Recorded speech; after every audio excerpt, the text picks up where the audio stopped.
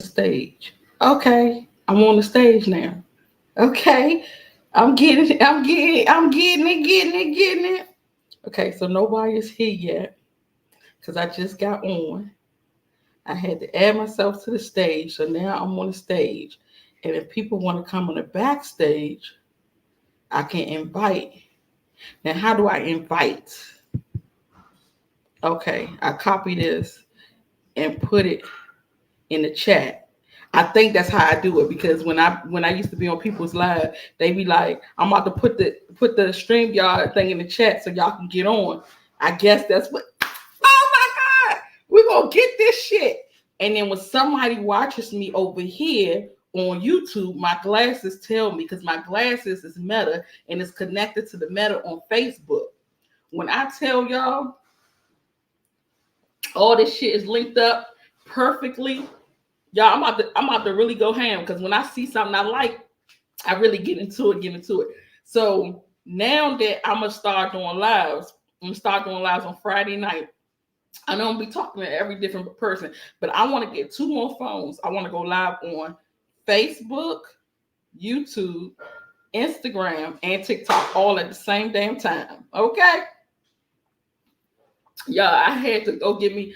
My daughter went and got me some margarita. Had to give me some wine too. When I tell y'all I've been stressed all damn day, whew, this has been a hell of a day. Okay, so I'm just excited about this whole live situation. Like I can see myself doing this. Like I just got monetized on Facebook and I got monetized on Instagram, but I didn't get monetized on TikTok because TikTok I had a whole bunch of followers. Hey, then this dude gonna start complaining to me, telling me something. You got all these followers, and I mean, you doing all these videos, shaking your butt, and people gonna see you, and they gonna be like, "Dang, she talking to you, and she shaking her ass on TikTok." I said, "Boy, I ain't pressed. I just close it." So I closed it, and now I don't talk to the nigga no more. So I'm just like, "What the hell I do that for?" So I need to go back and get my TikTok back. I don't think it should be a problem though. I should be able to get it. So look, y'all, if I'm not looking at y'all and I'm looking over here, I'm looking at Facebook. I'm gonna go live on TikTok and Instagram too, so I can check that whole thing out and see how it be. But the good thing is my glasses tell me when somebody is on Facebook and when they said something. So I really can pay more attention over here. The only difference is the only it say bring them on the video. I don't know. I don't know nothing about that. I don't even want to touch nothing. But the difference is this one can see my whole upper frame. This one only see my face. So hey, hun. So I'm just now getting used to this thing. Like this is my first time on Facebook Live. Oh no, I used to go on Facebook Live back in the day when Facebook first came out. I would go on live and do prank calls. That's what I was doing, but I haven't been on it in a long time. And it said that okay, it says my glasses has been disconnected. Now it's connected again. I don't know what's going on. What's popping? What's popping, squad? Squad up. Okay. Y'all, today has been a hell of a day. So Facebook don't know my story. Facebook is more for people I grew up with in school. So I don't really be wanting to tell them my business like that. I don't really want to go there with them. But that's more of Facebook. But YouTube, YouTube pretty much knows what's popping. So what's the word? Have you heard?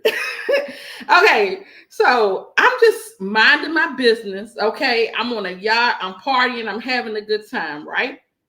So I get a phone call from my ex. The first thing he tells me is keep my name out your mouth. He said, I seen the video where you was talking about me. But did I ever say his name? Because I don't even think y'all know his name. I have never mentioned his name. Now I might put pictures up there, but I didn't mention his name. So what he's telling me is that people is coming back telling him that I'm on my page, okay? My page, my experience, my business, my choice, okay? He's telling me that people is telling him that I'm talking about him. I'm talking about all the money he spent, and I'm talking about him stealing from me, and he didn't steal from me. He never took nothing from me or none of that. I said, look, at the end of the day, whatever I say, I could back it up. Whatever I say, even if it's with me, like if I did something stupid, I will say I did it. You can take it or leave it. You might not like, oh, damn, excuse me. You might not like it, but it's my experience, right? It's something I did. So at the end of the day, I don't care. I fucked up. So he called me all types of names. He just had me all over the place. He was just lying on me straight to my face. He told me that when we was together, I told him I did not want him to work. I did not want him to have a job. All I wanted him to do was carry my purse. I said, first of all, that sounds stupid as hell. That is your culture. That's what you guys do. I see everybody doing it in Ghana. I see it. Everybody's walking around with their girl's purse. I never, ever asked him to carry my purse. Now, I thought that it was nice when I first came there. I was like, okay, it's nice that, they carry the purse. I thought it was cute. And he grabbed my purse and held it for me. Okay, cool. But if I needed somebody to carry my purse, I got 5 children. I would be telling my children carry my purse. Why would I tell you don't work so you can stay home and carry my purse? How many freaking places am I going? I need you to carry my. I said, you just saying the dumbest shit. You ever had somebody to call you and they just say the dumbest stuff, and you be like, none of that makes any kind of sense. He just had me my mind boggled with the dumb shit. So then after he says that, I told him to stay home and carry my purse. He said that I only wanted him for his status. First of all, you a bum. You don't have no damn status. He would be nothing, just another nigga in Africa without me. Nobody knows you. And definitely nobody knows you on my page. So at the end of the day, if I'm talking about you on my page, why are you so worried about me talking to people that you don't know about you? At the end of the day, you need to be worried about me, what I know about you, not what these people know about you. They can't do nothing to you. You know, they say your enemy can't hurt you, but your close friends can. I'm the one who can hurt you. Don't worry about the people you don't know, what they can do to you. And he's like, oh, but you just tarnishing my name. Nigga, you ain't got no name. So when I told him, you owe me everything. I took you from hell and brought you to heaven, and you gonna tell me that you don't owe me? He said, I don't owe you shit. God, dog it. I was too floored. How the hell you don't owe me nothing? I said, your life is what it is right now because of me, and you don't owe me. And I remember my friend, I told my friend, I got a little best friend or whatever, but I told her, I said, this nigga owe me my life for what I did for him. She said, girl, you ain't God. I said, well, I guess I am, because I sure took him to heaven and brought him to hell. So what the hell you mean I ain't God? Only God can do shit like that. Just rolling. It's like, girl, stop. I'm serious. Now, you don't get your flowers. You don't get, when you do stuff for people, they forget. They forget when they were, like, you really got to pity this fool. They forget when they was down and out and they was on the ground, they was struggling and nobody was helping them, and you came to their rescue. They forget all about it. All about it. Yes, men really hate when you talk about them to the social media. When women go to social media and talk about men, they be so mad. They hate that. They do not want people to know their business. They want to, like, it's like this persona that they want to keep, they want to uphold. And so when you tell on them and you talk about them, it's like, damn, you just crushed them. I had so many guys that talk to me and be like, don't go on social media talking about me. And I'm like, nigga, ain't nobody talking about you. We ain't got time for that. We need some real news. We need some real news. But y'all, I'm a little tip because when I drink, it only take me a little bit. Okay, and I be gone. But I just wanted to drink to unwind. Okay, stop telling me, I just wanted to unwind a little bit because that stressed me out. The whole conversation stressed me out because I hate when people lie on me, and it made no sense. And he just kept lying on me and telling me, "So you don't tell your viewers that." I said, "Because all of my lies, why would I tell them that?" And then for him to say that people is coming back telling him that I'm online talking about him, I tell him shit. He's just been stalking me. He been watching all my posts. He saw the post that I put up with all our pictures on it, and and I had the song playing in the back. Silly of me to think that you. He saw that on my Instagram. So then he texted me that day when he saw that. So I said, "Oh, now this nigga watching me. He watching me everywhere I go." So now I guess he just went on my YouTube page because I did the video about the snake that bit me in Ghana. And so then he saw that because he actually told me everything that the video says. So I'm like, damn, this nigga really watching me. And then he started threatening me about what he gonna do to me and all this. Like, I'm like, nigga, who do you think you are? For some reason, I'm gonna tell y'all why I don't like African men that live in America. Okay, because people always say on my page, they be like, why don't you just get you an African man in America? Because I only date African men, in case y'all didn't know. So they be like, why you don't get your African man from America? I don't like American men. So African men in America are Americanized. So I don't want anything remotely close to it. So that's why I don't talk to the African men in America. And I'm gonna tell you something else about them. That when they get to a certain status, they become real arrogant. So like they act like a nigga they ain't never had shit. You know, the way they grew up, and then when they finally get it and they make it, they just be looking down on you for real, for real. I ain't got time for that, because just like a nigga told me a long time ago, he said, I can't be with you because you make too much money for me. I'm not ready to feel that small, baby. I'm not either. I'm not ready to be with a nigga that makes way more than I do and make me feel small. Hell no, because then he gonna treat me like shit and think I'm supposed to sit there and take his shit. I'm not. No, I'm not. Because the moment that he acts stupid and he say, oh, you can get the fuck on. Nigga, I can. You know that? I really can. Let me pack my shit and I'm done. Okay? I will get the fuck on you and your ass. And I'm a Scorpio too. We act like you dead. Like you never existed. So at the end of the day, I'm not being with no nigga who can look down on me.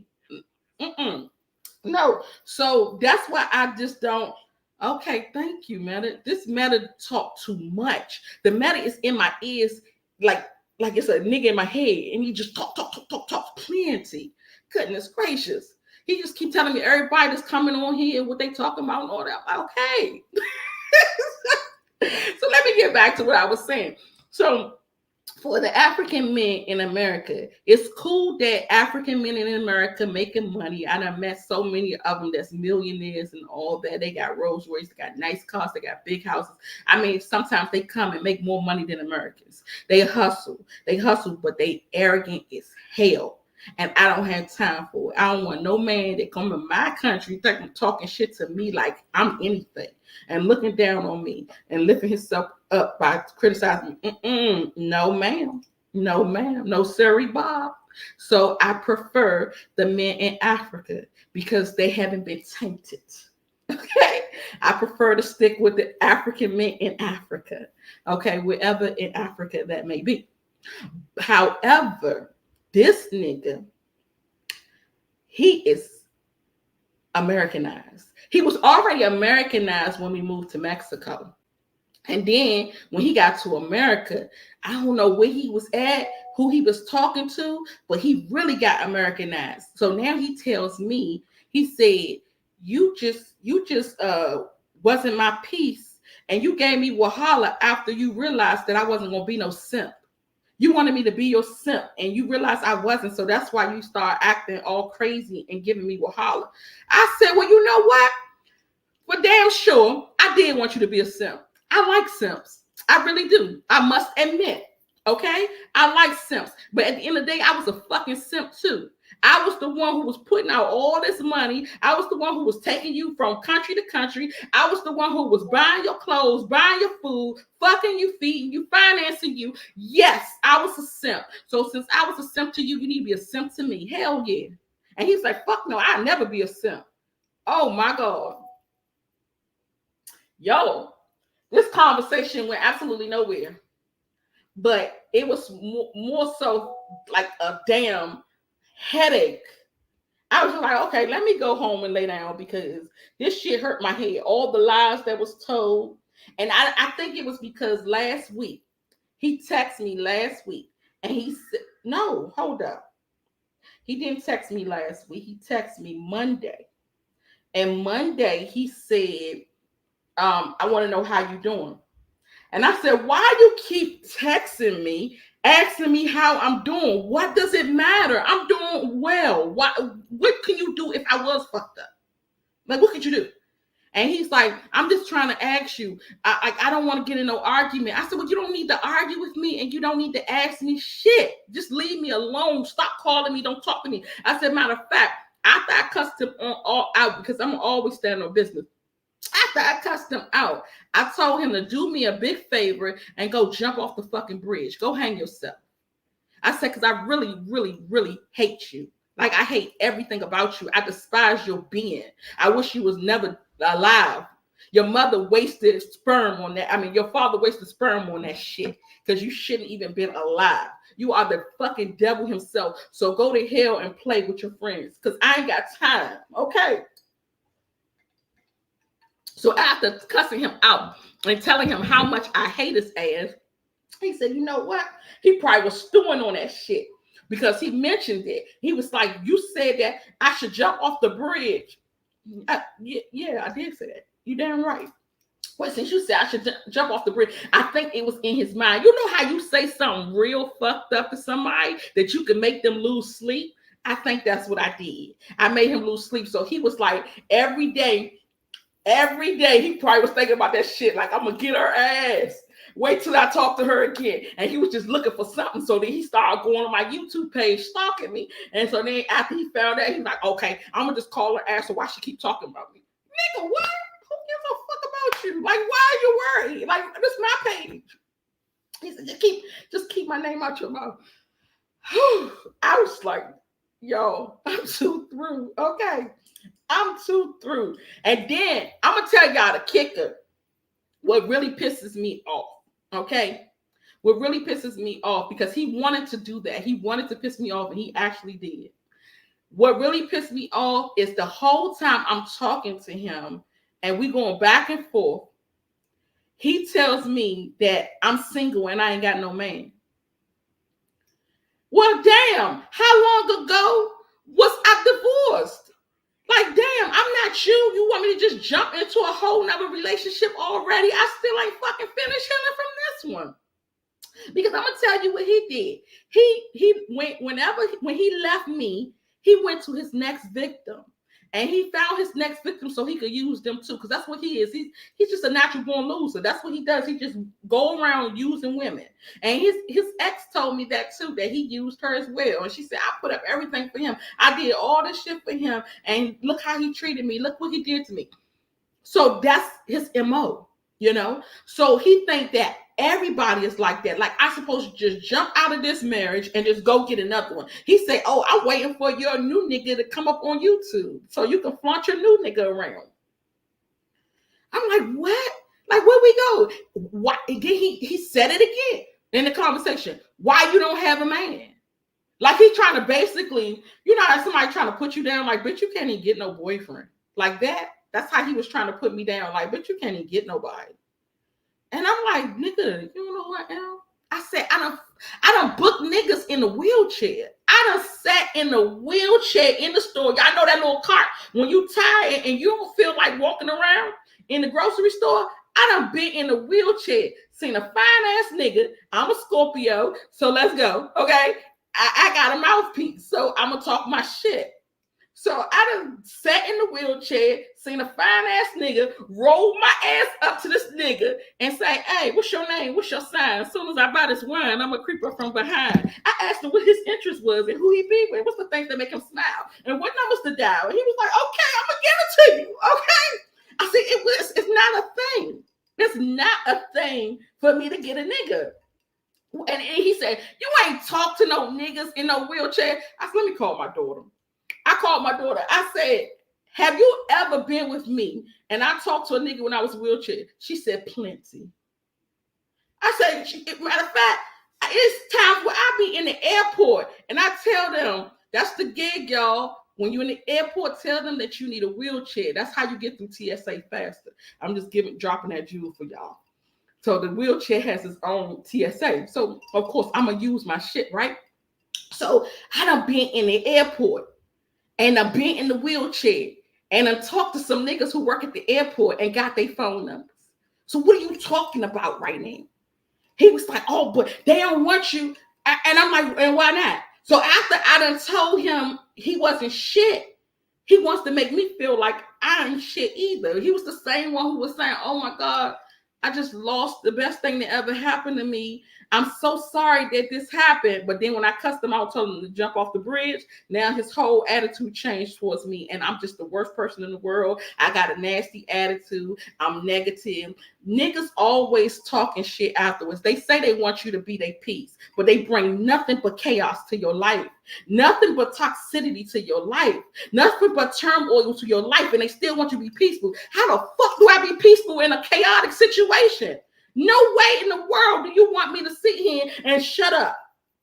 He just wanted me to sit here, put up or shut up, say nothing while he used me and abused me. Mentally, physically, emotionally.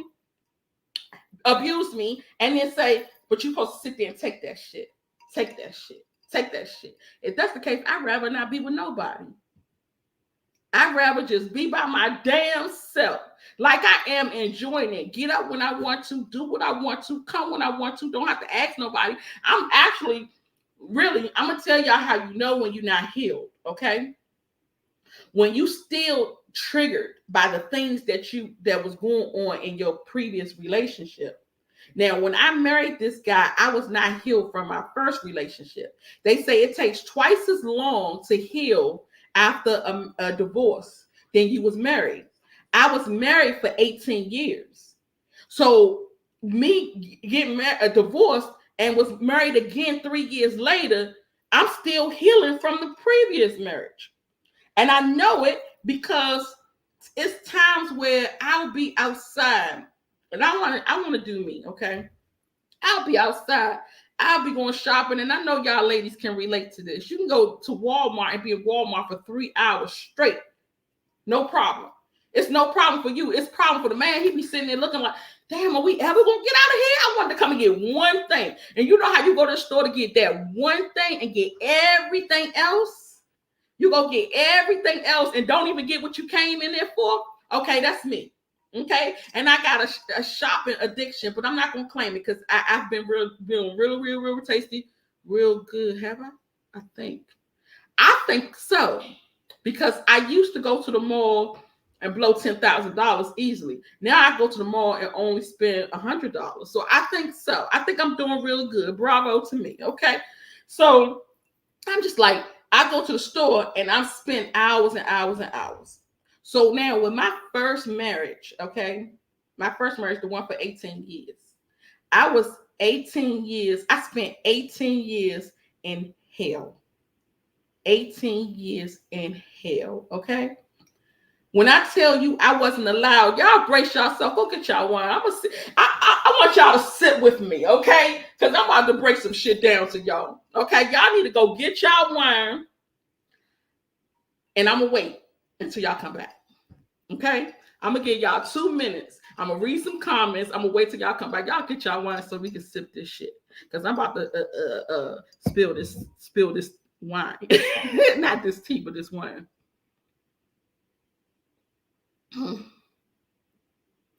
Yeah, most African women do. They don't talk back or nothing. I have been working with African women, and they'll be taking that shit from the nigga, and then the nigga be like. Then the girl be like, oh, but he's treating me so bad. He's dogging me out. He don't come home at night. And I be like, why you still with him? They be like, but it's okay. Things will turn around. But God will heal it. God will make sure that we strong again. I'm like, what? You calling on God for this? Are you serious right now? They be taking it. And even the mother and the sister done told me, be cool, be smooth, chill, take care of your children, and he will be back. Don't mind him. Men act like that. They coming back. I said, honey, I don't know what y'all came to do, but when I leave a man, I don't leave a man so he can go fix himself and come back to me. Fuck that. Once I leave, I'm gone. That's it. Ain't no coming back. We ain't coming back to me for what? And you should have fixed yourself when we was in this relationship, that we wouldn't have to go through this. So no, I'm not sitting here waiting for no nigga to change and come back. Okay. You said you got smoke. Okay, y'all. So I'm over here too on StreamYard, on K&K Squad on StreamYard. So if y'all want to come on K&K Squad on StreamYard, we can come and we can have a whole girls chat. I need to actually start doing this for Sisterhood Co-op. I need to start doing this. And Chevelle is my mother's name. Chevelle is my middle name, actually. Yep, that's my middle name. And my daughter was born on my mother's birthday. So instead of naming her Chevelle, I named her Camaro because it's a cartoon. I love it. Okay, so y'all, I hope y'all got y'all tea, y'all wine, because we about to spill it. Now, y'all might say, this is a dumbass bitch when I finish telling y'all this, but that's okay. That's your opinion, and you entitled to it. Okay? The opinions is like assholes. We all have one. All right. Okay, so I'm trying to show face. Okay, I'm trying to save face. So I got married when I was 16 years old, right? So I know that was pretty young. I thought I was in love, that little puppy love. So I was like, oh my God, I'm in love with him. Our mothers was best friends. They named us after each other. It was like it was ordained, like it was meant to be. I'm like, we both Scorpios, our birthday the same week. Everything was perfect. I was like, let me just go ahead and get married. Whew, the only thing good I got out of that was babies. Okay. So with this one had went to the military. And when he came back home from the military, everything was changed. So when a guy come up to y'all and he say he was in the military, run. Fuck the benefits and fuck him, okay? Just run. Because he has some mental issues, real bad mental issues. My son was in the military. My son got real bad mental issues too. So he was in the military. When he came back with PTSD. Okay, so I had read about PTSD, but I really never thought nothing about it. And when I really, really got into PTSD, it was with that movie with Tyler Perry movie where the dude had PTSD. The dude with the pretty eyes, I forget his name. When he had PTSD, and his wife Janet Jackson, I believe that was his wife in the movie. And when she came home with her boss, and he thought it was a nigga in the car. So when she came upstairs, he was like, who is that man outside the car? She was like, that's my boss. He was like, no, it's not. It's a man that you're talking to. And he took the kids and he threw the kids out the window. That's how bad PTSD can be. So people don't know until they enter the relationship. So I talk to people all the time, other women all the time. They have like PTSD groups for women. I talk to women all the time, and they talk about their husband's PTSD. I don't know how long you can deal with it, because it's a lot of work. And they say it is too, but they can deal with it. So I was trying to save face. And not only that, it was because in my family, marriage is not something they hold dear to their heart. They like, well, my grandmother, she like, fuck that nigga. He can go. You just take his friend. Okay. Erase, replace. Find a new face. So come on. That's how she was. So I grew up like listening to that. Like every time when she had a nigga, she'd be like, fuck him. I can go to another one. My grandmother had like 7 kids and all of them had different fathers. I think only 2 of them got the same father. So I grew up seeing that everybody in my family never took marriage serious. And even with my uncles, most of them have like 3 wives. They've been married like 2, 3, or 4 times. So it became a norm. So I said, when everybody was looking at me and they was like, oh, you 16, you too young to get married. That's going to end in divorce. Don't do it.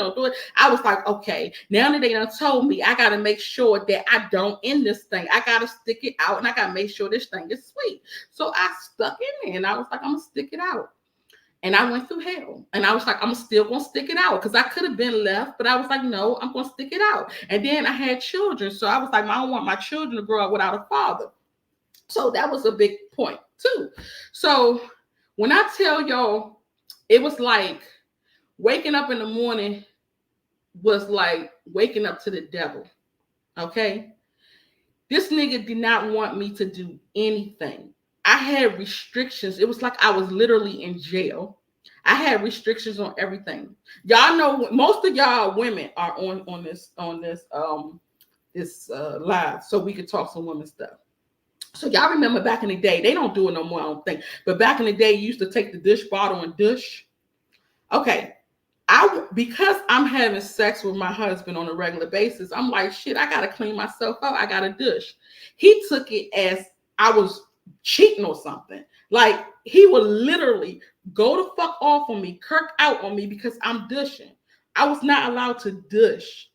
Then I said, okay, well, let me get some feminine spray. So after I clean myself, I could spray it. So you know the little Summer's Eve feminine spray? Oh, he would go the fuck off.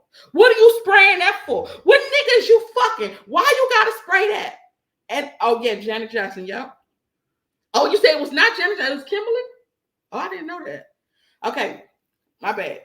So then I'll spray the feminine spray. That was a problem. Why the hell is you spraying feminine spray? So I wasn't allowed to do that. So I said, okay, well, maybe I'll get me some Norforms and I'll clean myself out that way. Y'all remember the Norforms, the little suppository? So me, I have to extra clean myself out because I don't have a period. I never had one in my life. Okay, so I don't have nothing cleaning me out. So manually, every single day, I must clean myself out. To him, I'm doing that so I can fuck a nigga.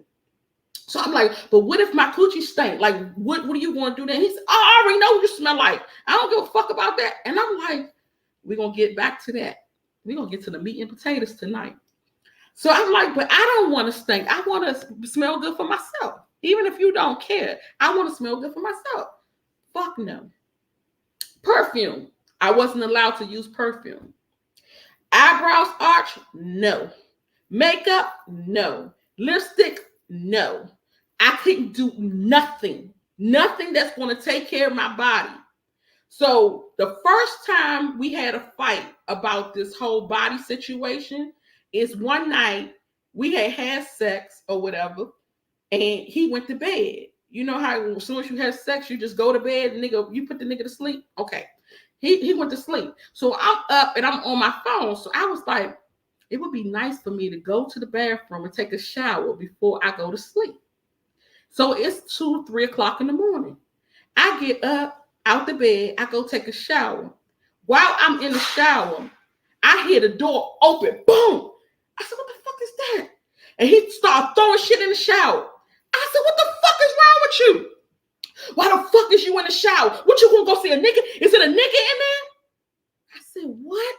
A nigga in the shower? Like, I got to be a bad, bold ass bitch to have you in the bed, in the room, because the bathroom is in the room. So I got you in the room with me, and I sneak a nigga upstairs in the room with me and put the nigga in the shower. Now, I can see you saying, okay, you went out at 2, 3 o'clock in the morning and went over somewhere, which you was fucking a nigga.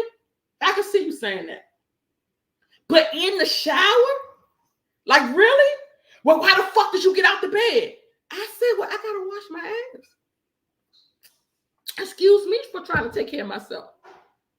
So he would be like, no, you don't need to be taking no shower in the middle of the night. I'm like, okay, now this shit is getting serious. So no showers after 12 o'clock, okay? Then it was like to a point where if I take a shower twice a day, he would get upset. So I take a shower in the morning because I go back to it, y'all. I have to clean myself out often. And I know you say that the vagina is a self-cleaning organ and it has a natural odor to that, but it's totally different when you don't have a period and you don't have nothing cleaning you out. I don't have a cycle, okay? So I must do this constantly, okay? So I took a shower in the morning and then take a shower in the night when I come home. Or maybe I don't go anywhere, but I'm just walking around during the day and walking around. I'm sweating down there, you know. I'm having fun with the kids, running around the house. So I want to take a shower at night before I go to sleep. Oh, this nigga lost his fucking mind. His marbles. What the fuck is you taking a shower for? You took one this morning. God damn. Mind you, in this marriage, I'm paying the bills too. So now I'm paying the rent, the water, the electric, the gas, all that. Should I not be able to use it when the fuck I feel like it? You act like you paying the damn bill. So I'm saying, no, I need to shower. I need to clean myself. So he gets mad about that. So then I'm a fashionista. I like to dress. Jewelry. Oh, hell no. What the fuck you get all that jewelry for? You don't need that shit. You just want attention. For some jewelry? Like, really? Then I might want to put on some nice clothes because I wear nice clothes. Now, I would dress my ass off. Go outside and people stop me every 2 seconds. Oh my God, I like your ensemble. I like your outfit. I like your hair. I like your nails. I like your makeup. I like this. I like that. He wouldn't say a word to me. He would not say a word. I could be styling. Come out the bathroom and put my shit on, and he'll look at me just disgusted. Like he was jealous. You know how that hating, jealous ass bitch next door neighbor be looking at you when you come outside? Like, That's how these niggas will look at me. Your man could be jealous of you too now. Hey, baby.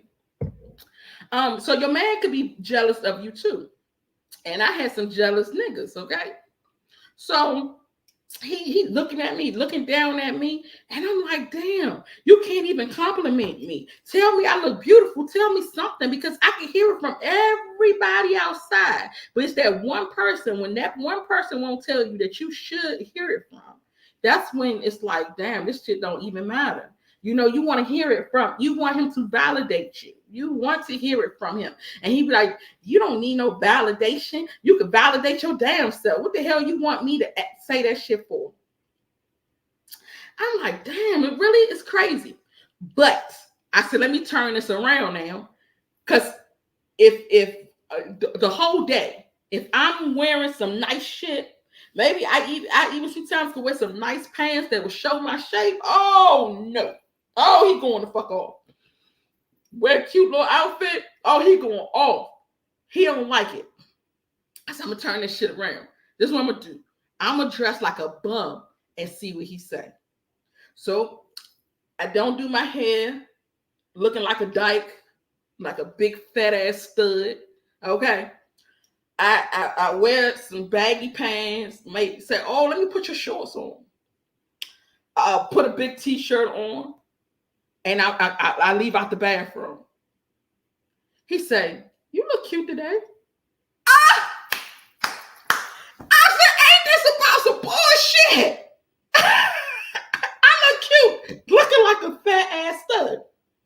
Makes me wonder, what you interested in? You know, are you interested in a nigga? Because that's what the fuck I'm looking like right now. But that's what he like. That's what he like. Whenever I would look like a nigga, everything was all to the goodie. But the moment I start dressing myself up, yeah, I'm talking about Kevin. So the moment I start dressing myself up, he's looking all disgusted. Like, what the fuck you doing that for? So back to what I wasn't allowed to do. Okay. So I go to the store. Let me tell y'all a story about this store situation, because I'm going to tell y'all, I have a real bad shopping habit. Where I used to. We're not claiming it no more. So I used to have a real bad shopping habit. And I'll be gone for 3, 4, 5 hours. I could be gone the whole day, to be honest. I can go to the mall and walk through every store. That's just how I am. I can't help it. I like to see stuff. I like to learn stuff. I like to talk to people. I like to meet people. I like to read. Like, I'm hanging. That's me, you know. And then when we get a certain age, I'll hang in this going shopping or going to Walmart, going to Home Goods. That's the type of shit I like. Okay, I'm not going to the club. I'm not smoking hookahs. I'm not drinking, none of that. I'm just going to the grocery store, go shopping in the mall. So one time, I was complaining to him. I was like, you know, it's funny how we've been married all these years. I think we was like on our 11th year or something. I said we've been married for about 11 years now, and we have never did anything together outside the house because people with PTSD are paranoid and they like to stay indoors. They don't like to go outside. So I said we don't never do anything outside the house. He might go with me to, some do a errand, run an errand or something, but it was nothing serious. I said I've never been on vacation before. I've never been on a date before. I've never been. I like vacation. I want to go on a vacation. And matter of fact, still to this day, I'm about to be 40 years old, and I have never ever been on a vacation before. Never in my life, hands down. Never in my life been on a vacation. So I said, so we never been on a vacation. Never been on a vacation. I want to go do something. I never got anything for Valentine's Day, Christmas, birthday. Never, ever got anything. So I said, even though he's not going to pay for it, I'm going to pay for it. But I just want to go out with my kids on a vacation with the family. So I set it up that we will go to Myrtle Beach. Now, mind you, this is not a vacation. This is a vacation with the kids, okay? So I set it up that we can go to Myrtle Beach for 3 days. So we get to Myrtle Beach. I'm like, yes, I'm about to have some fun. Even though my babies are there, we're going to still have some fun, right? I'm excited because I ain't never been nowhere, right? So we get to Myrtle Beach. Everything all to the goodie. We playing with the kids in the swimming pool. We got the room that faces the ocean. So we out there looking at the ocean like, Dad, I can live here. I want to check this place out and see, do they got any affordable housing at the time. Thank you, honey. So I said, I want to see if they got any affordable housing out of this mother freak. Okay, let me watch my mouth. So we chilling. Everything was smooth. That night, no arguments, because arguments was prevalent. Like it was so crazy that we could get into an argument every other day to the point where he leaves me every other day, pack his stuff and go. He will move out the house every other day, every other week. It was normal. Okay. So that night I was like, we ain't getting no arguments. So everything's going good. Like we're going to really enjoy ourselves these 3 days.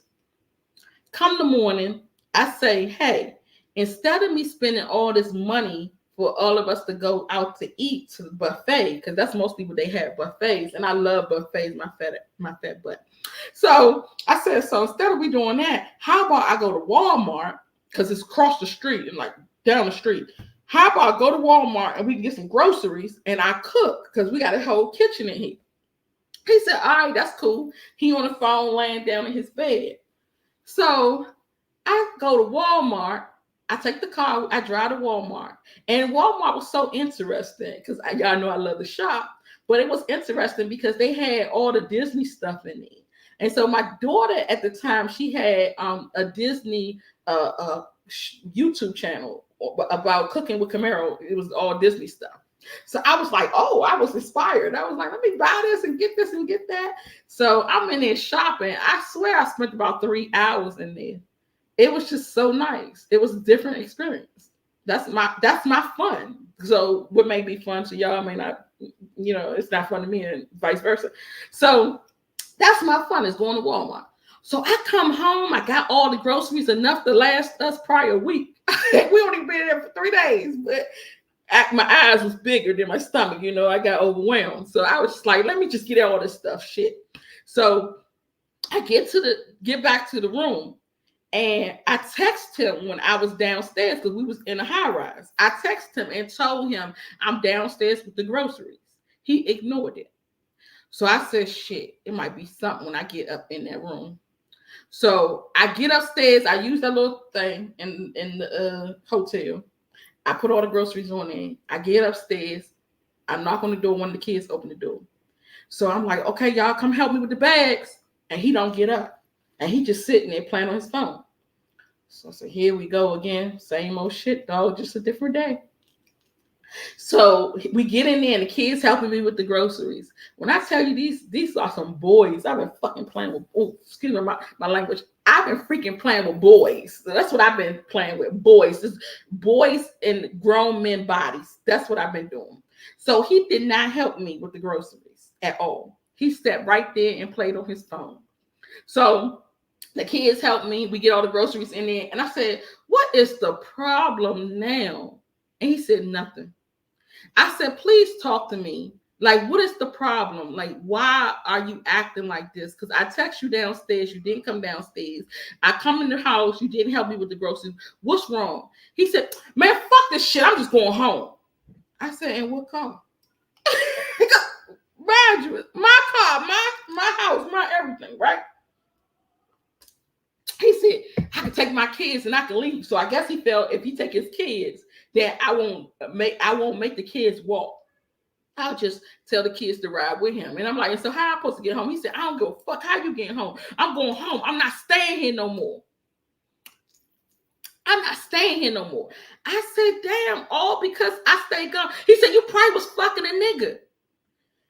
Like, y'all motherfuckers think I got niggas on deck. Like I could go out of town. Now I can get them, but like for real, I could go out of town and this nigga's just waiting for me. When I get there, I had never been to Myrtle Beach before. What niggas I know in Myrtle Beach? I didn't even get time to meet no niggas online or nothing because I had just figured this out. It was like, let's go to Myrtle Beach. Like, so I never got time to plan this whole trip to tell a nigga when I get there, I'm gonna sneak off and be with you. How I knew I was gonna be able to sneak off from my ex to be with him. Like, let's make this shit make sense. Now, you was fucking a nigga because you been gone for 3 hours. You had to be with a nigga. And you know I like going shopping. You know I like going to Walmart. I was in Walmart having a good time by myself. And I was riding around in my wheelchair. I'll ride around in the wheelchair, especially if I'm going to be in there for a long time. Shit, I ain't walking. I'm going to push that damn car. Y'all comment in the comment section if you get in the wheelchair too when you go to Walmart. Come on now, let's go. So I'm in the wheelchair, and you're telling me that I am at somewhere with a nigga fucking. Where we do that at? So he was like, I'm just freaking leaving. I'm so tired of you. I said, okay, let's pack these groceries up and let's get on the road, guys, because I'm not staying here by myself. And I know he's going to take the kids, and we about to start fighting. It's going to be the whole hotel people going to come out and kick us out anyway, so we might as well roll. So we went home. So we missed the other 2 days. The children were so upset. Y'all say y'all do. So the children were so upset. They was like, we finally got on vacation and y'all ruined it. I'm like, see what you do this to them, like you hurt them, you know, when you do stupid stuff like this. So it was things like that. I go out, I stay gone for hours. He gonna be upset. It was times where my daughter was in the industry. She was a rapper, singer, dancer, model, all that. So I had to go out, and I was a momager. So I had to go out and handle her situation. And times where we would leave out in the morning, we won't be back until late at night because the fashion show lasted all day. And I got to get her dressed because I don't let her go in the dressing rooms with men or other women to put her clothes on. So I dressed her in the bathroom myself with my clothes on. You'll never say you had any time to touch mine. Hell no. So it takes me a lot more. And then I can't handle my other children. So I got to keep my other children home with him so I could focus on my daughter. So every time where I be gone all day. So when she started rapping, we went over to in Atlanta, and she was doing a song. We was in the studio with Future. So she was doing a song to a Zaytoven beat. So I was there all day. Like, this is really crucial. Like, this is something big. So of course I'm gonna be there, and I'm gonna get connects and talk to people. I'm not coming straight home from that. Is you crazy? So matter of fact, I FaceTimed him because I wanted him to know that I was kids events all day, right? I wanted him to know that I wasn't with nobody. It was just me and my daughter. We was in the studio. It was niggas in the studio, but I know the niggas wasn't for me. I'm focusing on my daughter and her getting her little getting in the booth and all that. So I FaceTime him. He seen Future and he seen the niggas in there, and he was so pissed off. Oh, you a hoe. You all in these niggas' faces. I'm like, how? Nigga, I'm on the phone with you. And matter of fact, if you would like to, you can stay on the phone too. And I'll just be putting the phone down while I'm getting her in the booth, or we going through her little script or whatever. Like versus, and I don't have to be talking to these niggas. And anything, I'm gonna connect with the nigga and let him hook me up. But I don't fuck my way to the top. I work my way to the top. So if it takes me hours and days, I'll do this shit for hours. You know, if it takes, I would do it. But at the end of the day, you can be right here too. Matter of fact, he should have came. He should have been the one who took my daughter to the studio. But of course, no good. You know. So I was like, so that's what I was doing. So when I got home, he threw all my stuff out the room. He told me I can go about my business. He told me this is my house. You don't even have to be here. To go ask Future to give you a new house. I'm like, are you really serious right now? I swear jealousy is crueler than the grave. This man, like, he would have killed me all because he was so jealous of me. I'm like, why? Like, if anything, if I'm out there and I'm calling you, I'm on the phone with you. You should be hyping my ass up. You should be like, excuse my language. You should be hyping me up. You should be like, man, get all the connects you can because we need to get out the ghetto. We wasn't in the ghetto, but we wasn't. It was just one parent house, one parent income household, and I wasn't making as much money, you know. So I'm like, you should be telling me, get your connects so we can get up out of the hood or get up out of here and get to bigger and better, because there's always another step up. You know, you never finish. So you should tell me, man, make that happen. Encourage me. But instead of encouraging me, you tearing me down for doing something for your daughter. At the end of the day, had she did the song with Future, she would have blew up. She would have blew up. And then we could have really moved on. But you want to be so jealous. Oh, you don't need to be in the studio with no men. How you in there all night while she in the booth, you fucking a nigga in the bathroom. What? Oh my God. This Negro was crazy. Like my mental. This is husband number one. My mental, like he was destroying me. When I say mental, physical, emotional abuse, like he was giving it all to me. I was like, oh my God. And I knew I wasn't crazy because it's sometimes y'all got to be honest. Like I like to be honest with myself when I do something wrong or whatever. But y'all know sometimes we could be catty, sometimes we could be petty, sometimes we could just be starting stuff with guys or whatever. Sometimes we could be a certain way and we don't see. We don't see how we are. Like I know, like I look at people, the integrity of people, the character of people, the quality of people. I look at stuff like that and I can read you. Like, I ain't gonna really read you and talk about you like that, but I can read the type of person you are. And so I have friends that, like one friend that made me, like, she blames everything on everybody and she never takes accountability. And I'm like, damn, what is wrong? And I see her wrongs. I don't judge her, but I'm like, this girl just don't get it. Like, she don't take accountability. I take accountability. I see when stuff is wrong. I see my faults. I see when stuff is wrong with me. Like with my children, I tell them, look, I got short-term memory loss. So you may tell me something right now, 5 minutes later, I will forget it.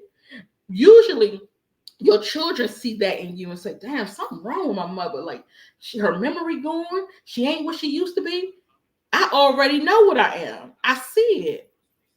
Yes, Kevin. I see what I am. So I'll tell her, look, you might tell me something, I'm gonna forget. And a lot of us got short-term memory losses and we don't know. Like we go in a room and say, what did I come in this room for?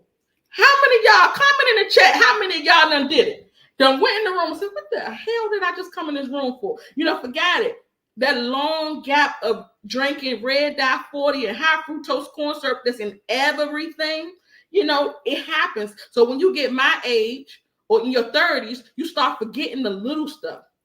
You start forgetting just stuff that, Like you should know. Like you just now put your phone over there on the bed. How many of y'all put your phone down and say, where the fuck is my phone at? I cannot find it. All the time this happens. So I told my children, you ain't gotta see me. I see me. I'm gonna tell you, man, this shit messed up. I need to start drinking some mushroom oil so I could get my memory back. Okay? So I see when stuff is wrong with me. So I'm like, what could I be doing wrong? Let me look into this situation and realize my faults in this marriage. And sometimes he would tell me stuff, and I'd be like, you know what? I did do that. I'm sorry. Like my children would tell me too. So it's like I'm getting the double of it. So what his problem was is that, and this is something that I can't control, because if I can control it, I will control it.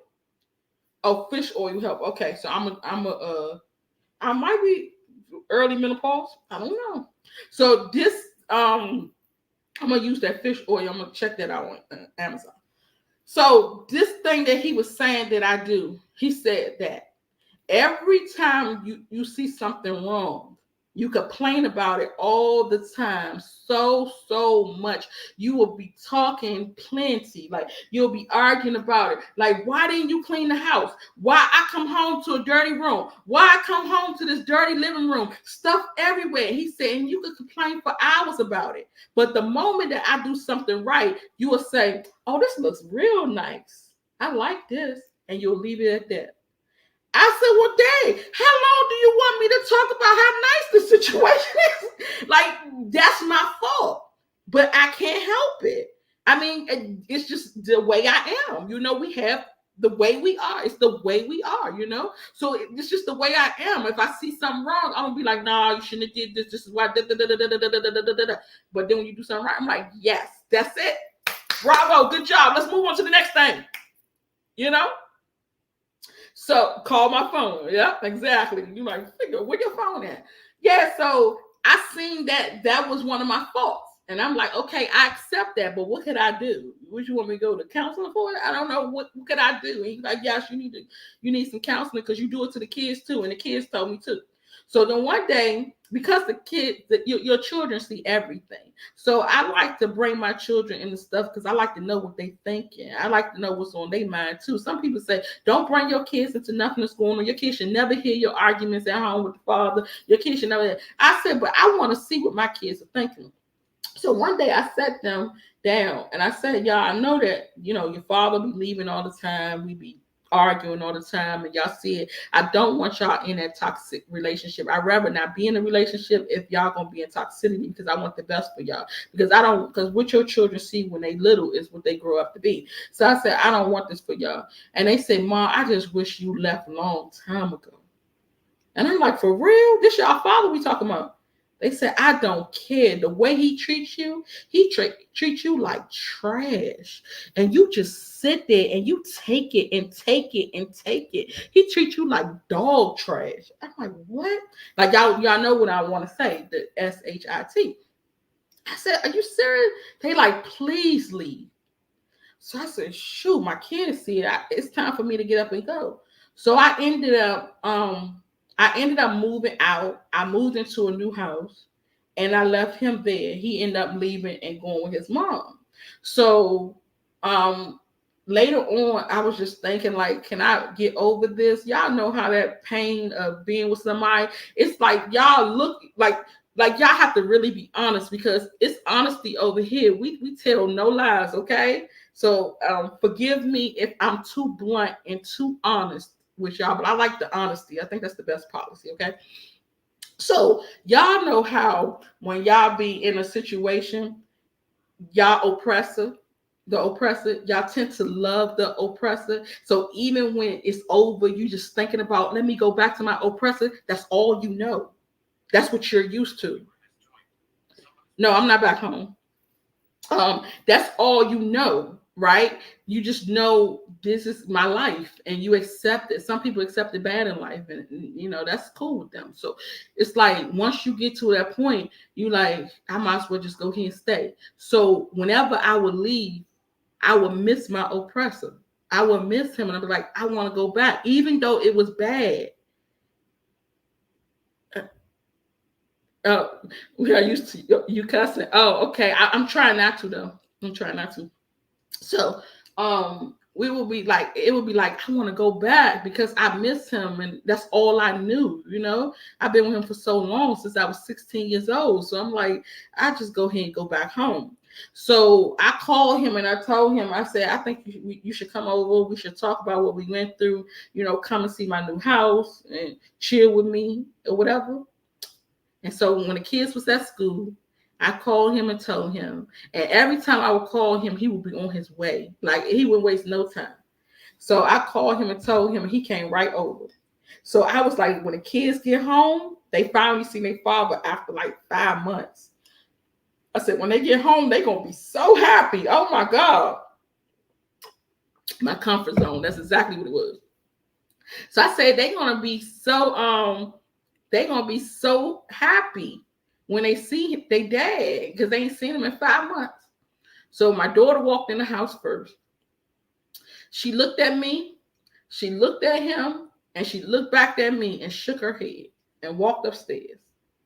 I said, damn, I didn't get her approval. So then my son comes in the house. He looked at me. He said, what is this? I said, well, your dad came over to visit. Like, ain't you happy to see your dad? He was like, I gotta go change my clothes more. And so then the babies, we went to go pick the babies up together. And the babies seen him and they was hugging him. And they was like, Mom, what you doing? I said, nothing. We about to go back home and we're going to cook some food. Everybody telling me I'm a good storyteller. My daughter said I need to tell stories for a living. That's what she said. She said, because I tune in. I got stories for days and I don't be thinking they good stories, but she told me they was.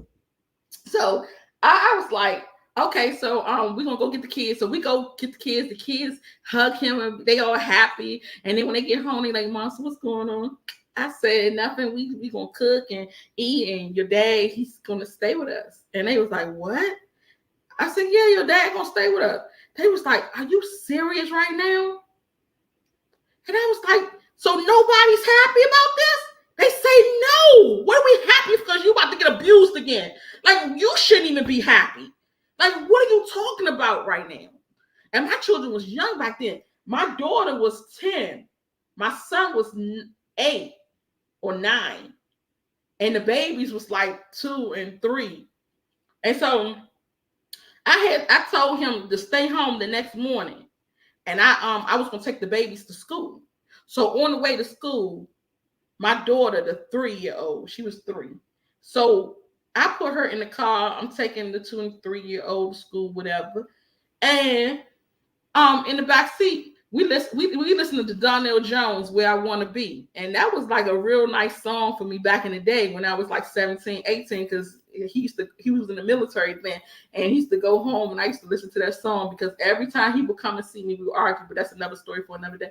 So I was just like listening to the song and I'm grooving to it because I'm happy that I got my man back, my boy back. Okay, I'm all happy and shit. So my daughter said, you know what? You should have left dad a long time ago. This is coming from the 3-year-old. She said, you should have left dad a long time ago. I said, why you say that? She said, because he don't love you. He loved us, but he don't love you. And she said, and I just wish that you would leave him and forget about him and move on with your life. At 3, it hit me. I was like, damn, I'm the stupid one now. I'm the one that keeps coming back. The children is not even worried about him. They like, we got our mother, we good.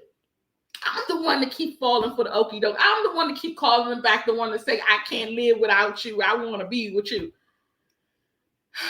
My kids say, like, you a real disappointment, Mom. Like, for real. Like, all this man put you through, and you still stand with him. And I think right before that, we had got into a big fight. I don't even know.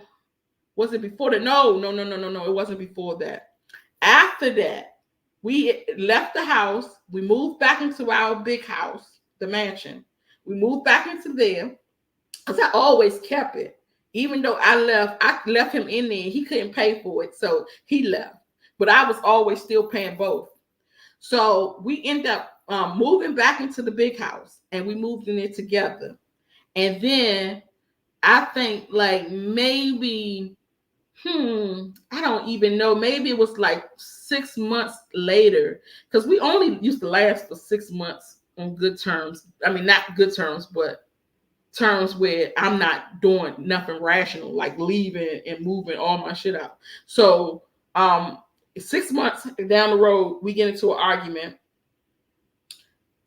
I think I know why. No, that wasn't around the time. Okay, we get into an argument and he leaves with the van. I had just bought the van. And the van, I put it in his name because my stupid self, y'all know what I want to say, the donkey, my stupid donkey put the vehicle in his name so I can make him feel more like a man. Because his thing was, why everything go in your name? The whole house is yours. Everything is yours. Nothing go in my name. Nothing. I feel like I'm just here and nothing belongs to me. And whenever you get mad, you can take everything and leave. And I'm sitting here looking stupid. I put the house in the car in his name. I paid for it, but I put it in his name. And I said, the only way I can secure myself is put the deed in my name. So I put the loan in his name so he could feel like he got something. And I put the car in his name. And you know what? It bit me so bad. That snake. So when we get into an argument, he takes the car and leaves. Brand new minivan. Nice Chrysler Town and Country. Heated leather seats, entertainment center. Oh, it had all the bells and whistles, okay? I said I wanted something special for my children. I got that. Had all the bells and whistles. So I wanted that for them. I really wanted the house and the van for them. So he takes the van and I called him. I said, well, how do you think I'm supposed to get around? I have 5 children and I have stuff to do. Like I might have to go to Walmart. Okay. I might have to go somewhere. I don't know. And I can't because you got the van. He said, bitch, this is my van. Oh my God. I said, really? I said, who pays the car note? Like, we forgot that I paid for this, that I made this deal happen. He was stealing my manifestation blessings, okay? Because I manifested that van. I ain't even had no money when I went to the car dealership. I just told him I want a Chrysler Town and Country with all the bells and whistles. I won't put no money down. I want my car note to be less than $600. I want it to be $300 a month. You put the gap insurance on there, they'll make it $350 a month, and that's what I want, and that's what I got. So you're stealing my manifestation and the stuff that I manifested this for. So he was like, I ain't giving you nothing. This van is in my name. It don't even belong to you. I was like, here we go again. So then I said, okay, well, let me go buy me a truck and I'm gonna pack my stuff and I'm gonna leave out this house. So I went and bought me a truck. I packed all my stuff and I moved to East Point, Georgia. In an apartment. So the kids was happy. It's like, okay, we got our own house again. Yay. So then one day I got lonely because you do get lonely sometimes. I got lonely. And it was one of those days. Y'all girls go through days like with the period. I'm not talking about that. I'm talking about one of them days a girl go through when she like, I just want somebody inside. You know what I'm saying? So I was just like, oh my. The only person I know to call is him. Like I could have called another nigga, but I was just like, I'm just comfortable with my oppressor. I know him, you know, I don't know where he been, but I know him and I don't know the other guys that's out there. So I was just like, I don't want to call nobody else. I just want to call him. So I called him and he came over. And for some reason, every time he would come over and we would do it, that's when we would get back together. Like everything was washed away. All the problems we was having yesterday is gone. It's in the past. Bygones be bygones. Everything was just over and we was in love again. My stupid ASS. So then he comes over. The kids come home from school and they see this again. I said, man, these kids went off. Ma, are you serious? We just getting our life together. We sat there and moved all this stuff. So now we're going to move back in the big house again? I'm like, no, we here to stay. They go, so what's going to happen to the big house? He not over there. He over there with you. It was makeup sex. Makeup sex be so good because you forget everything after that, right? So the kids mad at me. And they like, Mom, why you keep going through the same old, same old? Do you get enough? And I'm like, I don't want to leave him like this. And then sometimes he don't be having no money, and I just want to make sure he's straight and he not struggling, he not going through it. And they was like, man, wake up. I was like, you know what? I'm tired of doing this too. I'm tired of taking my kids through this okie doke. I said, I gotta leave and I got to stay gone. Because every time I get the strength, I got the strength to leave. I can leave. It's just that when I get to them weak points and I get lonely sometimes, and we do get lonely sometimes, I just be like, let me just call him. Let me just talk to him. And sometimes I notice that what will make me really weak is hearing his name, seeing pictures, hearing his voice. If he talks to the kids and I hear the voice, I'll be like, oh my God. And I get back into it again. I said, so the only thing that's going to help me, and this might help some of y'all too, that's watching, because y'all might be in a similar situation where y'all can't leave a nigga because y'all keep going back, keep going back, keep going back. The thing that helped me not to go back is to erase his existence. I hate to say that because I had pictures all over the house of us. Like, I used to take pictures galore. I had all types of pictures of us all over the place. And because I moved, I packed the pictures up. So that helped not to see the pictures anymore. So then I was just like, I told him that I don't want him to talk to the kids for a while. I say the kids, we in I know I told a lie. I told him that we was in a shelter and we won't be back for a while. He said, what you in the shelter for? I said, for battered women. He said, ain't nobody bad at you. I said, nigga, you been hitting on me since we was 16. Like, come on now. Let's really start. Like, niggas don't be wanting to tell the truth, and they be making it. They be like trying to play with your mind. Like, you think this shit, this did not happen. It's you to think this. I said, no, we're going to really be real and tell the truth.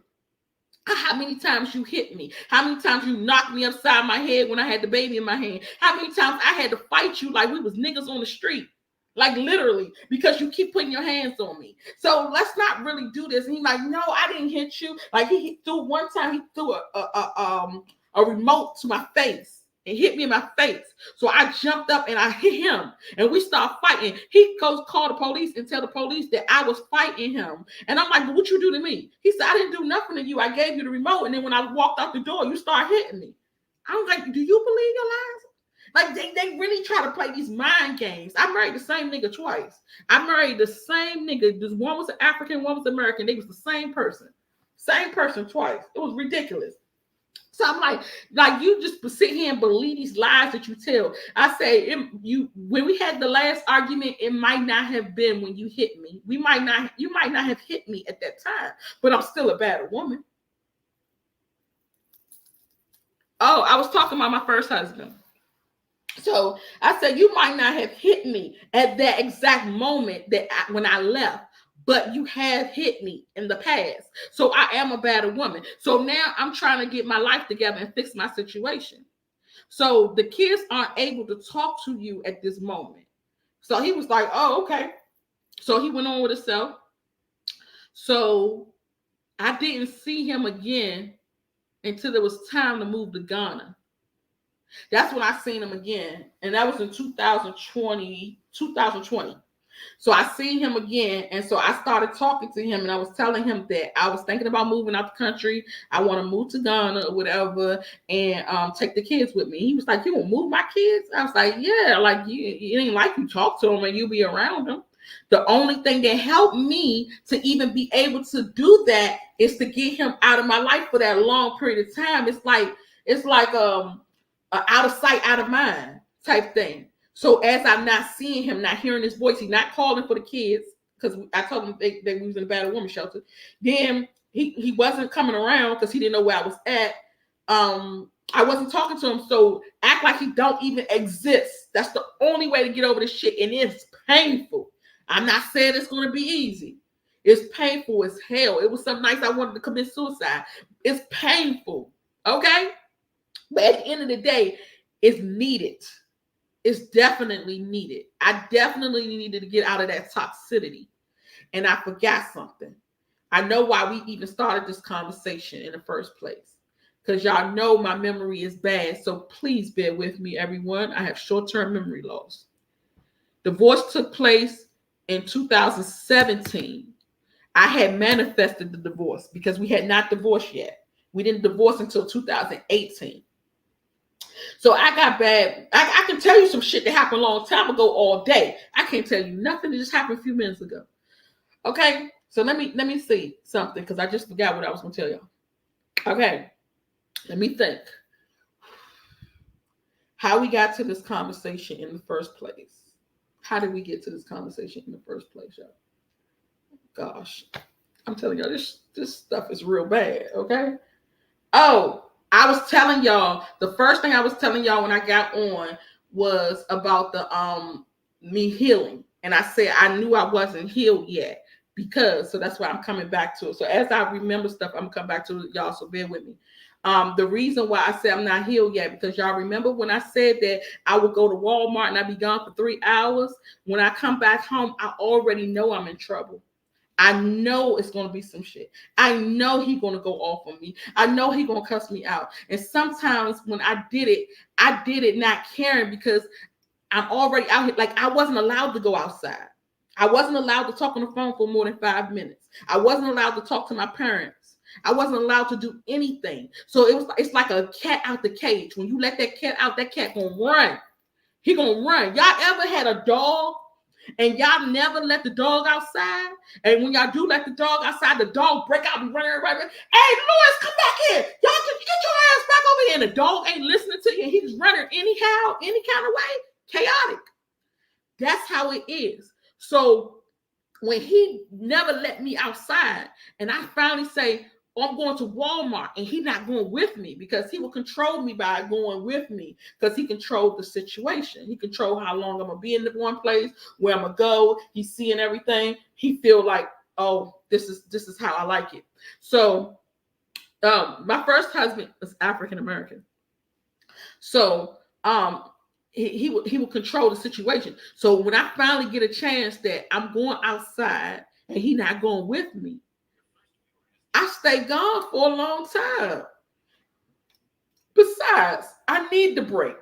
I needed the break because you've been in the house with somebody all day long, nonstop. That gets chaotic, you know? And then he got attitudes. He waking up with attitudes. And then any minute he could snap. Any minute he could snap and forget that he even hit me. Forget it. He will black out. He will hit me, black out. And then when I say, why the hell you hit me? And I'm bleeding. And I got blood all over my mouth. He said, I didn't do that. What are you talking about? I just pushed you out the way, moved you out the way. I didn't hit you. So I'm just like, okay. I all day long, that drains you. If you around somebody with PTSD, 9 times out of 10, you're gonna get it too. Like you'll have it too because they'll start manipulating you to believe this stupid shit is happening when it's not. So you'll start checking yourself like, damn, did I hit myself? Because he makes it seem so truthful. But if you don't know, you don't know. So now, I'm just like, okay, I get out, I'm going to Walmart or my Home Goods or one of them places because I like to go out and spend my money, you know, and have fun. That's my fun. And so when I come back in the house, I know I'm gonna be in trouble. So I might as well be gone as long as I can. So sometimes I do stay out 3, 4, 5 hours because I know I'm already in trouble. Just me, if I'm not coming back in an hour, I'm in trouble. So once that hour is gone, I said, fuck it. I might as well stay out here for another 3 or 4 hours. It's already done. Because when I get home, he's going to be mad at me. He's going to cuss me out. We're going to argue. We're going to fight. He might even leave. So I just know, you know, I got used to it, knowing it. But the scary part was on my way home. And I'm scared. I'm nervous. my stomach hurting. Maybe sometimes I might try to call him and check his temperature. Maybe like text him and say, "How you doing? I'm out here just buying some stuff, having some fun." And he like, "Why the fuck you calling me then?" I said, "Oh God, here we go." So I know, okay, he mad. So when I get home, because he used to be mad because he said I didn't call. And I didn't call because I knew he was mad. So I said, I'm going to start calling. So when I start calling, he still was mad. So I'm damn if I do, damn if I don't. So I said, forget it. So when I called him and he say, oh, he got an attitude. Why the fuck is you calling me? I said, okay, I'm on my way home. So when I get home, I know it's time for the countdown. Like I'm walking up to the house. I already know what's going to happen. And then he beefing with me. And when he start beefing with me, whatever happens, fight, argument, whatever, he gonna beef with me for maybe a good week. So a good week, he gonna walk around the house and not talk to me, not say nothing to me, don't want me to cook, don't want me to do nothing for him. Every time I say something to him, get the fuck out of my face, something like that. So I said, okay, I just have to, deal with this shit. So now I'm free. I am free. Okay? I don't have nobody. I come and go as I please, go to travel the world, go to countries, do me. I'm free. But in my mind, I could be gone all day. I could leave in the morning and be gone all day. And when I come back home, it still haunts me. You will be in trouble when your ass get in that house. Even though I'm free, I'm still thinking I'm going to be in trouble when I get home because it's embedded in my head now. It's for so long this has been happening that I still cannot get it out of my head that nothing's going to happen to you. You're free. You can go out and come when you want, do what you want when you want. So that's how I know I'm not healed, because it still happens to me. It still haunts me. So many things that he did to me still plays in my face every day. And I got to remind myself, oh, we're not in that situation no more. We okay now. So we go back to the thing with my healing thing. So I divorced in 2018. I go to I'm telling him in 2020 that I'm moving to Ghana. He said, okay, I'll go with you to make sure that you're okay and make sure the kids are right. So when I was introduced to you guys, y'all seen us as a married couple, but we was not married. We had already got a divorce. We just looked like we was married because he's the father, I'm the mother, and we kept that persona because that's what y'all looked at us like. But we was not married anymore.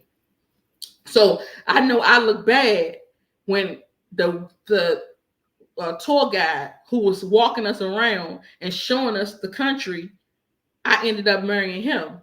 And y'all like, hold the fuck up. But y'all was just with the nigga together. And then you turn around and marry him? Like, why would you cheat on your husband? Because that's what I got. A lot of people say I was cheating on my husband. But we wasn't even together anymore. It was no cheat. No, nothing. And then when we ended up going back to America, he ended up moving back with his mother. So he would come over though, because we wasn't beefing. So he would come over and chill with me. And then when it was time to have, I would call him over and he would come and do his thing. So my daughter was telling me, I need to tell y'all this story. She said I need to tell y'all this story. So I'm gonna tell y'all the story since we on this right now. All right. So a lot of people know y'all been following my journey for a long time. So y'all been seeing me. So when we came back, I ended up buying a van. And when I bought the van, I shipped the van to America. So when I shipped the van, it was a lot of stuff with the van that couldn't get into America because of the DPA. It wasn't EPA, DOT standards, all that. I got special permission. I showed them my Ghana card and everything. Told them I got Ghana citizenship. I'm just only here for a minute. And they gave me special permission to bring my car into the country so I could ride it around. So yeah, you've been here for a long time. I remember you from the beginning, the passport traveling. Yes. So we get the van to America, and he was around. He would come over, whatever. So one night he spent the night with me. Matter of fact, it wasn't even one night. It was like a week. He was spending the night with me. And so my son had went to basketball practice, and my son got sick. So while he was at basketball practice, I was across town at a girl's birthday party. So I'm leaving the girl's birthday party, but I wasn't even on my way to get my son at the time until I found out he was sick. But when I was leaving the girl's birthday party, when I left the birthday party, I was supposed to go see a guy to do taxes for him. So I'm texting the dude and I'm telling him, all right, I'm about to leave the party soon. I'll come over there and do the taxes for you or whatever. So I leave the party and I get a phone call that my son is sick and he needs to be picked up. So I said, shoot, I got to deviate this situation. So I called my friend and was like, can you go and pick him up because he's sick, and I'm gonna go ahead and meet you after I finish this tax return, so I could take him to the doctor or whatever he needs to do, because he just said his stomach hurt. So I was like, okay, it ain't that serious, but he's sick. Can you go pick him up? So she was like, okay, cool. What's going on with you? I was like, I'm on my way to do some guy's taxes, and I'll be there, to meet you afterwards. So I'm driving. And I get into an accident. The car that was on the left of me, when I was getting over, you know how the petty people, when you getting over, they want to speed up. So they sped up. And I end up hitting the back of their car on the side of it because I was getting over. And it was just a little fender bender. So I pulled over to the side. Now, mind you, this van is from Ghana. So the van doesn't have no insurance, and it doesn't have it has Ghana tax. So I called my friend. I was like, okay, yes, you're gonna really have to keep my son now because I just got into a car accident. So she's like, what the heck? What's going on? I said, no, fuck it, all that. The crazy part is I don't have no insurance. The insurance I have is in Ghana. I couldn't have insurance in America because the car wasn't it don't have a VIN number. It have a chassis number. So I couldn't get insurance because it has to have a VIN number for me to get it. So I said, so now I don't know what to do. She said, girl, if you don't got insurance, you better go, because y'all know when you don't got insurance, they will lock you up. So I said, shoot, I gotta go. She said, yes, go. Just let the police know. Tell the people that your son is sick and you can't stay there. So I went and told the lady, I said, look, my son is sick. I have to go. I cannot stay here on the scene. So if whatever happens, I say, if it's my fault, I'll go ahead and pay you. I'll pay for the damages that's done. No worries. Here's my phone number. I gave her my phone number. So the man was like, that was in the car, was like, can we take a picture of your driver's license? I said, that's fine too. So I took a picture of my driver's license, and he went and took a picture of the tag. So later on that night, so the girl leaves too. She didn't stay at the scene. So later on that night, I didn't know what transpired after I left. So I get home, and my ex, he was dead, and he was like, what's going on? I said, I just got into a car accident, and I don't know what's going to happen, but I didn't have no insurance, so I left. I said, I can't stay. He was like, damn, for real? I said, yeah. So he was like, all right. So everything was cool. I went to bed. I hear boom, boom, boom, boom, boom. I said, what the hell is that? I looked outside. My whole street full of police. Everywhere. They surrounded it they was looking for John Gotti or something. I'm like, what the heck is going on? The whole street full of blue lights. They said, I know you in there. Open this door. We're going to rip this motherfucker apart. And I was like, what the hell? Who they looking for? Because I know they ain't looking for me over here and run. I mean, I didn't run, but, with the situation with the accident. And the police was like, open the door. And I heard, boom. They was in my house in minutes. They said, come downstairs right now. We're going to blow this motherfucker up. I was like, oh, shit. Gotta go. I said, what the hell? This damn thing. My bad, y'all. I was trying to move that Instagram out the way. So I was like, okay, they about to come in this joint blasting, because y'all know the police be pressed to kill the niggas. So I was like, okay, Let me go. So I took my phone and I was on my phone trying to call my daughter in the next room to tell her to be quiet. The police is downstairs. I'm sending my ex downstairs to talk to them and see if he can make them leave or whatever. I don't know what he could do. But I said, I'm trying to text her and she not answering the phone. And I didn't realize that I told her to turn her phone off at 10 o'clock. So that's why she didn't have her phone, because the phone was turned off at 10 o'clock so they can go to bed. So I text the phone, and y'all know how when you have, like, if y'all most of the time it's content creators that do this. What they'll do is they'll keep their phone from going black, because it's times where we was in the studio and my daughter will be rapping from the phone, the lyrics, and the phone will go black because nobody's touching the phone anymore. So it would just go black. So I put that it don't go black, because I do a lot of content creation. I'm doing videos. I don't want it to just go black on me. So I put that it won't cut off. So I'm in a thing and I hear the man say, we got a no-knock warrant and we about to blast their ass. I was like, oh shit, let me go. So I took the phone and I wrapped it up real quick, but I forgot to push the phone. You got to push it off for it to go black. I forgot to push that, so I wrapped the shit up real quick and I put it down in the closet. So I go downstairs and I see the police, and I'm like, why y'all here with all this noise and all this chaos about an accident? They said because you ran from the scene, and we think that you juvenile fugitive from justice. I said, what? Who told y'all that? They said, well, the lady said this, and the lady said, I said, no, hold up. First of all, I gave her my number, and I told her I'll pay for all the damages if it's my fault. And they said, no, but you should have stayed there. And she said she called you 100 times. You answered. I said, that's a daggone lie. They was telling me all types of shit that lady had said. So I said, y'all over here in this white neighborhood acting black. Why y'all got all these daggone sirens and stuff going off in this neighborhood? We're supposed to be quiet around here because you never hear no noise in my neighborhood. I said, so you're supposed to be quiet around here? They said, look, man, we got to take you to jail. We ain't got time for all this.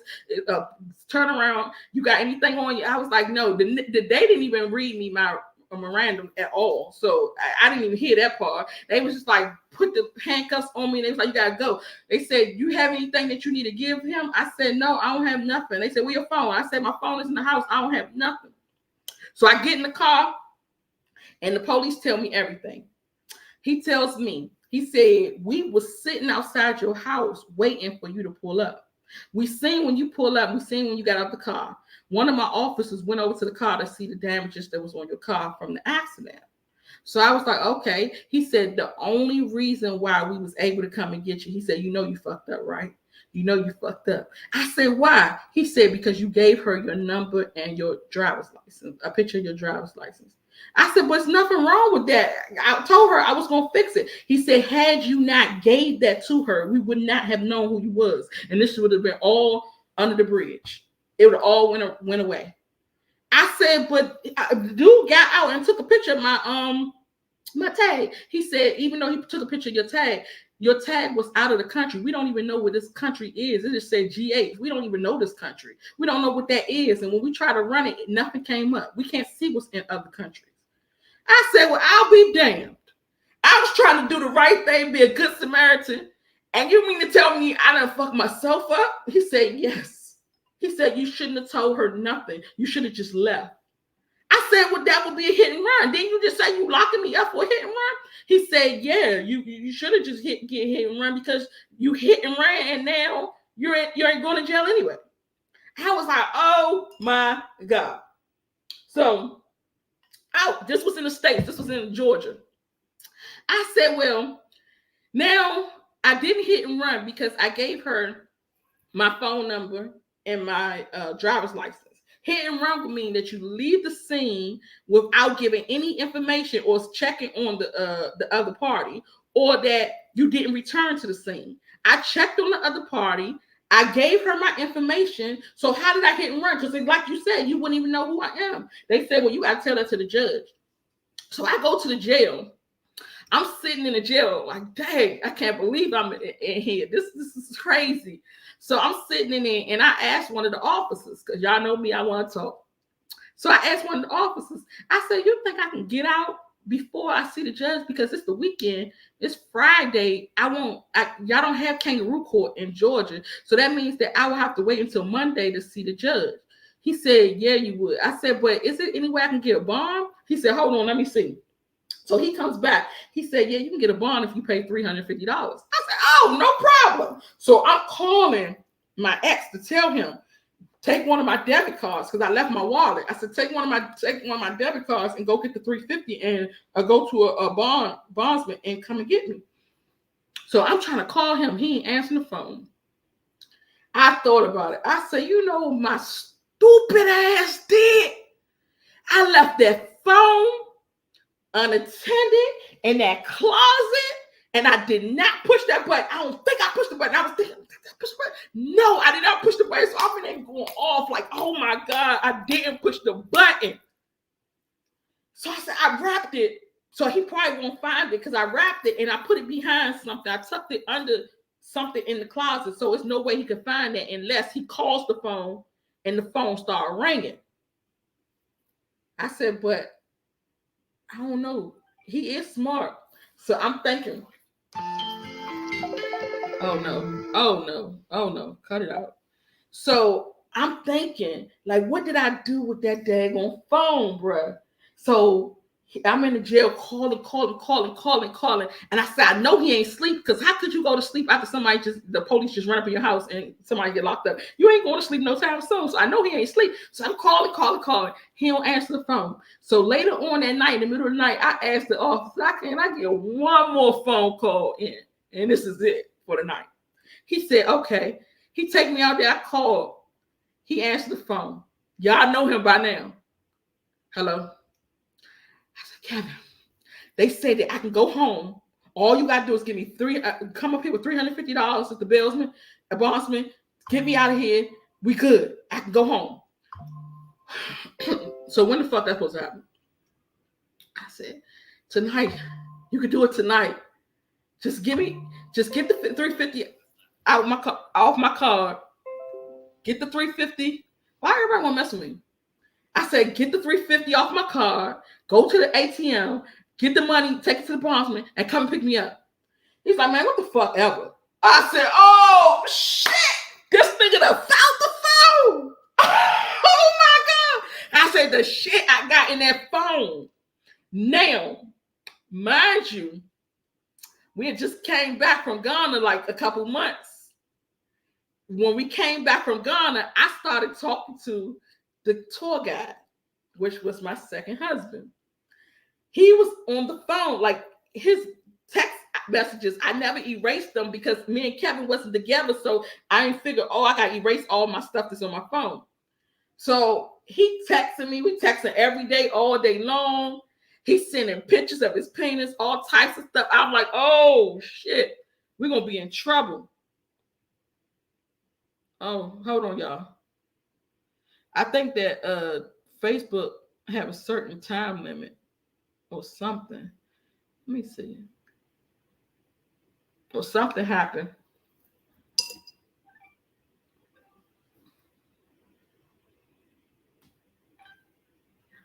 Okay, I'm live. I'm live. We live with the squad. Always on the job, no doubt. Okay, so I was like, oh my God, he got this phone. Shit about to go down. And he was like, all right, whatever. So I was like, I'm sitting in there. I'm like, this shit about to go down, bro. What am I going to say? What am I going to do? Because I know he done seen them pictures. I know he done seen the messages, all that. So he even read the messages that I was sending to my daughter, telling her that I'm going back to Ghana to get married. He seen everything and he was pissed because he was like, why my daughter didn't tell him all that? So I was like, shit. So we get in the car and he got an attitude. So I was like, what's wrong? He said, nothing. I said, please tell me what's wrong. Like, I really need to know. He was like, ask your niggas. I was like, my niggas. And so I'm like, what the fuck? Oh, shit. So I was like, when he didn't tell me, I figured maybe he didn't see it. Maybe it's me just tripping. Maybe it wasn't, he didn't see anything. I'm just trying to talk myself down to say that maybe he saw something else. I don't know. Maybe he didn't see my phone. Maybe he couldn't find it because I did tuck it in some stuff. Oh my God! The next day, he was packing his stuff up, and I said, "Where you going?" He said, "Man, don't fucking worry about me. I have nothing else to say to you. You disgusting. I despise your ass." I said, "Oh shit." I said, "What I do?" He was like, "You knew what the fuck you did." We was divorced at this time, right? Yes, we was divorced. He said, "You knew what the fuck you did. You messing with the nigga who was our tour guide in Ghana." And I was like, "Oh shit." So he went through that motherfucker because he had to go through the WhatsApp. It wasn't on the text messages, it was the WhatsApp. And I was like, "Yeah, I am, but you messing with a whole bunch of girls too." He said, "But we ain't talking about me, we talking about you." Yes, he saw the pictures and everything. He saw everything. He went through every message with a fine-tooth comb. This nigga was smart. Like, he knew how to get into stuff and everything. He knew how to break into my Facebook. He could break into an Instagram in 5 seconds. He was smart. Like, I couldn't hide nothing from him. Nothing at all.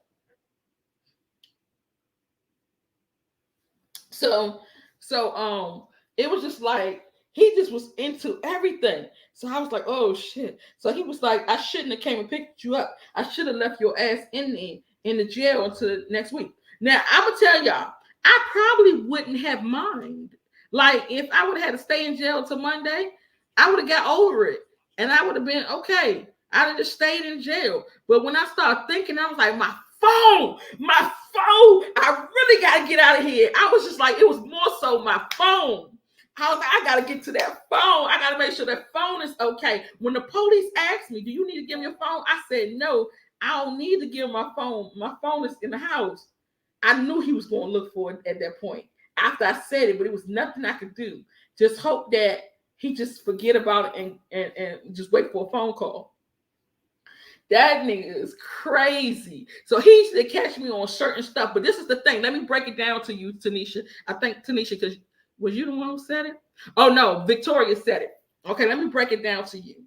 So he was so controlling that even when we wasn't together, we was together. That's how controlling he was. So it was like the demise that I added to the marriage, because everybody has different opinions and everybody, think differently with certain stuff. So, because even with him, pornography was cheating. So if I watch pornography, I'm cheating on him, and he will go crazy if he finds any pornography in my phone or any toys. If I had toys that I bought, he found the toys, he went the hell off. That was cheating to him. So, it's different people feel different ways about stuff. But y'all, it's some people on here that may feel that when you're separated from somebody, that you can go out and do what you want. And it's other people that feels that when you're separated from somebody, you shouldn't go out to do what you want because you're still married. Different people feel different ways, and that's okay. So for me, I'm going to tell you why I did it and how I feel about it. But first, I'm going to tell you what he feels about it. He feels because he's a man, he's able to, whenever we break up, he's able to go out and date and do anything he wants with anybody he wants. He don't feel like it's nothing wrong with being with any other female as long as we're broken up. But when we broke up, me as a female, I should have respect for myself. I should be he put me at a high pedestal, higher standard, that I should have high standards not to go out and mess with nobody while we're broken up. So when I do, he looks at me like, "Oh, you a hoe, because why are you dating, or why are you messing with anybody else when we're not even divorced yet?" So that was his take. Okay. My take was, the reason when I am broken up, I feel like it's over. Ain't no going back. I don't want to go back, but I feel like everything is over. So I'd be like, I'm not going to ever go back to him. So I feel free. I'm done. Then when I'm broken up with him, because I want to get over him, and I'll talk about that out of sight, out of mind. Some people say the way to get over an old man is to get up in a new one. I know it's wrong, but for me, it was so bad that I would think about him all day, every day, that I felt like if I put somebody else in that place, then it would free my mind from thinking about him. So I wouldn't think about him no more if I'm talking to somebody else. I just needed somebody to take my mind off of that. And then I know, okay, I can be busy and I can do stuff and do my businesses and stuff. I can handle all that. But then at night, when I'm going to sleep at night and I'm in the bed, that's when I get lonely. I want to talk to somebody. I'm used to talking to him. So I would go talk to another nigga. I ain't have to do nothing with him sexually. I just want to talk to somebody so I can get my mind off of him. Because the longer I prolong this thing, the more time I'm able to get over him. Like, you know how when somebody passed away, because divorce is like a death. And when somebody passed away, in the very first months of them passing, you think about them all the time, all day. Everything reminds you of them. Everything is a trigger. But after a while, the second year, the third year, the fourth year, you can go days without thinking about the person. So for me, I was like, the longer that I can last without thinking about him, the easier it will be for me not to go back to him. So I needed somebody to take that time away. So when I end up getting married to the African, he took that time. So then I was no longer thinking about him at all. So I was doing really good, and I'm thinking about him. But sometimes it's still coming to my head, the stuff that he did. It's certain stuff that triggers me. So then I think about it for a minute, but I be like, the shit was so bad that it go right back out. I'm like, okay, I'm good. I ain't got time for that.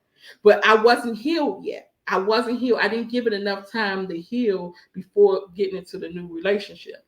So even it was like, sometimes even being with him, certain stuff would trigger me because he was just like him. He was just like him. Yeah, you said it's not a good thing to do. We know, but it's what helped me to finally get out of that toxic relationship. But then I end up getting another toxic relationship.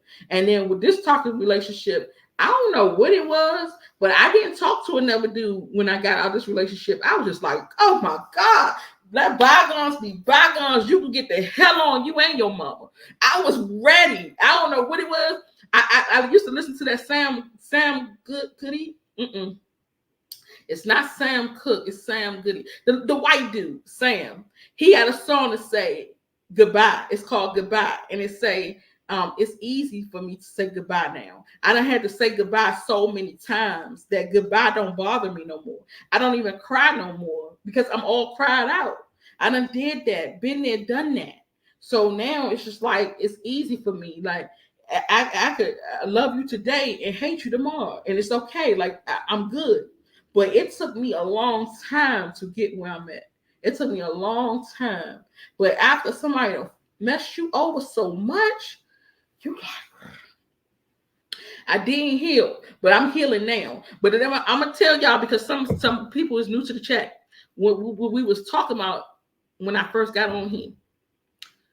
It was like when I talked to my ex-husband, the African, when I talked to him today, it was like he was trying to make fun of me for not being in a relationship. And I'm thinking to myself, like how he tried to put me down. Like, you single, you're not in a relationship, you can't even get no man. I'm like, why would I be? No, he even asked me. He said, why you ain't even in no relationship? I said, because I don't want to be. I want to freaking hell. I got stuff to do. I got things to. I want to take my kids on vacations. I want to go live my life. I ain't got time to be tied down from no nigga. He said, that's because you can't get one. I'm like, nigga. I had to call my daughter in for reinforcement. I said, I can get a nigga sitting in a wheelchair. It's nothing. So why is you telling me that? It was just like he was just trying to make fun of me. Like I ain't good enough. He said, because you got a messed up character. And I'm like, oh, now my character's messed up since I told you to jump off the bridge. Now my character is messed up. I got a messed up character today, y'all. I can't believe it. Most people admire single people. Well, you know, it's not easy, because it might be easy for some of y'all to be single that have been in a marriage or for a little bit, or have been just in a relationship for a little bit. But we can go back to the fact that I've been married since I was 16. So I was married for 18 years. With him for 22 years, married for 18 years. But then I jumped out of that and got married again for 3 years. All I know is marriage. I don't know nothing else. I don't know how to date. I don't know how to swim in this pool. This is new news to me. All this stuff is new to me. I'm looking around like, hold up, that's what guys do now? That's what your boyfriend, you supposed to be doing that? Stuff that I ain't know because I've been out of the picture. Like the trophy on the shelf. I was there, you know? So I don't know what this feels like. So it's not easy. Yeah, he did think he ate. I was like, really? I said, I don't even want to show you my portfolio, but you want to talk trash. I'm like, it's nothing. It's nothing for this to happen. He just like, oh, but you don't even got no boyfriend. I'm like, so you got a girlfriend? Like, why are we talking? And he said that I wanted to get back with him 2 weeks ago. I said, you gotta be fucking delusional. And I gotta be too. If I ever want to get back with you. Like, what? For what? What can you give me? What can you do for me? He said, oh, you told your squad that all I had was stiff dick. And that's it. He said, that's all I wanted him for a dick. And I said, okay, you know me. I'm going to keep it real with y'all. I'm going to always keep it real, 100%. I said, the dick is all I could get from you. You had nothing else. What did you want me not to have that too? Like, you had nothing else. And so when I got with him, he said that I got with him. He said, you used me. He tried to throw everything. He tried to do a 360, yo. He tried to throw everything back in my face and act like it was all my fault, the reason why we divorced. He said, when you got with me because of my status, because you wanted to look good. You wanted a nice looking nigga on your arm. And I'm like, nigga, you act like you the first nice looking nigga I had. Come on, man. You're not the first and you won't be the last. Don't even flatter your damn self. Okay? My friend be telling me all the time, oh girl, I would have took his shit. He fine as a motherfucker. I said, you know how many fine niggas out here? And you obviously don't know my mouthpiece. Like, I can pull them. Like passport traveling. Tell them. I can pull them. It ain't nothing. It's nothing. So for you to even say that, and he's saying that I just wanted his dick. That's all I want. So I'm gonna go back to Ghana to get dick. Like, it ain't millions of dick in America. It ain't millions of niggas ain't swinging it. Like, why would I go all the way back to Ghana to get dick? I really cared about you. I really loved you. That's why I married you. I didn't marry you for no dick. I couldn't believe. Okay, Meta. I couldn't even believe he even said that out his mouth. He really flattered himself trying to say that he was cute. So I wanted him on my arms. That's the only reason why I wanted him. Like, he really tried to just change everything and make it on me because I say he only wanted me for my money. Also, the new gag is that any nigga that I talk to, I'm gonna have to pay him. So he's saying that I'm now gonna have to pay for a man. I'm like, whoa, this dude crazy. Crazy. Yes, I blocked and deleted him. I blocked and deleted him because I say, I need you to block this phone. Like, don't call me no more. Don't text me no more. Don't call me no more. I'm through with you. He wouldn't block it. So I said, I'm going to block it. Shit, I'm going to just block it myself. So I went right on that WhatsApp and I learned how to block. I hit that block button so fast. Please don't call me ever again in your life. And then he said that I lied, saying that his family was calling me, asking me for money. This nigga takes it upon himself to call his sister on three-way so she can say that she did not text me and ask me for money. And what I got to lie for? Like, you think I'm just sit on here and just come up and make lies for what? Like, I don't have no reason to. She literally texted me and said, can I have $50? And I said, no, go ask your brother. He got money. And she said, no, he doesn't. He doesn't have it. And he told my son he want to go cuss her out and see who he going to be mad at because she had no business texting me, asking me for money. I said, well, she couldn't ask you, so I guess she was desperate. But why the hell would I lie about that? I ain't got to lie about nothing. He said he going to do a video about me and talk his shit about me. I said, I will be tuned the freak in. I'm tuning in. We can have a real nice chat. As a matter of fact, I can come back to America. We can go ahead and do a live because y'all know I be on live with it. Like y'all seen the last time I was with my ex-husband. If y'all want to go watch the video, I don't know what it's called. All I know, it was a live. And I had a black and white dress on, African dress. And I had a wrap on my head. I had some butterfly locks. That was the last time I was with my ex-husband. We wasn't married, but that's the last time we was together. And we put everything out there for the squad. They knew everything what was going on. And I said, okay, this will be the last time I be with you. You won't have to worry about me again. He made it. He was telling the truth. Y'all know, I'm gonna keep it real. He was telling the truth. He said, if you feel like this relationship is so bad, you the dumb one because you keep coming back. He said, I didn't ask you to come back. When you called me, I said, okay, I'll come back. But you called me. So if it's so bad to you, why the fuck you keep coming back? He said, if you don't call me back, I will never come back. I said, okay. And that was true. He never came back. I didn't call him back and he never came back, but I had to get the hint because at the end of the day, I'm thinking, oh, I'm trying to do something good for our marriage, save our marriage. So I'm calling him back and he looking at me like, men will look down on you. You could do the best shit for them. And it won't matter to them. It won't matter to them. So when I'm calling him and I'm telling him, I love you, I miss you, I want you to come back home, he looking at me like this desperate ass bitch. After all the stuff I did to her and she still want me? Okay, I might as well go back and take advantage. I might as well go back and get it. So he's saying, oh, I'm going to go back and I'm going to use her some more. And she going to keep buying me stuff. She going to keep taking care of me. She going to keep spending money on me. So I'm going to get in where I fit in. That's what he said. That's what he is saying.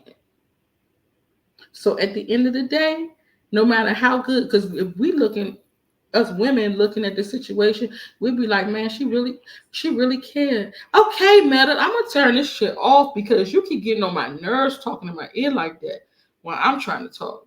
I don't know how to turn that off. It's just like, it's. Oh, how you know what the fuck I'm saying? Oh, hell no. Where's the caption button? Where's the caption button, Meta? This thing, I just said, man, I'm going to turn you off because you keep talking. And he said, double tap the caption button to switch to your camera, your microphone on your phone. This shit be crazy. How these things be talking and knowing shit. What was I saying, y'all? That thing just blew me away.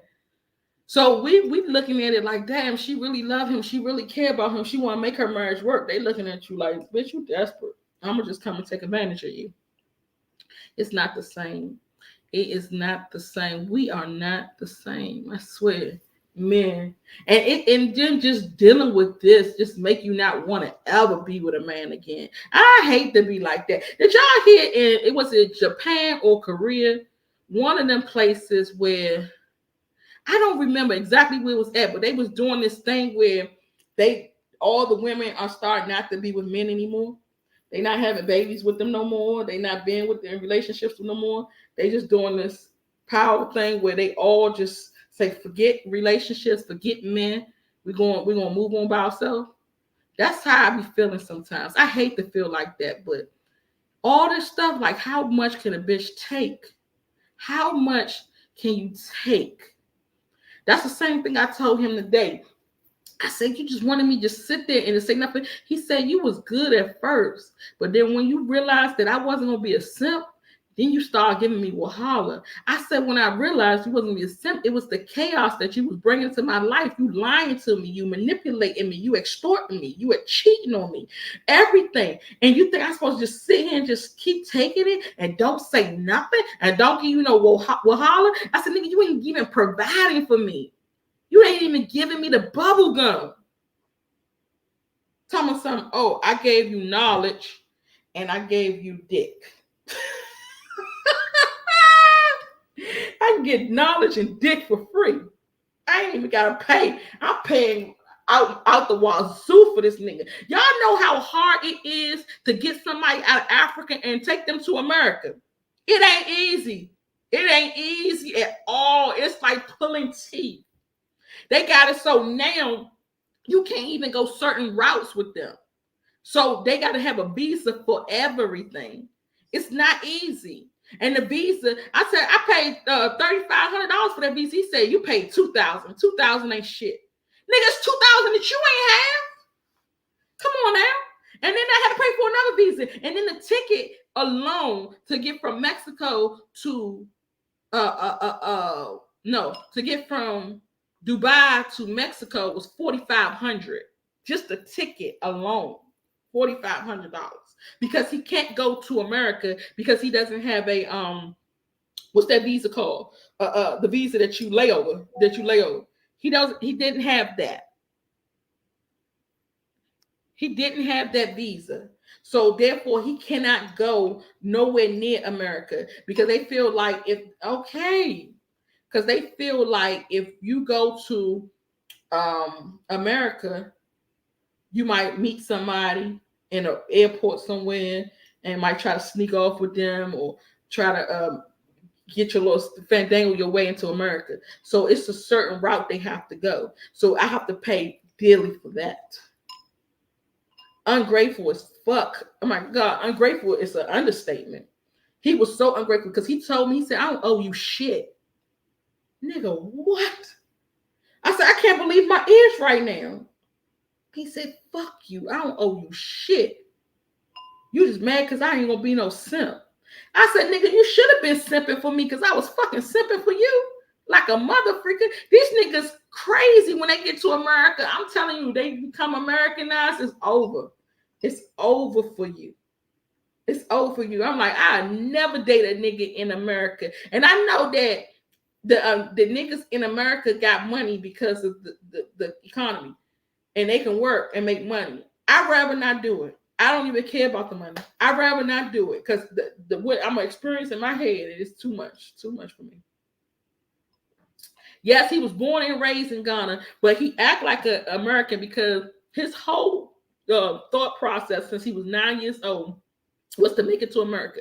So he used to watch CNN, he used to watch the news, he used to look at politics in America, look at everything about America. So he knew a lot about America. So he was already kind of Americanized. Like you could tell when you talk to him, he was down. Like he knew the lingo, he knew all that stuff. I didn't have to really explain nothing to him. And then when he got to America, curtains. He real Americanized now. Yep, once you bring them, that's it. You can forget about it. That's why it's best if y'all find a man that y'all like and he in Africa, go. Go to Africa and live with him there. Because if you bring him to America, it's curtains. I'm going to tell you right now, y'all know I'm going to keep it real with y'all. It's curtains for you. Because once he get to talking to people, I remember hearing that long time ago. My dad, no, it was my mom told me that about my dad. She says that when you bring a African to America, they learn, they like go to work and they see people, they meet people and they learn stuff. So the stuff that they didn't know about, they're going to learn. They're going to learn how to leave your ass. They're going to learn how to maneuver. They're going to learn how to get around. They're going to learn certain stuff. So you ain't going to be able to hold on to them. My mother told me that a long time ago. She said, that's what they do. Yep. Leave that ass in Africa. And then he say, I said, I took you from hell to heaven. He said, what is heaven? I said, where you at right now? He said, shit, this ain't no heaven. I said, it's better than Ghana. He said, no, it's not. It's not better than Ghana. I said, well, take your ass back to Ghana. Take your ass back. It'll never happen. It'll never happen. He'll never change that to go back. Never. He just talking shit to me. Plenty. Talking about what he gonna do to me and all that. I was like, look, nigga, your threats don't mean a daggone thing to me.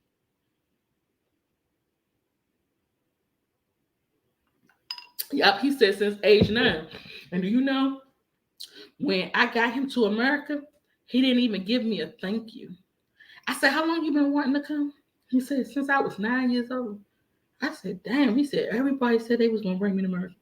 All the women I was talking to said they was gonna come and get me and bring me to America. And then I was talking to women in Canada. They said they was gonna bring me to America. Nobody never brought me to America. But the very one, this is how you repay me. And I know he's probably watching. He's probably in the chat right now watching me. And guess what? No fucks is given. Okay? No, he's not in Georgia. He's in Florida. I know Tariq Nasheed. Yeah, Tariq Nasheed.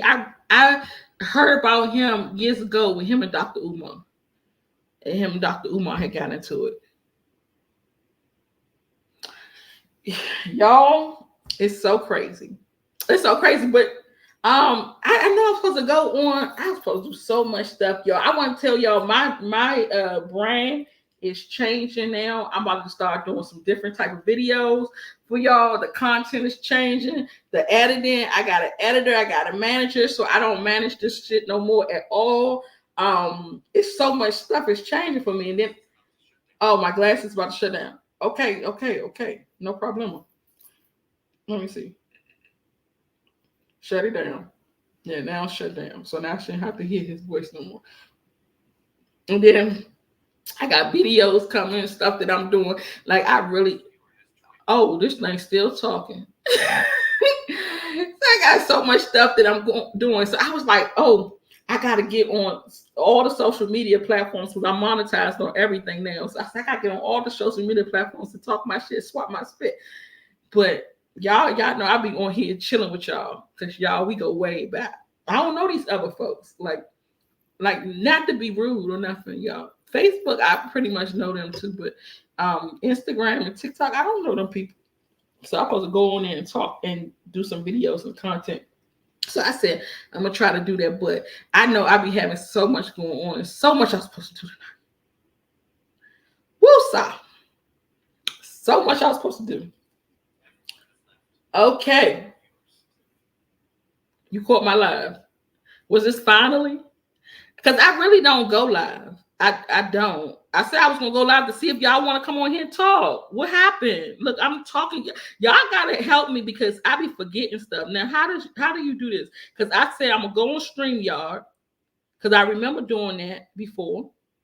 And I said I'm gonna go on there. So just in case y'all want to come on and talk. Now I don't forget how to. I forgot how. Oh, invite. Okay, I'm new to this, y'all.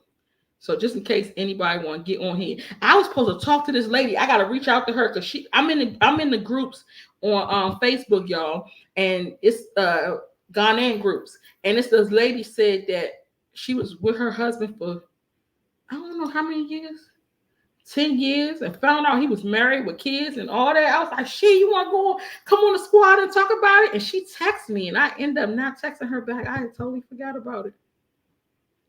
I like Shock Allen. Shock Allen is nice, but it's not ready. But it's nice that he can see his vision. He sees the vision and he can map out what everything going to be, how he wanted to be. So I was supposed to get a place over there, but I know it's going to be jumping. Like he is making a lot of noise. So I know it's going to be jumping. So my whole thing is to invest for profit. Like I want to invest so I can make some money from over there. But I like the vision he got, but everything is not ready yet. Same thing happened to your mother? Oh, wow. Well, same thing kind of happened to my mom, too, though, because my mother was with my father for 2 years. And then he left her for some other woman. And he was with the other woman still to this day to find out that the other woman kids is not even his.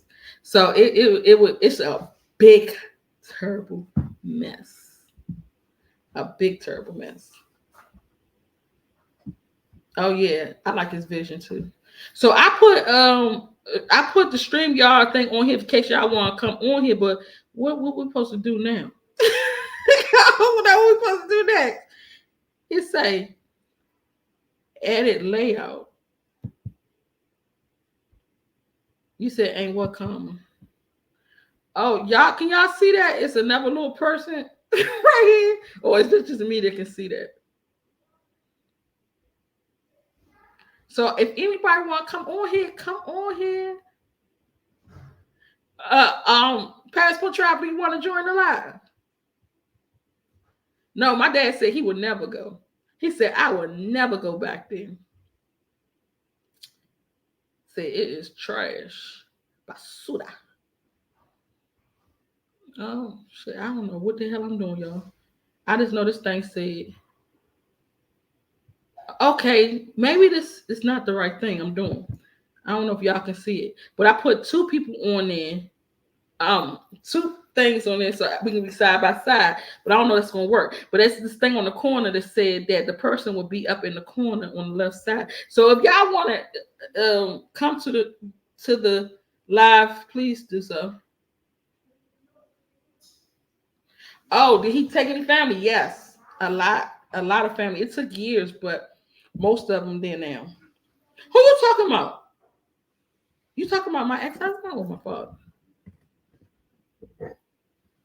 Because my ex-husband can't take himself no damn way. He can't do nothing. He cannot do nothing. He is done for. You hear me? Hey. Oh yeah, my ex-husband ain't doing nothing. Ain't nothing happening. He can hang it up, stay home. He can't bring nobody. He can't even bring himself. He can't do nothing. I don't know, y'all. I try to invite y'all, but I don't know if y'all coming to the thing or not. If you in the back room or something it was called, let me know because I don't see nothing to say nothing about the back room. Or if y'all don't want to, that's cool. Y'all want me to tell y'all another story? I don't know. I don't know. But y'all know why I don't do lives. Yeah, somebody taking care of him. Somebody dealing with his dumbass. Girl, good for you. Oh, I see Passport Traveler. Ah! Hey. I saw you. That is nice. You can see the person at the bottom, but it just be like a little shade. They'll be backstage until you bring them up.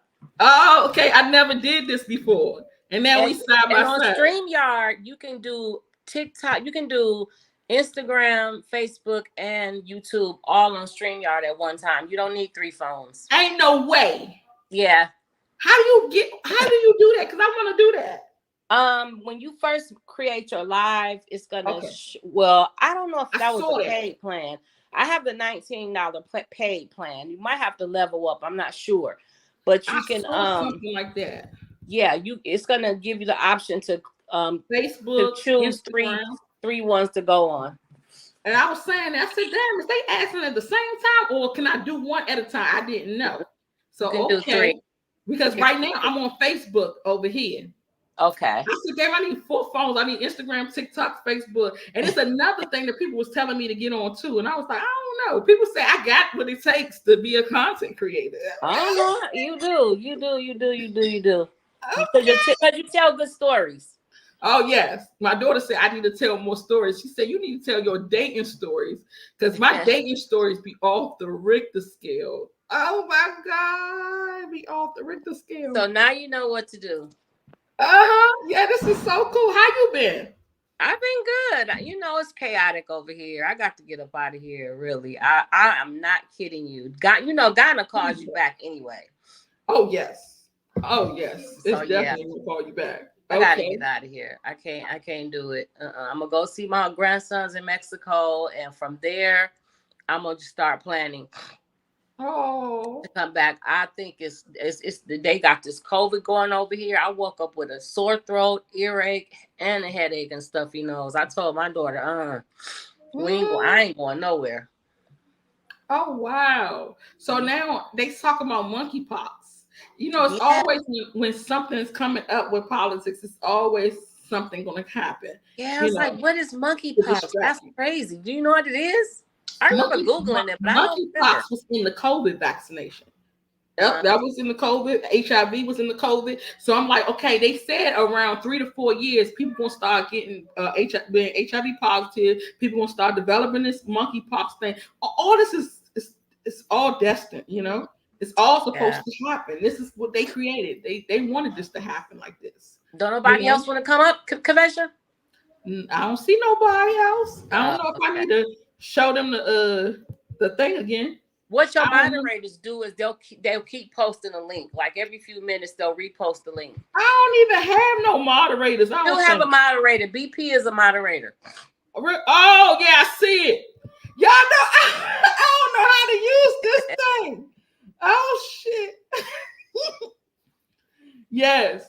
So on this one, Kavesha, and then I'm gonna drop down. And I gotta go take some coffee. See you here. I'm stuffy. Yes. On this one, you only get 200 hours, and then they'll shut you off. So you gonna level. You want to level up to the next paid one, and then you can take the StreamYard off. You can have backgrounds and things like that, music. You can have a 30-second countdown. Okay, that's nice. It's pretty cool. I want me to start coming on here more often. I'll pay for it.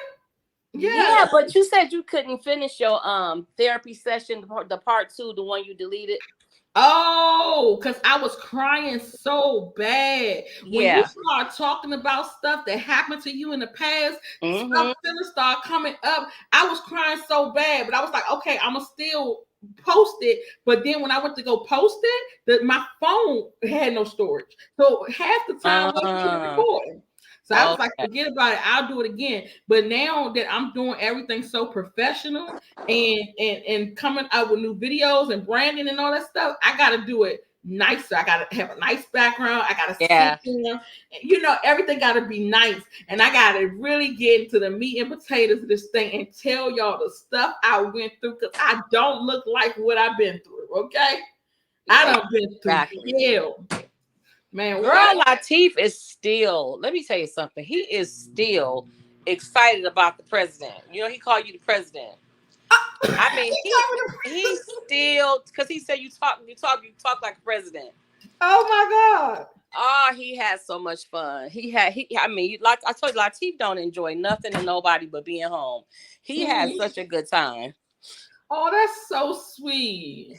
Yes, I try to be happy and keep all the energy up and people around me to be happy. I don't want people to be around me to be dull. But you know what? That really, me doing that is really, it's a good thing and it's a bad thing too, because I always want to see people happy. So I go above and beyond. And when you go above and beyond, you get dogged out from the wrong people, you know? Like my ex dogged me out because I went above and beyond for him.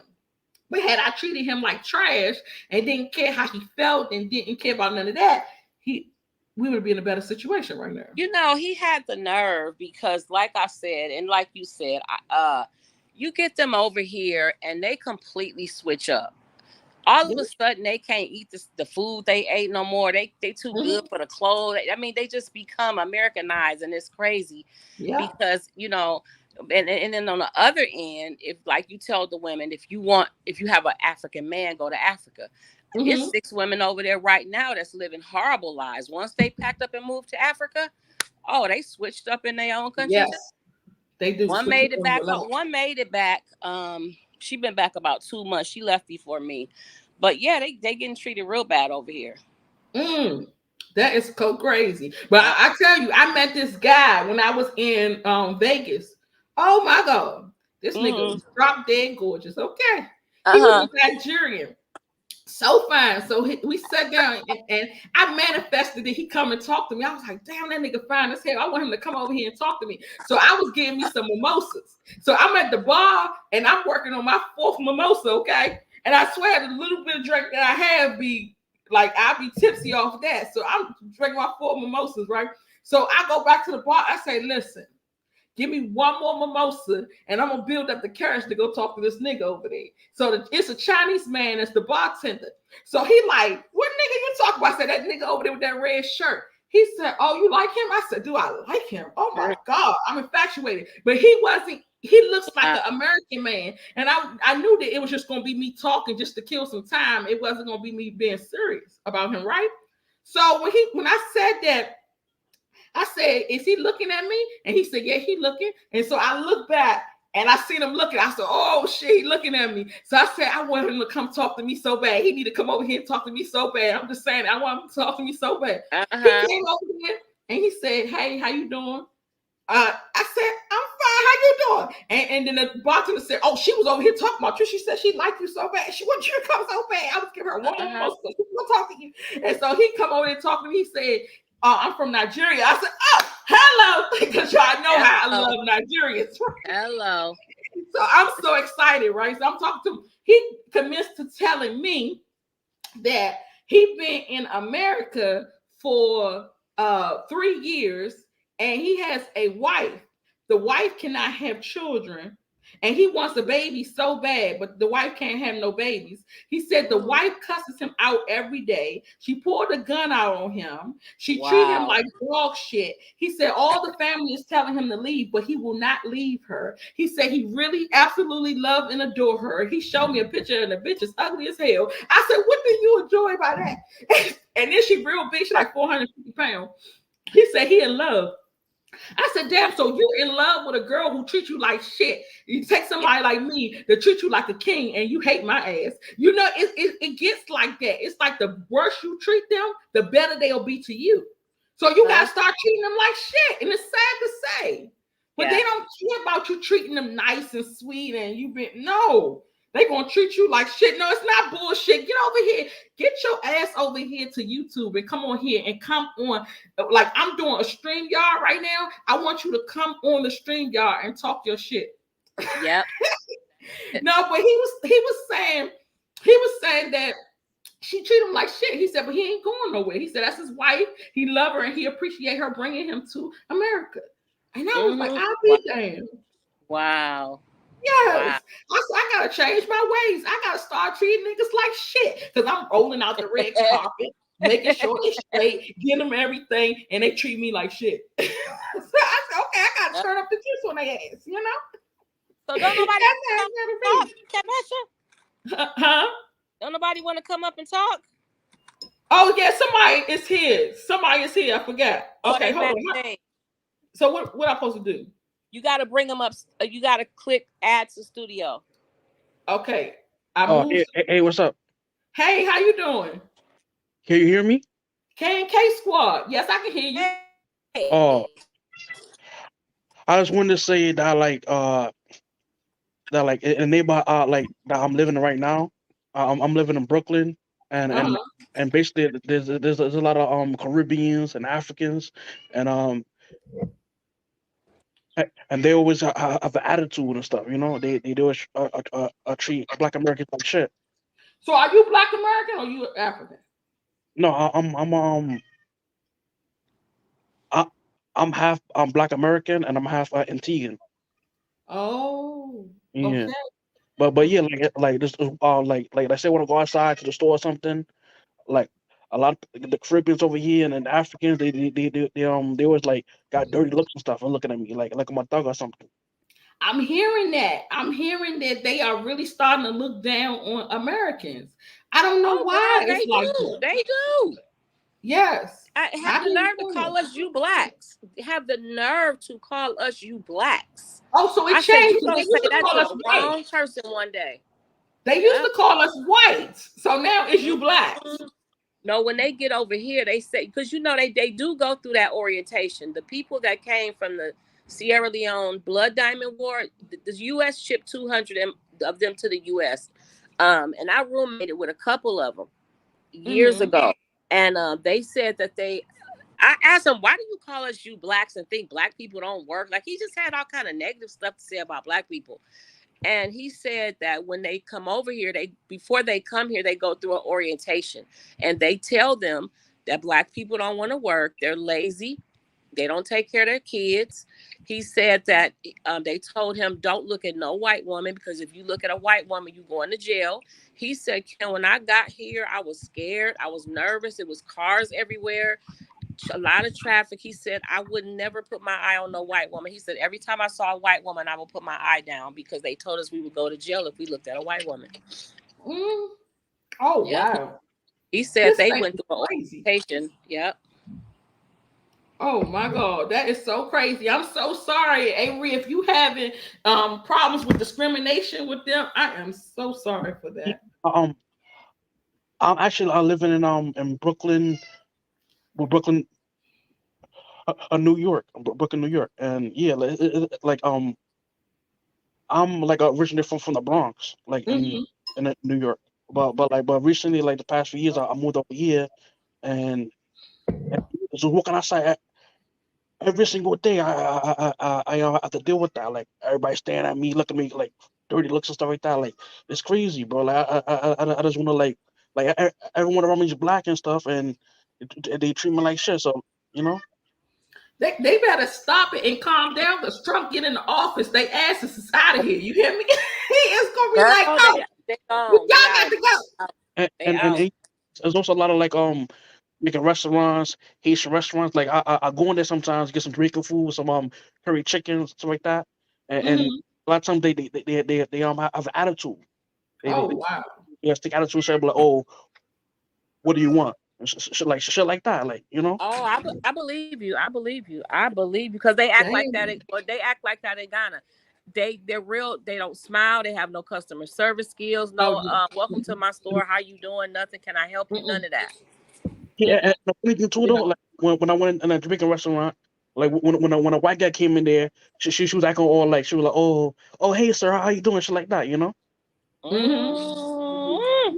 But Yes, well, because we like gotta start going hard. Treat them like that too. Anybody mistreat you, mistreat they ass. Tell them a thing or two. You gotta open your mouth. Because I told my daughter, because my daughter be having problems in Mexico, and she be like, sometimes she'll go in places and people will be looking at her like, "What's she doing here?" I said, "You need to look at their ass like, what you doing here? Like, talk your shit. Don't be but scared of nobody."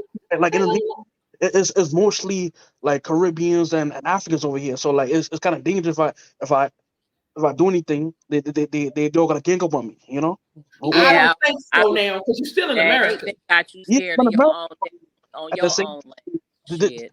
this is like what their community, you know, like you like a Chinatown something like that. Like Chinatown, Uh-huh. do anything like send stuff over there or like this over here. This is their neighborhood. Like this mostly Caribbeans or they businesses over here. They live over Oh, here. wow. They have everything over here, you know. Excuse me, sir. What's your name again? Who, Oh, Avery? my name is Avery Haywood. Yeah. Avery. Avery. They asses can get deported for committing a crime. Don't forget that. They can be deported. Damn, that's crazy. I'm so It sorry you is. going through It that. is. It is crazy. And one time I was walking down the street with my girlfriend, and then this guy was just standing me, he was standing me mad hard and stuff. I was like, I said what? And he turned around like he want to fight me or something like that. And my girl was like, no, chill, chill. Don't do anything. So like I walked away with my girl and stuff, and he walked away You too. you need to tell them what they tell us. You can take your ass back to your country. What the fuck is you looking at me for? I was born here. You Yeah. wasn't. Go Yeah, on the but fuck on somewhere. at the same time, like I'll be in that ass. I don't want to have like any like You don't hateful. want no problems, huh? You don't want no beef. I Yeah. want I want all the smoke. You hear me? I want all that shit. Uh, I get on this motherfucker and say, look, y'all, we're gonna gang up on them motherfuckers. We're going over there. We're going to their neighborhood. They a whole bunch of Caribbeans in the Bronx or wherever. no We're no. going to their neighborhood and we're It's, gonna make this shit happen. it's right. Flatbush, Brooklyn Flatbush. Oh, okay. area. No, Yeah, you shouldn't live there anyway. That place is trash. Now you gotta move, boo boo. yeah, Yeah, tell them they can have that shit. Tell them they can have America. Since they so excited, they so happy to be in America, the home of the free. Yeah, tell them they can have that shit. Go somewhere else. Look, we got Thailand looking good. Okay, we got Girl, all types of Thailand. places. Thailand is looking good. Yeah, I'm looking at Thailand videos every day. It's looking good. I'm trying to tell you, Bali looking real good. Yeah, I I need to wanted to be. go to Bali. I couldn't. I was going to fly to Bali from when I had the money. It was a time I had the money. I was going to fly from Ghana to Bali, but it was something weird about the plane. I just can't remember what it was. Mm, okay. Because they want to be in our shoes, we want to be in their shoes. So let's just do a switcheroo. Let's just Yeah, switch. yeah, Yeah. yeah. Why not? Why not? But if you just get over to their country and their country ain't treating you right, you go somewhere else. You got freedom. You can go Yep. anywhere you want. You got the blue passport. And You yeah. have to get a little visa. Got a blue passport? Oh, me? No, I don't have a passport right now. Like Are you an I'm a, American citizen? no, I don't. Huh? Yeah, I'm a citizen. Yeah, I'm Black American. Okay, get your passport and get out of there. We gonna help you. We gonna guide you. Yes, you can get your passport for free the whole time, and you ain't got no money. You get your passport for free. Do the application and get it for free. Like you need me to send you the application. Email me at kksquadrons at gmail.com. Yes, kksquadrons. I'm gonna put it in the chat so you can see. Email me at KK Squadrons, and I'll send you the application so you can get it for free. Because we ain't got that much time. You ain't got to worry about sitting here, staying here. And I say here, like I'm there. Staying in that dumbass country. Don't I need to go to the post office for that or something? Yeah, you do, but you still gonna have to fill out the application anyway. But you gonna fill out the application first because it's another process that you're gonna take to get it for free. So you're gonna fill out the application first, send it in, and then they'll make the appointment for you. Oh, okay. So like I fill out application and I bring it to the post office. No, you don't bring it to the post office. You mail it to the department. The State Department. You mail it to the State Department. They're gonna get you an interview. You just wait for your interview, and then you for a visa. No, for his passport. Oh, I didn't. I went to the post office and they mailed. You paid for yours. You paid for yours. I'm trying to get him a route. You said it's a different department. What department is it, Sapphire? I'm trying to get him the route where he can get it for free. Oh, okay. Because ain't no need to sit there when people dogging you out. You can leave. You have freedom. Freedom to choose. I don't really want to like go to another country like that. I want to stay here, like fight white supremacy over it, you know. You said white supremacy. You said it's too much white supremacy with. I want to stay in America and fight white supremacy over here and not like go over there. You know, like I fight. A lot of people want to fight. But let me tell you something, how I feel about that. Our ancestors fought for 400 years and it wasn't no winning. It's still not no winning. We're fighting right now. It's never going to change. It's never going to be great. I don't care who you vote for, who you pray for, and who you pray to. Ain't nothing changing. You got to change. That's it. Only thing you can control is you. So if it's something that you're not like, you get up and you go. It's sitting there fighting for what? Like, I mean, I know people always say, "Oh, I'm gonna fight for my rights where I'm at. I'm gonna fight in my country." Yeah, you go ahead on. I'm giving it up, honey. I'm giving it up. I'm done. I ain't fighting no more. Nothing changed. How long do you gotta fight? That's what I said to my ex-husband today. How much do a bitch gotta take? Yeah, I don't take none of that. A question. Okay, so so like, are the Africans over there fighting? Are they fighting for their country? For their resources and stuff? Are they fighting? Ain't shit happened yet. Huh? Ain't shit happened yet. Yeah, exactly. But like the reason we have everything we have here, like we have like toilets over here because we fought and stuff. We fought for everything we have, our freedom. You think so? Say toilets. You think we free? Huh? You think we free?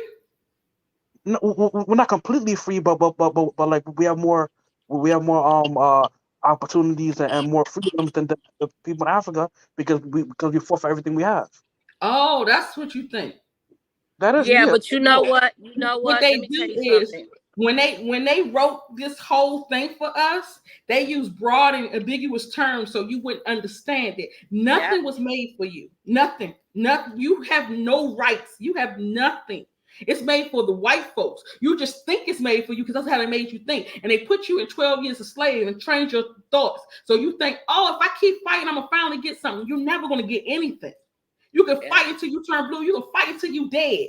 The government owns you. They own your birth certificate. You've been sold on the New York Stock Exchange. You are a corporation. They don't care nothing about you. Just another business. Another nigga with a social security number that they're going to make you work for them and they're going to get paid off of you.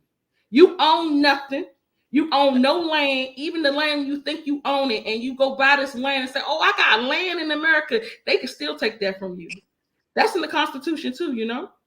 Yeah. They take anything from you. Your car, you go get a car and you say, "Oh, I got the title in my name, the title in their name too." At the top of the car, at the title, it say what state it belongs to. That title, that car ain't even yours. When they ready to take that, they can take that too. When you got kids, you say, "Well, the kids is mine." The kids ain't even yours. When you ready to take that, they gonna take that too. That birth certificate got their name on the top. They own everything. They own you. You ain't doing nothing without these folks. So at the end of the day, you might as well let it go. People don't want to give up they citizenship because they have freedom with the little blue passport, but not even that is not even freedom for real. They controlling that thing too, because you shouldn't even have to have a passport. You should be able to go where you want, when you want, and how you want. Why are you applying for visas and all this stuff to go somewhere? Come on now. Everything. They own everything. Everything. Nothing's going to change. Nothing's going to get better for us. It's just we still slaves. It's just modernized slavery. That's all. So, so what do we do then? What do we do with this having being slaves? You know that everybody been trying to figure that thing out for the last 400 years, trying to figure out what the hell we supposed to do. So now what we're doing is we're getting passports and we're finding better countries. But like if you listen to Tariq Nasheed, he explains a lot of this stuff. Like he says like we need to like start like working together what like supporting black businesses and things like that, you know. So yeah, I will agree with that one. Yes, because that's all I do is support black businesses. I agree with that, but everybody not gonna get on board. The reason why everybody not gonna get on board is because people are already slave. The slavery is in the mindset. They already brainwashed. They already think. Like even just look at the whole COVID situation and what happened with COVID. How many people put that mask on because they said so? They said we're gonna herd y'all like sheep. This whole COVID was just a practice to see how people can conform to them, and they did. They did. When they say put that mask on, they said okay. Master said put the mask on. Then they said, hey, you gonna have to do your vaccination. Okay, Master said take the vaccination. So no, everybody is not gonna be on board with you. Everybody's not gonna go where you're going. Everybody don't understand it. Yeah, but at the same time, what we don't need everyone to be on board. All we need is a certain number of people who could be able to fight. Like in a revolution, not everyone fights in a war. Yeah, that's true. It's only like a certain population that's fighting in the war. You know, like so it's only like a certain group of people, like-minded people that we need to fight. You know, like-minded people. That's what I was telling Dr. Umar. I said we need to do a whole 1,000,000-man march. You can do it, and we can fight for our rights. But then how many people we know that fought before that? And nothing happened. We're still in the same spot. But I get what you're saying. 40 million Black Americans, United States. We don't need the entire 40 million. We probably need probably like 1 million to get that done. You know, we don't need everybody. We can ruffle some feathers. We can cause some chaos. Well, yeah. We can act up. We can act up like a mother freaker. We can do all of that. But at the end of the day, are we going to be able to change? Because some of the people that's supposed to be on our team is going to be on their side. Well, yeah. And the people on their side is gonna get messed up. But we can't fight this whole war just 1 million people. We're gonna be outnumbered like a mother freak, okay? We was outnumbered with COVID. How many people did not believe in COVID? My hands raised.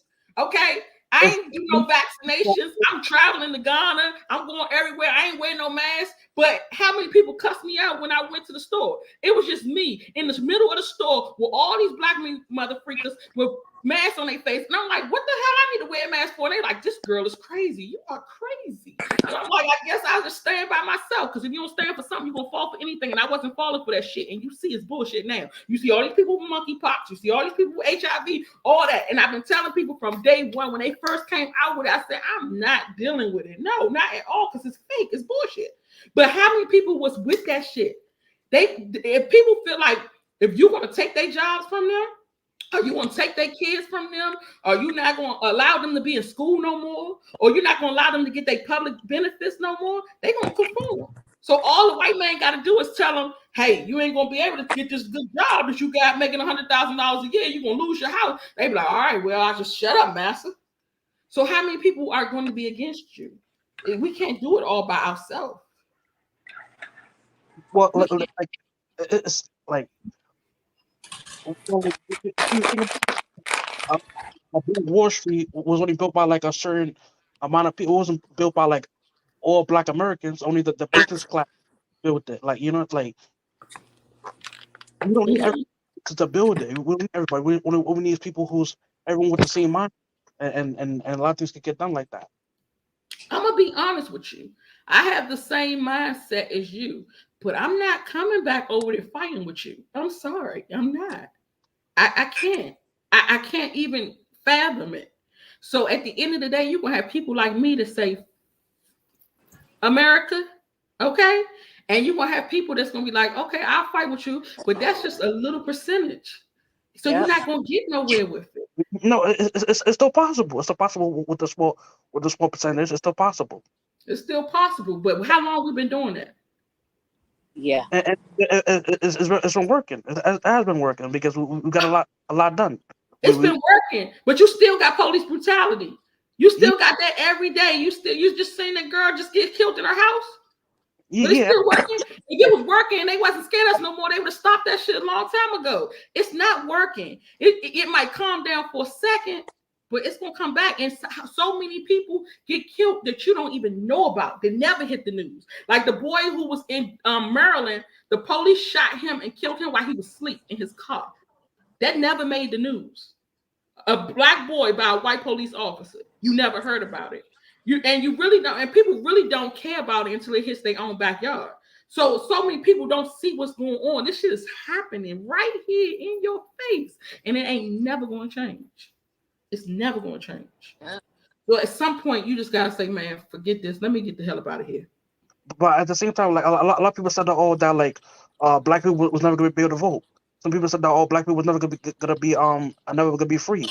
Yeah, they do that so you could be the fuck quiet. They say, hey, you can vote now, and you vote, and they already know. We already know Kamala Harris is going to be in office. It's already ordained. We know it. It's a plan. They already planned this stuff up. Ain't nothing you can do to change it. Just like if you watch The Simpsons, you saw Donald Trump on The Simpsons, right? Yeah, so that was just a coincidence. You saw know what, Kavesha? You know what's happening here, Kavesha? What? He's a young person that still believes in the system. He still has hope. If you listen, he believes that things can change. So I appreciate you having that optimism. But we're older and we just see things different. We know a little different, but you might manifest exactly what you want one day. You understand? But so many people that's not going to fight with you because we're done. We're tired. Now, a younger generation might come through for you, but I appreciate the fact that you still have hope. Yeah. But like, if we all start fighting, then our things gonna go backwards. They're gonna take our little freedoms that we do have. If we don't fight? Yeah, if we don't fight, they're gonna take everything back. They go, okay, since they're not fighting, let's take this away from us. Let's do this. You know what I'm saying? Like fight, they gotta come down harder on us. So what you suggesting? I'm saying we fight. You want a revolution? Woo, woo. Well, yes, there has to be a revolution. Like in Africa right now, what's going on in Burkina Faso, Nigeria, Mali or whatever. They have a revolution right now, and they're fighting to rid the French and the U.S. and all these European nations out of their country. You think that's going to change? Yes, it's going to change because he's actually doing a lot. He's getting garbage trucks in his country. He's getting different weapons, guns, and he's gonna like to protect his nation. You know what I'm saying? So he's making things better for people. Like he's getting like he's trying to like he's not trying to be a puppet for these white supremacists anymore. He's not trying to do that. And if we all like it's okay, like if people just give up, then like the whole world's done. We can't just give up Mhm. and run to another country and like that. We can't do that. So we just stay in our country We with can fight. all these new foreigners in the country. We stay in there and we fight, which they not gonna fight. You know that, right? The foreigners not gonna fight Yeah, because first of yeah, all, it's not their country. Second yeah, of all, they don't want to get deported. So majority of America is full of foreigners right now. You go over to what's that Miami? That's all you see.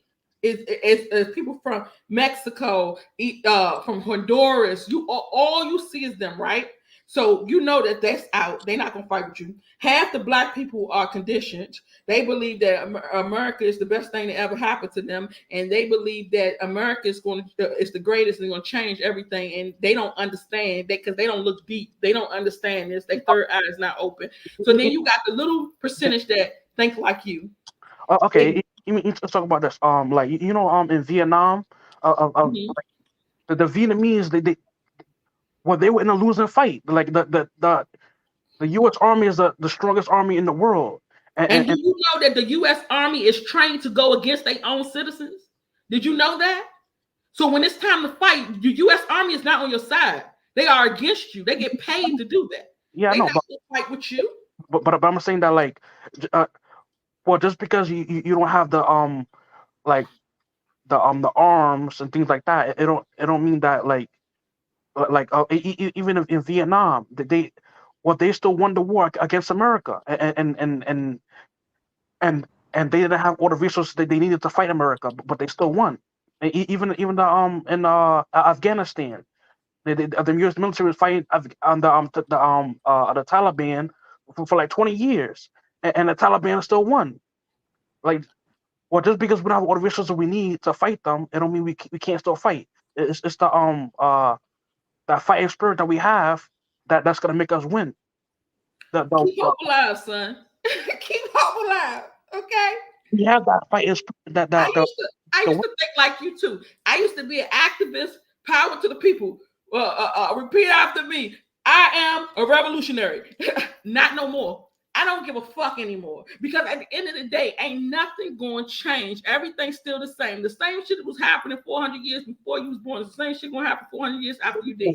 It's yeah. we living to die and down to live. It's nothing happening anymore. So you can think that all day that you're going to start a revolution and we're going to change this world. You know the elites run this shit. They not with you. They But not riding with you. And but they change everything. They the ones who does all this shit. They not riding with you. I'm sorry. All we gonna do is talk. We can talk a good game. That's it. Should be chatting. Whatever happened to that dude who was walking around with the guns? I forgot his name. He was walking around with the guns, still COVID, and they locked him up. He had a group of people like-minded that thought like him. You see, that's over. The only person still standing on business is Dr. Umar. He by himself. I asked Dr. Umar, what the hell are you going to do? Because you talking, all you doing is chatting. Put some action behind that. What are you going to do besides going around to different countries and trying to get black folks together that's going to come together for that night for a couple hours and then leave and never think about this shit again? What are you going to do different? Because he trying his little hardest. I give him power praise for trying, but ain't nothing happening. He done made so much noise and so much records, and ain't nothing still happening. And the school still ain't built either. his school ain't Yeah, built up. yeah, Jam Master Jake, that was his name. Yeah. Yeah, what happened with him? What Uh, happened? Because he was trying to do something. Like all these little groups that you see that be trying to get together and do their thing, you might as well just do something for you. Just try to beat the system, beat them at their own game. And like when they say these is rural areas where you can buy land and you don't have to pay and you actually own the land, try to get some rural land like that, and then you build a community for you and like-minded people, and yeah. y'all stay off to yourself. That's the best you can do. What else? Yeah. So that's something I was thinking too. Like when I was I was thinking about doing that too. Like when I get some like save some money up or everything, buy some land, and then like start like a community like the Amish, something like that. Uh-huh. Yeah. Yep. That's all you can do. Try use their money to do it though. Use their money. Don't try to use your own money. Use their money or start some crowdfunding. So get some people that's like minded like you. Put y'all money together and build it. But that's about all you can do. Anything else is uncivilized. Cause ain't nothing gonna change, honey. I'm sorry. I'm 40 years old. I ain't seen shit change yet. But like I'm gonna keep fighting and like until like I get to that point. If I get to that point, then yeah. I can pay men to fuck me. What the hell is you talking about? You must be my husband, my ex-husband, talking this dumb shit. About I can pay men to fuck me. Wow, he said that shit. You must be him because he said that dumb shit today that I can pay a man to fuck me. What I need to pay for? You know, dick is free. Come on now. And ain't a nigga swinging that shit at me. I don't want it. So I'm gonna pay a nigga to do it. You got me fucked up. I'm sorry for talking like that. Another question too. Whatever. How was the food in Ghana or whatever? How's the food over there? The food, it's nasty to me, but it might be good to you. But the thing is, it's too much grease. So once you eat it, you gotta go to the bathroom, and the bathrooms are not. It's few. Like the fat on the meat, right? Huh? Like all the fat on the meat. That's what you're talking about? No, I'm talking about what they cook it with. The palm oil and the oil that they cook it with, it's greasy. Okay. So the food is greasy. So you go to the bathroom, you spend more time in the bathroom than anywhere else. Your body got to get used to it because you're not used to that. So it's going to take about 2-3 weeks to get used to before you be okay and you can chill and have fun and not have to go to the bathroom. So all the food is nasty, or is like it is certain things? I like palava sauce. That's good. That's my favorite. I don't like banku and gari and fufu and none of that. That's nasty to me.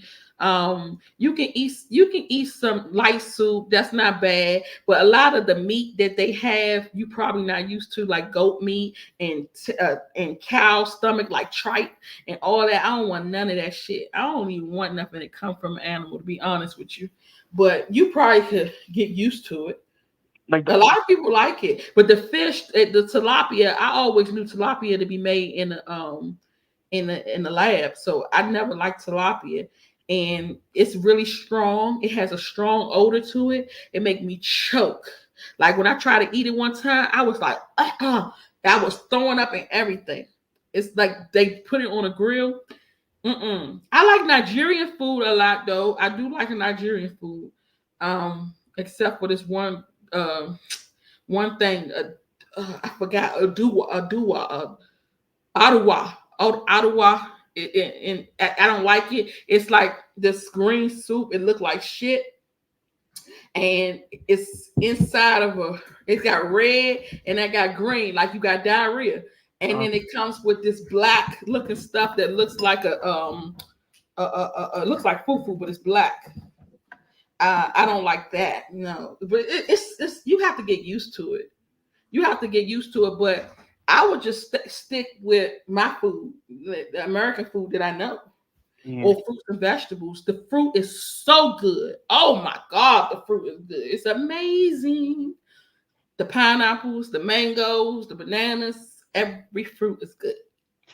But yeah, if I go over there, I'm like, oh, this food is nasty. Or what are people gonna say if I say that? They're going to be like, you disrespecting our country. They told me that. I said, don't bring me this shit again. This nasty ass shit. Just the disrespect was when you brought me this shit and you put it in front of my face. I don't want this shit. And they're like, oh my God, you're being so disrespectful and rude to the culture. I said, well, I'm sorry. They was rude to me when they put this shit in my face. What that shit? Oh my God, no. But yeah, they're gonna think that you being disrespectful. You being disrespectful. Also, but a lot of the culture is different because you're being disrespectful if you, let's say you ate already and you come into my home and I offer you some food and you don't take it. That's disrespectful. That you saying no, I don't want your food. Or I got a bowl and you got 10 niggas eating out that bowl and then you offer me some and I don't come and partake. That's disrespectful. So, it is what it is. But at the end of the day, that's the stuff that you have to deal with when you go to other countries. You got to learn the culture. But like when they eat out the bowl and stuff, do they wash their hands before they do that? Yes. Yes, they really serious about hygiene. So they always wash their hands before and after they eat. And that's why you'll see they have a bowl of water and they dip their hands in it and put some soap on it and they wash their hands in that bowl of water. But everybody's hands is in that water too. So if you're a real like what is it? Clean fanatic, you're gonna be like, I still don't want it. Because everybody's hands is in that same bowl.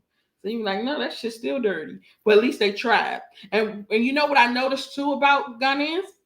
Is that this is the only time I've seen this, because I've never seen this in the States. When they take a shit, they take a shower. And sometimes when they pee, they take a shower. We don't do that in America. We can take a shit and wipe our ass and put some, maybe use some wipes and get up and go. They don't do that. They have to take a full shower afterwards. Well, like, what do they use? Like to like to what they bought? Do they have tissue over there? They have what now? Do they have tissue? Tissue, yes, tissue. But some of the places, I am not disrespecting nobody. Come on now, go sit down somewhere. Some of the places, you can't use the tissue because the drain is not good. The draining system is not good, so it'll clog up the drain. That's like that in a lot of foreign countries, though. Like in Mexico, you take the toilet paper and wipe your ass, even if it's shit on it. You put it in the trash, and it'd be a lot of flies flying around the trash and everything because trash full of shitty tissue. But they can't. Some places don't have that system like we do. So that's something else you have to deal with. I'm not talking about like the city parts. I'm talking about like the village. Do they have tissue in the village? Village part. That's what you said. Tissue in the village? Yeah, they have tissue in the village. Yeah. Oh, let's ask Passport Travel. Passport Travel, do they have tissue in the village? I can't hear you. Hello? Oh. They do have tissue, but a lot of them are not used to using it. They just take water everywhere they go. Like you'll see them take in the village I lived in, the Muslims keep water on them. They always take water to the bathroom. So they take a shower. Issue. Excuse me? So they can wash their ass after they shit. Yeah, they use water. Now, Latif, my husband, will take a whole shower. But if you're out and about, they just keep water with them. So like in the village, they just like splash water on their butt. Yes, it's not just the village. It's different places in Ghana other than the village. A lot of them are not raised up using tissue, but yeah, they have tissue. Just everybody is not used to it. It depends on how they were raised. And then once you get used to it, you probably don't use tissue no more either. Because I prefer now to have a sprayer on my toilet and I just clean myself like that when I finish. So I put that on all my toilet in my houses and everything. Yeah, the bidet, the bidet style.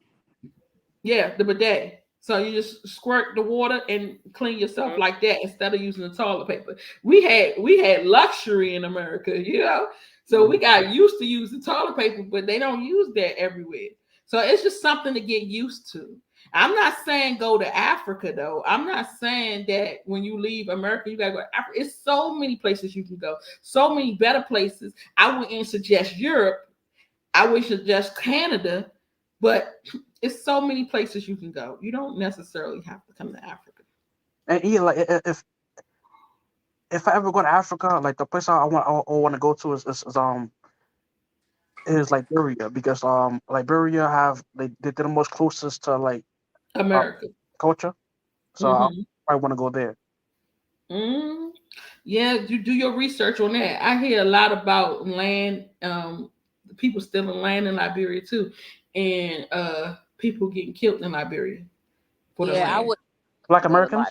I heard good things about Liberia. Yes. So just do your research wherever you go. Before you go, find somebody there. Get on Facebook groups about the country you want to go to. It's a lot of expats in the Facebook groups that's dealing with that country, and they'll tell you stuff. They'll tell you how you get there, tell you different areas to live in.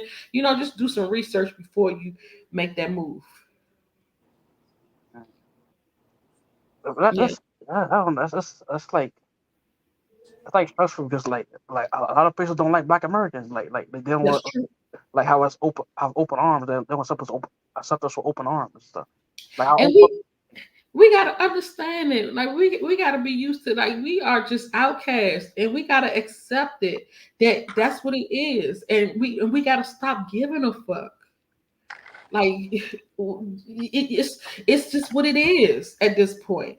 I don't even care if you don't like me, but now the point is, if you don't like me, I don't have to be here. I will leave. Like, okay, the problem isn't like they don't like us. The problem is that they want to hurt us. Oh, That's hurt us. yeah, they want to like they kill us or like scam us. Oh, It's not about like not liking us. The problem mm-hmm. is that, like they do things to hurt us. That's the real Yeah, problem. yeah, I understand that. I see that a lot of places. Okay, you don't have to like me, but like at least like show me some common decent respect. Like But in America, they want to hurt you too. So you can get killed for just your color of your skin in America. The police pull you over, he might want to kill your ass just because you black. So at the end of the day, there's no place for us. We just got to get in where we fit in. At the end of the day, I'm sorry, but that's just how it is. Sapphire, won't you come up to the stage? Come up here. I gotta invite you. And I'm gonna invite whoever want to come up here now on this copy. Somebody said just pray. Do you think prayer changes things? Huh, Avery? Irie? or prayer or I'm not religious. I'm more like I'm more spiritual. Yeah, I'm spiritual too. But I remember the ancestors praying, and they was doing their old Negro spirituals, and they still was getting their ass whooped. So I don't even know anymore. Look, I don't even I look. see. Shit, we don't know. BP, BP, you got somebody in the chat that's being real disrespectful, and I know. heard you Really? tell them once to respect other people's opinions. If they can't respect opinions and respect this stage, boot their asses off the fucking get them out of here. Don't even tell them no I don't more. even You know done what they told them a said. couple times already. I'm reading the chats. If you can't respect other people's opinion, get your ass out the chat. Oh my goodness. I, I just be letting people just be talking anyhow. I think that one of these people was my ex-husband because he said the same exact thing that he told me earlier. He said the same exact thing. And I said, hold up, that's the same shit he said to me. What confession? Let me see what he said because I be forgetting. Okay. Like, I don't know what the nigga said. I can't see it now. But it was Robert Blankson. I don't know who the hell that is. Oh, he said, so why are you back in Ghana? Because you can pay some men to fuck you, ain't it? Um, He said I could pay man, some men. I would have got him out of here. I don't tolerate that bullshit. He said I could pay some men to fuck me. Like I gotta pay for it. No, apparently, you know what that is. That's probably what he does. That's why that's on his mind. That's probably Oh, what he does. yes, because I noticed that people do that. Whenever's on their mind, they talk about it. Because my ex-husband, he said that earlier, but he also said that I was going to pay a nigga to be with me, and I said, damn. So is that what you do? You just let bras pay you to be with them? So like that's how you think? Because I don't think like that. I don't think like I'm gonna meet some nigga and I gotta pay this nigga to be with me. No, that's crazy. You said why is he in my business? I don't know. I don't know, Dior, but do you want to come up to the stage? Let me invite you again. And then, passport traveler, I need you to take care of this because I have to use the bathroom real quick. All right, go ahead. I'm sorry, y'all. I ain't got to take no shit, though. I'll be right back. A passport travel. I have a question for you. Yes. Uh, well, do they have any like guns in Africa?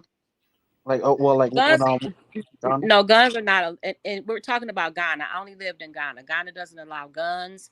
The police have them. They don't you. Have not heard in over 3.5 years. I never heard one gunshot in Ghana. Not one. I personally, because I owned a store, could have gotten access to one, but I didn't want that. There was no need for it. You don't see the police where I live at all, except on the highway, because there's no need for them to patrol the community where I live. So we're talking about just where I lived. Okay, so well, you say you could have got access to a gun, but I remember you saying that that like that they were stealing the goats and stuff from your Uh, no, that yes, they were stealing my goats, but I will never take a gun and take a human's life because they stole a goat. Let's just understand that the goats wasn't that important to me. I would have defended myself had they that. What they're not is armed robbers. They're just thieves. They want to just run up, steal something, and leave. They're not into armed robbery where I live. Um, there are no guns allowed in Ghana for the most part. There's a very small select. There's a select group of people that can get them, but people are not just walking around carrying guns in Ghana. I'm sure there's some illegal ones somewhere, but like I said, I lived there over 3.5 years. I never heard a one gunshot. I only saw one gun, and the chief had it, and he had a gun.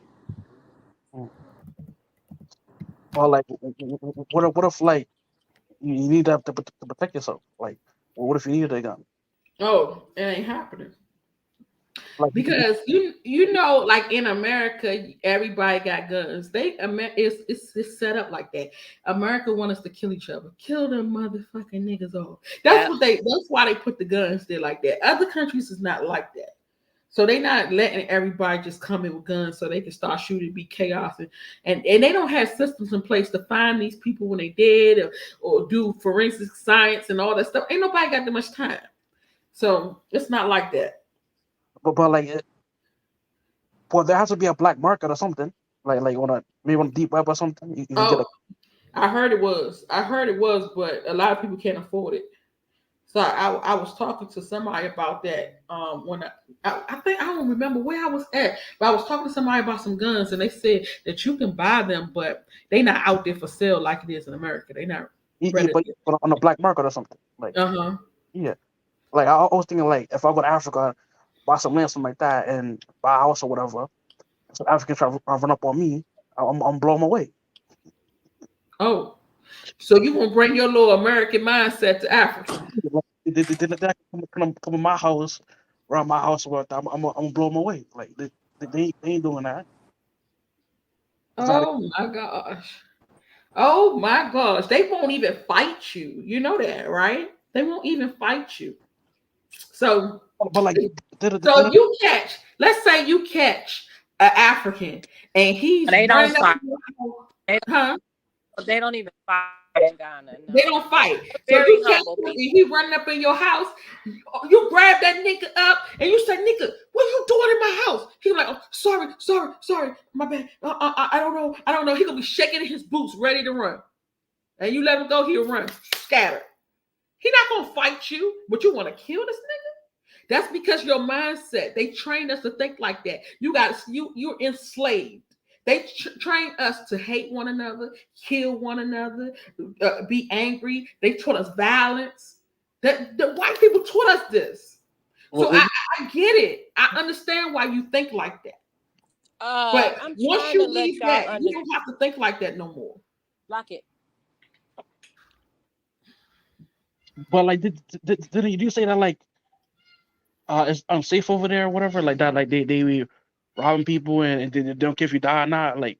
I mean, I've seen stuff happen like that, but it's the scary type of person. So it's the people like, okay, for instance, to put it on a simple and plain level. Let's say, have you ever had somebody that was on the phone with you cussing you out, and then when you see them, they ain't saying shit? Like you be like, man, what's that shit you was talking on the phone? Well, I ain't talking about nothing. They cop a plea. That's them. Okay. So when they come to do something, they're gonna sneak around you and do it.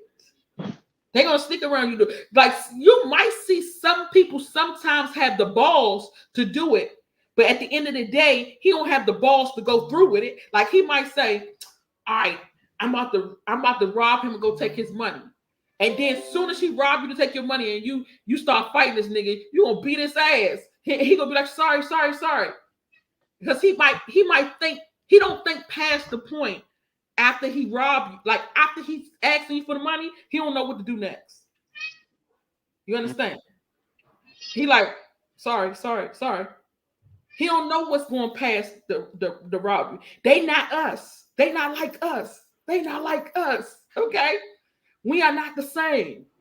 So when you thinking, man, this nigga just robbed me, I'm about to kill this nigga. He thinking, I just wanted something to eat.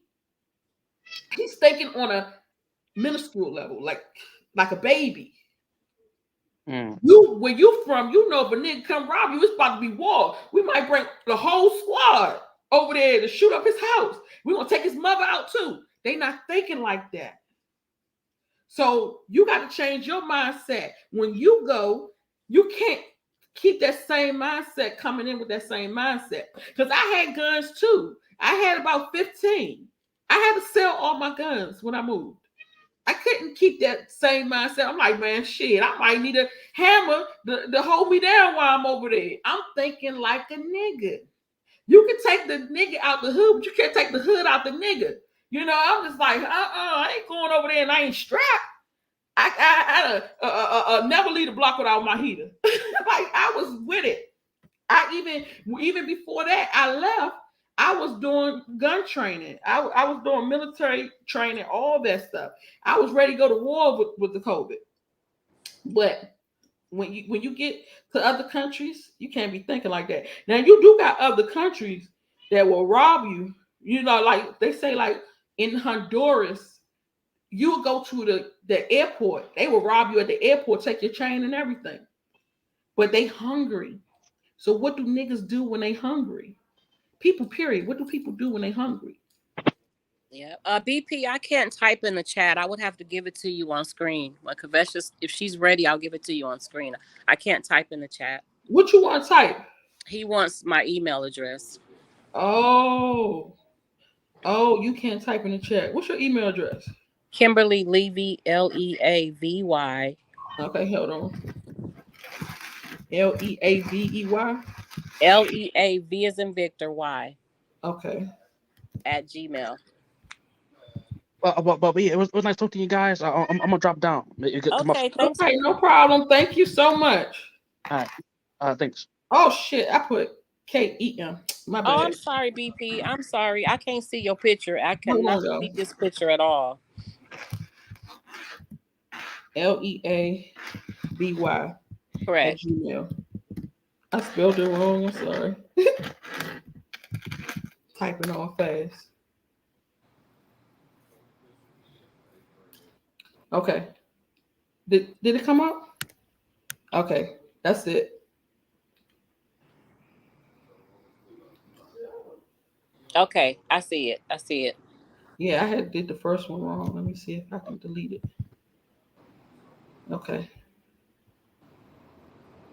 So for the people in the chat saying that you can get guns, or maybe people have guns and I don't see the gun, that could be true. I'm telling y'all, since I've been in Africa over 3.5 years, I've only seen one gun, and a chief had it. I have not heard not one gunshot in over 3.5 years. Mm-hmm. I didn't say there were no guns in Ghana. I said Ghana does not generally allow guns. That's what I said. Yeah.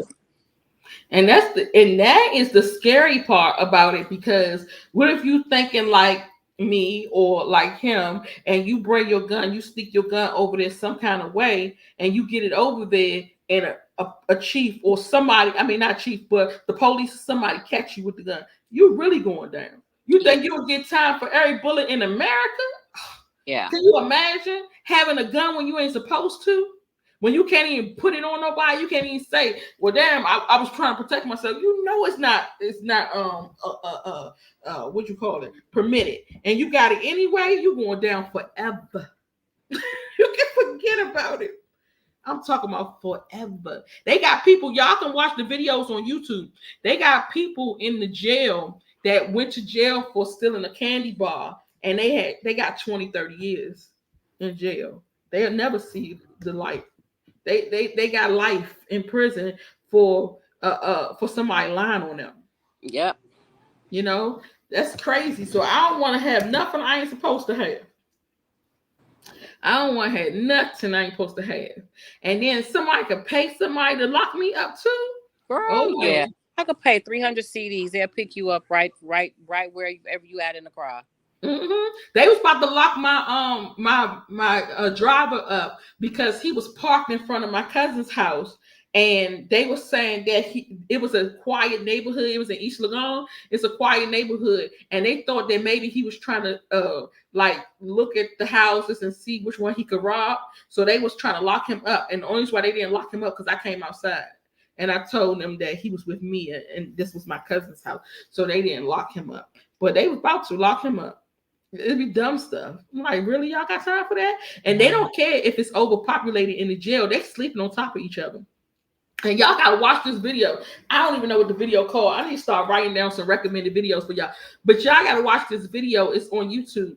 And they was in the jail because I like to see what the jails look like. I like anything about jail for some reason. I love jail movies. I don't love jailbirds, okay? But I love jail movies. I love First 48. I love anything that's dealing with jail. I love jail music. I would listen to jail music and bump that shit in the car. They be going hard freestyling in the jail. So I just love jail stuff. So I always watch that. And they was talking about in Kenya, in the jail, that it was overpopulated, right? So they had rats, like real bad, like it's rat infested. You could be sitting on the floor because they so overpopulated that it's like 1,000 niggas in one cell.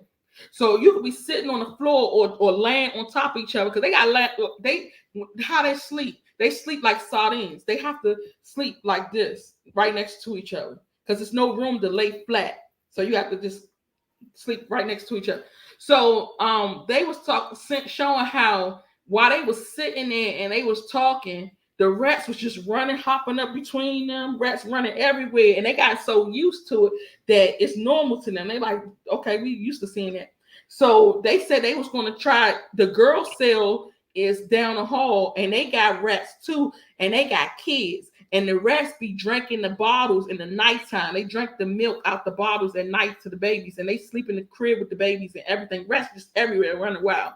And they said they was going to try to get the rat population down. So they end up putting the big cages that they put outside your house to catch the raccoons.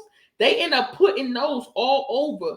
But they said that they have to put them over outside when the inmates go indoors to go sleep for the night. Because if they stay woke and they see them putting those cages outside, they'll go steal the little fish. You seen them little nasty looking fish that's dry, that's at the beach? I know they was all over Jamestown. They had some nasty little fish, and it stank like shit. They said the smell will attract the rats. The rats will go in the cage and get the fish. But if they put it out during the time that the inmates are woke, the inmates are going to steal the fish. So then the rats won't get inside the cage. So they was talking about how they was trying to get the population down, and people was telling their stories and talking about how they just got locked up for the minuscule thing. Like, I'm like, what the hell? Just simple stuff, because they was looking at a lady and he said he might was thinking about, trying to talk to her because she looked beautiful, and she called the police on him and he got locked up. What? And he been locked up for 15 years already. I'm like, the hell? So the only thing good I can say about America is we got freedom to where we're not getting arrested for a little stupid stuff like that. You do have some good stuff in America, but then you have a lot of bad stuff too. But then when you compare it to these other countries, you're like, damn, man, I might have to stay in America. Yeah.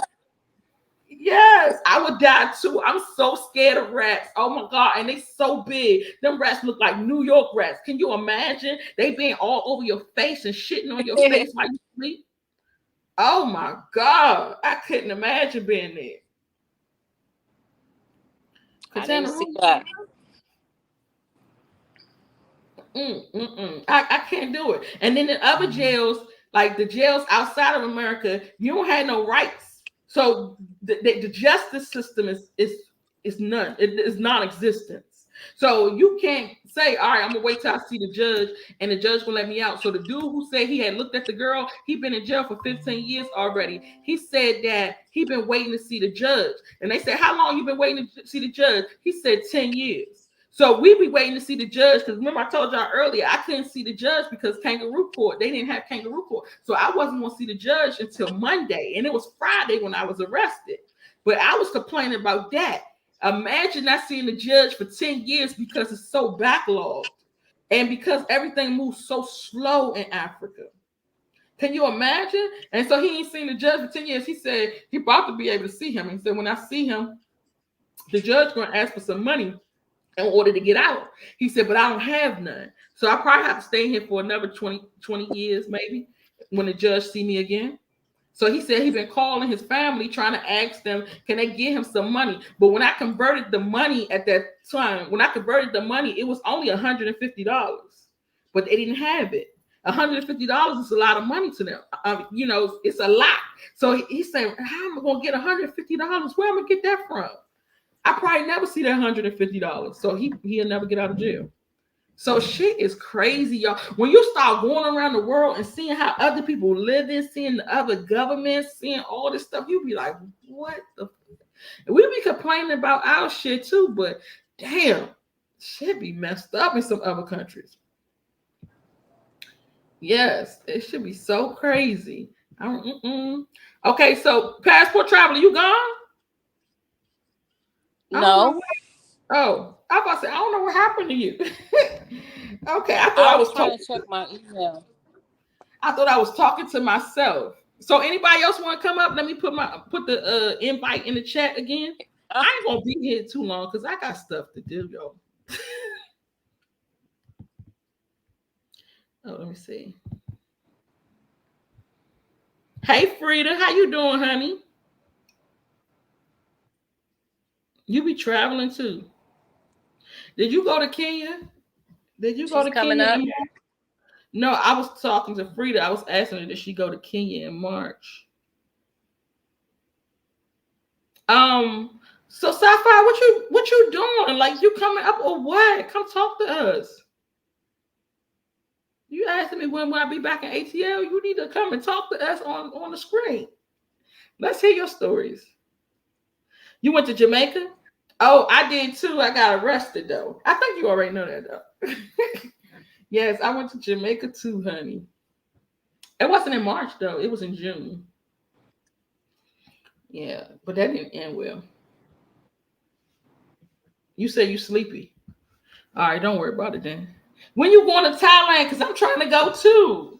But I'm trying to go in January. I think that would be a better time for me. You see my crazy ass. Yeah, I think that would be a better time for me. So passport travel. I don't think nobody else coming up with me. So I guess I'm just gonna talk my shit, swap my spit next time. Okay.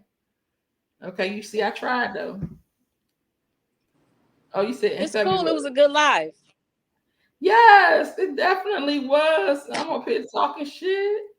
But my daughter was like, "You need to start going live." You learned shit today. Yes. My daughter said you need to start going live and telling your stories because you got so many stories. I say, yes, I do. I have stories for days. I was telling her about this story, right?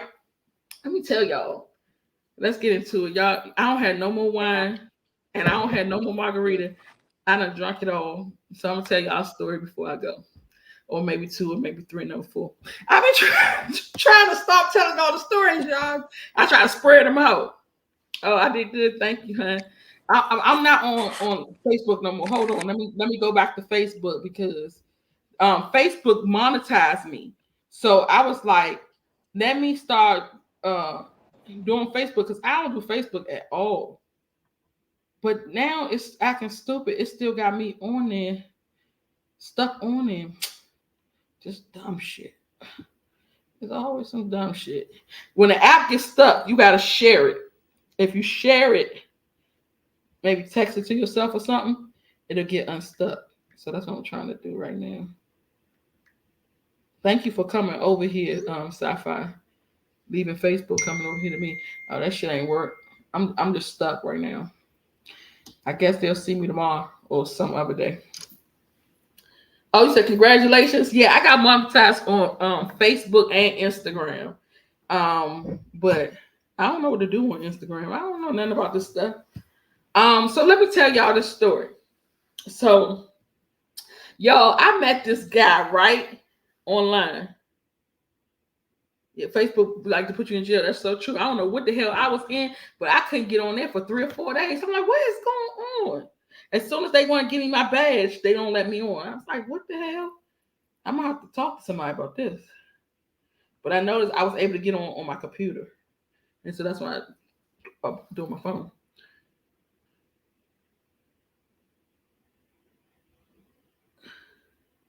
You say you're gonna stay up past 3 a.m. with me one day? What's today? I mean, what's today? You gonna stay up past 3 a.m. I do be staying on live for a long time. I don't know how long I've been on here. Oh, 3 hours and 24 minutes. I say I'm gonna get on for a few minutes and then I stay on for all day. One day I'm gonna do a live for 24 hours. 24 hours. I'm gonna get y'all. Y'all can go home, take a shower, put your clothes on, get back on live. I'm gonna still be there. You go eat, you go on a date, I'm gonna still be there. So let me tell y'all my dippy ass. Okay, what I did. So I went online, right? And I was like, let me go on this little this app and talk to some niggas, right? So I go on this app. So I'm talking to this dude. And he was really, really, really, really super sweet. Okay. And I'm wasting time at this point. So I was like, I'm going to go on there and talk to him, but he's an American. So it was nothing going past talking or seeing him. That's it. Just chilling. So I was like, let me talk to this dude. So I see the pictures and he looks nice looking dude. Right. So I tell him, look, I need you to, I said, I want to see you, before I leave, but I need you to take me to the airport. So he said, you like it? He said, okay, I have no problem with that. He said, but my day is going to be really busy because I have to clean up the house. He said, I'm going to wash clothes and then I'm going to go into the gym. So I will have to probably pick you up after the gym. I said, okay, no problem. I don't have no problem with that. And I just chill with you until it's time for me to go to the airport in the morning. He was like, okay, cool. I was like, all right. So then he was texting me, and I love it when somebody texts me and keep me informed. Don't tell me you gonna come see me. Don't tell me you gonna come get me, and I don't hear for you for the rest of the day. Because then I think you're gonna what do you call it? Just disappear and not come through. I think that you're gonna stand me up. So I like the fact that he was texting me. He was like, all right, so I'm on my way to the gym now, texting me. So, I'm cleaning up now. I'll probably be ready. I'll probably be done with this about 20 minutes. I'm like, okay, keep me informed. Okay, let's get it. Let's go. So I'm all excited. I said, I like him. He's really cool people. So he called me when he was cleaning up and was talking to me. He said, I just want to talk to you for a while I'm cleaning up. I was like, this nigga getting a whole bunch of cool points from me. I like this. So then he was like, he called me. He said, all right, I'm finished with the gym. So just send me the address. I'll be on my way to pick you up. And I'll take you to the airport in the morning, whatever you want to do. I said, you know what? I have to wash clothes because I forgot that I needed certain outfits to take with me. He said, no problem. He said, you can wash your clothes at my house. I was like, oh shit. So I was like, oh shit, we got it. Because I remember my friend is crazy as hell. I gotta get her on video for y'all to see. It's something wrong with the brain. It's not there. So she told me that somebody had some nigga she was talking to said that he wanted to come see her. She wanted him to come see her too. But he asked her, he was like, all right, so when I come over there, he said, I'm really busy today and I need to wash my clothes. Is it possible I can wash my clothes at your house? And she said, hell no, you ain't washing your clothes at my house. She said, I don't like that. I don't feel comfortable with you washing your clothes in my house. Just forget about it. Don't even come. So I was like, damn, you couldn't even let the nigga wash a load. He trying to come see you. You should at least let him wash a load. Don't have no problem. She was like, no, I don't feel comfortable nobody using my damn wash machine. I said, okay. So I thought about that when I talked to the nigga and he said I could wash clothes in his house. I was like, okay, we on today. So I get my clothes and stuff ready, get my stuff all packed up. I had several bags because I was going to the airport. I was going out of town. So it was several stuff that I needed to take with me. So he pulls up. I go outside. I got all my stuff on the porch. I'm locking the door. But what I notice is the nigga ain't coming to help me. And I'm like, hold up. You mean to tell me he got all these cool points, but now he gets here. I got my stuff on the porch and it's clear to see that I got a whole bunch of luggages. I got bags. And you mean to tell me this nigga ain't gonna get out the car and come help me? Oh, at this point, I'm floored. I'm like, you know what? I probably should go in this house and don't even go. I said, but you know what? I need to stop being rude like that. And plus, the dude said he was taking me to the airport. That's a free ride because the airport from my house is 45 minutes. That costs like $110, $115. So I was like, shit, I'm going to say that $115. That's pretty good. So just listen to the story, Sci-Fi. Okay? So I started taking my bags down the steps and then I started building up what the hell I'm gonna say because sometimes I could be rude. So I was like, I gotta figure out how I'm gonna say what I gotta say because I gotta say something because obviously nobody taught him any better that he's gonna come over here, get me, see me with all these bags, and I gotta walk down these steps and walk down the path to get in the car down the hill. No, and he's not gonna help me. So I'm just like, I'm gonna say something. Let me get all these bags, but I'm still that same OG. I'm still gonna hold my own and do shit for myself. So I wasn't gonna sweat that part, but I'm like, damn, he could at least help me.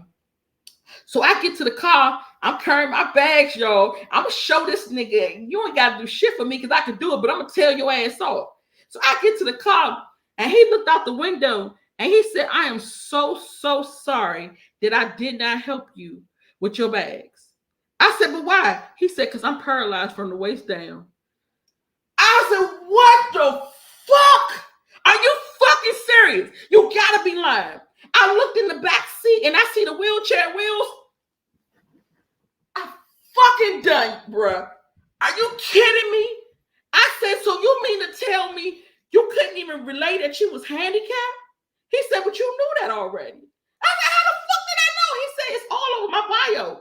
I said, you a goddamn lie. Because I read your bio several times because I was trying to figure out something to have a conversation with you about. So you know damn well you ain't tell me you was in a wheelchair. He said, I've been paralyzed since I was 19 years old. I said, so you mean to tell me I got to put this shit in the back by myself? He was like, if you feel like you can't handle it, you know, I can just go head home. I said, what? I said, this nigga, he better not fucking touch me, say nothing to me or nothing. I'm going to use this nigga to get this ride to this airport and I'm going to shut the fuck up. So I put the stuff in the trunk and the whole time I'm putting this shit in the trunk, I'm flustered. I'm mad as hell. I'm like, why the hell he did not relay this to me? So I put the stuff in the car and I get in the passenger seat and I look down and I said, this nigga is handicapped. He has a handle that comes up and he used the handle with his hand. The handle is to push the brake and push the pedal because he can't use his feet. And I'm like, I've never been through this before. This is crazy to me. So while we driving, he says, everything all right? I said, yeah, I'm trying not to be rude, trying not to be disrespectful. I said, yes, everything is okay. Because I was trying to figure out, I was going to ask you why you didn't come and help me with my bags because I had so many suitcases. I didn't know that this was going on. He said, yeah, but you should have read my bio. I said, I did. And you didn't say nothing. Matter of fact, we're going to read it together. And I pulled it up. I said, where the fuck do it say that you in a wheelchair? He said, oh, they must have deleted it. I said, this nigga crazy as fuck. Are you serious right now? He said, yeah. So this nigga tell me, I said, well, please explain to me. how this situation happened. How did this situation come about? He said, okay, so when I was 19 years old, I was with my friends and we went to a club. And my friend had told me he wanted me to come to the club. He always been around me. I ain't never know him to have no beef. He said, but we was at the club. We standing outside trying to talk to some of the girls while they coming up the club, and the nigga come up to him and shoot him. But when he shot him, this was supposed to be point blank range. He said when he shot him, he shot me. So the nigga was so scared that after he shot me, he ran. So I said, so the nigga who the gun was meant for, the bullet was meant for, didn't get shot? He said, no. I said, now where's that nigga at now? He said, I never heard from him again or talked to him again. I said, so you mean to tell me while you sitting up in the hospital, this nigga gone on with his life? He said, yeah, I don't have nothing to say to him. I said, no, he got something to say to you. You just took a bullet for him. That could, you basically did a butterfly effect. You just actually took the bullet that was supposed to belong to him. He's supposed to be dead right now. And you took it. He was like, nah, I don't be tripping off of it. I said, so how has your life been? Because now this is coming and turning into a therapy session. Okay? Because all bets are off. Anything you thought was cute, it's not no more. So we need to just go ahead and discuss your life and what you're going to do with it. So I'm talking to him. I said, so this is like, this is it's so weird to me. This what's going on right now. Did you still be on dating lines? You still be talking to girls? He said, man, I get more pussy now than I did when I was 19. I said, you a goddamn lie. He said, yes, they be eager and interested. Who? Where they at? I can talk to them. Are you fucking kidding me? He said, no. He said, I lie to you not. He said I get more now than I ever have before. I said, well, how often you talking about? He said, maybe like once a week. I said, what? He said, yeah, ain't nothing. He said, I do everything by myself. I go on trips. I go out the country. I go on vacation. I said, ain't no way. You going on trips and you going on vacation because whole time you said you was paralyzed. So that means when you get on the airplane, how you going to the bathroom? He said, oh, people will help me get to the bathroom. I said, you can't walk. He said, well, I don't take long trips. I said, okay, hold up. Because now you told me the first lie. You said that you put that on your bio that you was handicapped. Now you're telling me the second lie. This is just the lies I'm catching at this point. I'm telling you the second line that you going out the country and you going on vacations. Nigga, I can't even go on vacations that easy. So you ain't tell me you on vacations in a wheelchair paralyzed and you got to get on the plane? Who's helping you on the plane? Because ain't no wheelchair coming on the plane. He said, we make it work. I said, okay, I know that's a fucking lie. This nigga just is a pathological lie at this point. So then I said, okay, whatever.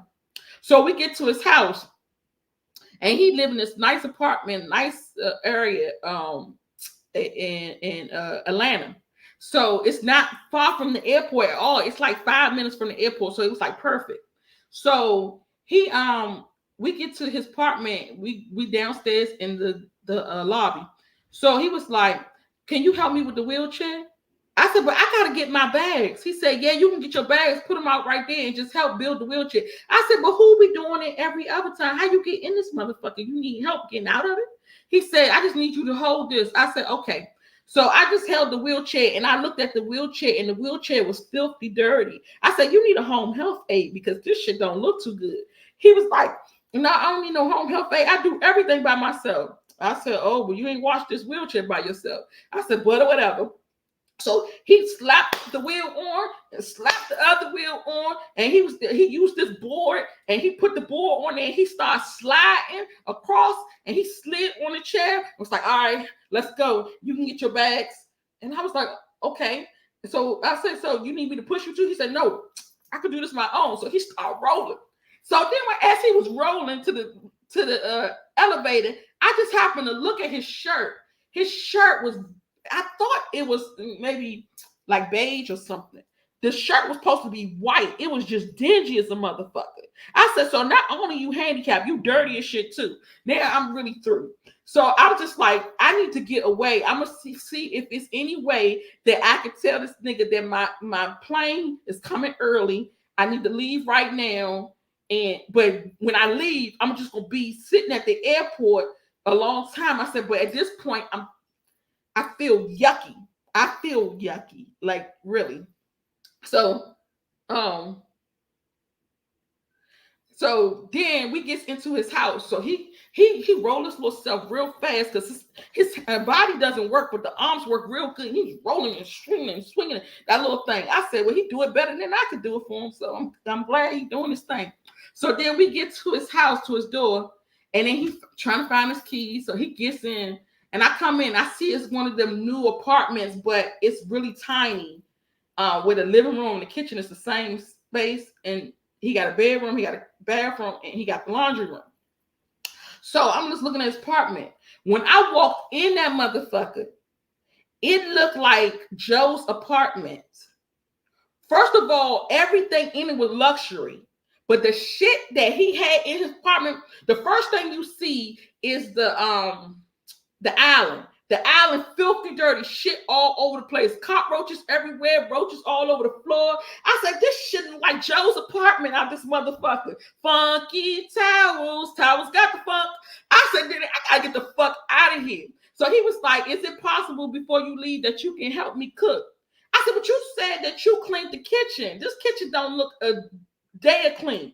This shit look like it's been like this since you moved in here. How long you been living here? He said 3 years. I said, that looks like the 3 years that you moved in 3 years ago. That's exactly what it looks like. I said, I can't do this. I didn't come over here for this.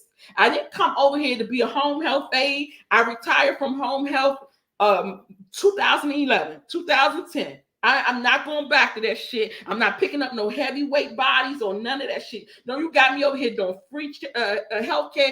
I would have just paid the $115 to catch the damn Uber for all this because I'm not working no more. This is too much. So he was like, no, I didn't want you to do that. I just want you to make me some eggs because I'm a little hungry. And I was like, see, I'm hungry too, but I wouldn't eat this motherfucker.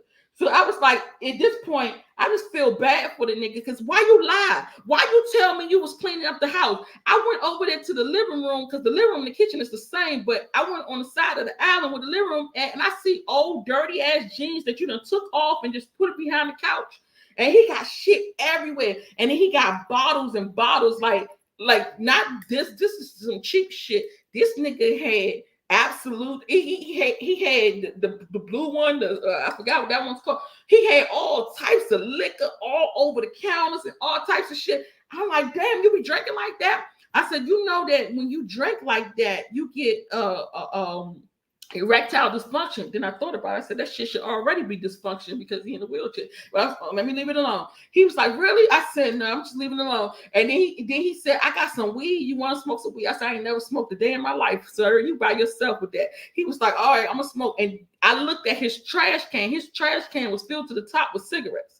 I said, you over here killing yourself. You smoking weed, you drinking, you got a dirty, filthy ass house. What else do I need to find out? I said, then you gonna lie to me. First of all, I just caught you in another lie because you told me you went to the gym. How you going to the gym in a wheelchair? I can't even go to the gym and I'm not in a wheelchair. He said, oh, I be getting it in. No, the fuck you don't. You wanted to make me think that you was good to go. So then he was like, he said, oh, and I said, then the other lie, you told me that you was cleaning up all day. What you clean? He said, I was trying to. I said, I'm about goddamn through. One more thing, I'm getting the fuck out of here. So then I said, you know what? I'm gonna help you with the dishes, but it's only gonna be a couple of them, and I'm gonna help you clean this frying pan so I can make you some eggs. What kind of eggs you want? He said, any kind of eggs. I said, I can do a sunny side up. What's that? I said, damn, this nigga's just slow too. He said, well, I said, what do you do for work? Because I'm thinking maybe at this point, maybe the nigga on Social Security. He said, I'm an IT specialist. So I work right there on the computer all day and I make good money. I said, oh, okay, well, you need to put that money in this house because you need to get you a maid, a home health aide, some more shit around here instead of putting your money into the liquor and the cigarettes. So then he was smoking some weed too. He said he's gonna go out on the porch and he rolled that little wheelchair out to the porch and went down. I'm like, damn, this nigga right there doing fast as shit. He could do Special Olympics out of this motherfucker. So then I said, well, let me just make him some eggs. I'm gonna get the fuck out of here soon, okay? That's what I keep telling myself. So I make his eggs and he gobbled that shit down real quick like he ain't ate all day. I said, when the last time you ate? He said, yesterday. I said, why? He said, because I ain't had nobody to cook for me. I said, nigga, you lying like fuck. He said, I usually just buy something when my money low. I said, nigga, you told me you make good money. You an IT tech. So now we got a whole nother lie. Come on now. How many times you gonna lie? I'm gonna tell y'all how many times after we finish, we're gonna go through all these fucking lies he told me. So then I said, well, you know what? I forgot that I bought dirty clothes. I really need to wash these clothes. So I'm going to wash my clothes at his house where I'm here and just sit on the couch and just hope none of these cockroaches and roaches get on me. So I went to go wash my clothes and the wash machine filthy dirty. I said, you said you wash clothes today. He said, yeah. I said, no. I asked him, I said, so let me, how you use this wash machine? He said, I don't know how to use that wash machine. I said, you told me you washed clothes today. He said, yeah, I tried. I said, well, goddamn, that's another lie. So you never wash clothes? He said, I ain't used this thing in a long time. I said, so now we got this retarded, slow motherfucker in the wheelchair that's a fucking habitual liar. I'm through. Okay. So then I said, I'm gonna just figure it out. It was kind of difficult to use it. I never seen a washing machine like that. I guess it's a handicap washing machine. I don't know. But I ain't never seen a washing machine like that. So I figured it out. And I put my clothes in the washing machine, put my clothes in the dry. He had clothes all on the floor in the laundry room, just nasty. So as I was sitting down, he would roll his little wheelchair over there, okay, real fast and stop abruptly by me and then rub me. I said, don't do that. Don't do that. He said, I just want a little bit. I said, well, you're not getting a little bit. I'm not her. That girl who you said or whoever the people was you said that was fucking you in the wheelchair, never will it happen. Okay? I'm not even attracted to wheelchair recipients. No, we're not doing that. So then he was like, he would play with himself, right? Catch this, because I'm peeping all this shit. So since I wouldn't touch him, he would just play with himself in front of me, but nothing was happening. Then I said, do your penis, do that work or is it paralyzed too? He said, yeah, it's paralyzed too. I said, nigga, when I was in the car with you, you told me you get more bitches now than you did when you was 19. So you lied about this.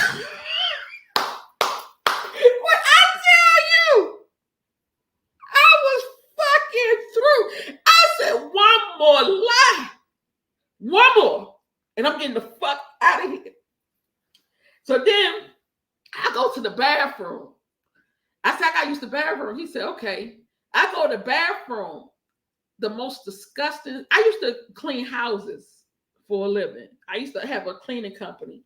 And I went in some Indians' houses that was filthy dirty. I mean, shit you never seen in your life. But this took the cake. That fucking shower looks like it was 6 years old. Nobody had touched it. It was so much soap scum, nasty shit all down the walls because it was supposed to be the white shower. Y'all know the new white showers they put in there with the glass and it's supposed to be real pretty because he had one of the new built houses that everything's supposed to look nice and modern. So I'm looking at this shower and I'm like, this shit could really look good. You couldn't even see through the window of the glass of the shower. It was so it had so much soap scum and oh my God. It was fucked up. The bathroom was real nasty. And then I just peeped that all over the bathroom had catheters. I saw the catheter box at first.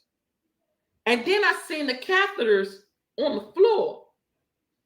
So I said, what's going on here? I had to put this shit together myself because this nigga's a liar.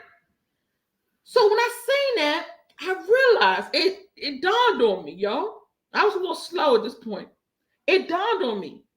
The reason why it's catheters around the bathroom is because he needs to put the catheter in his penis to pee.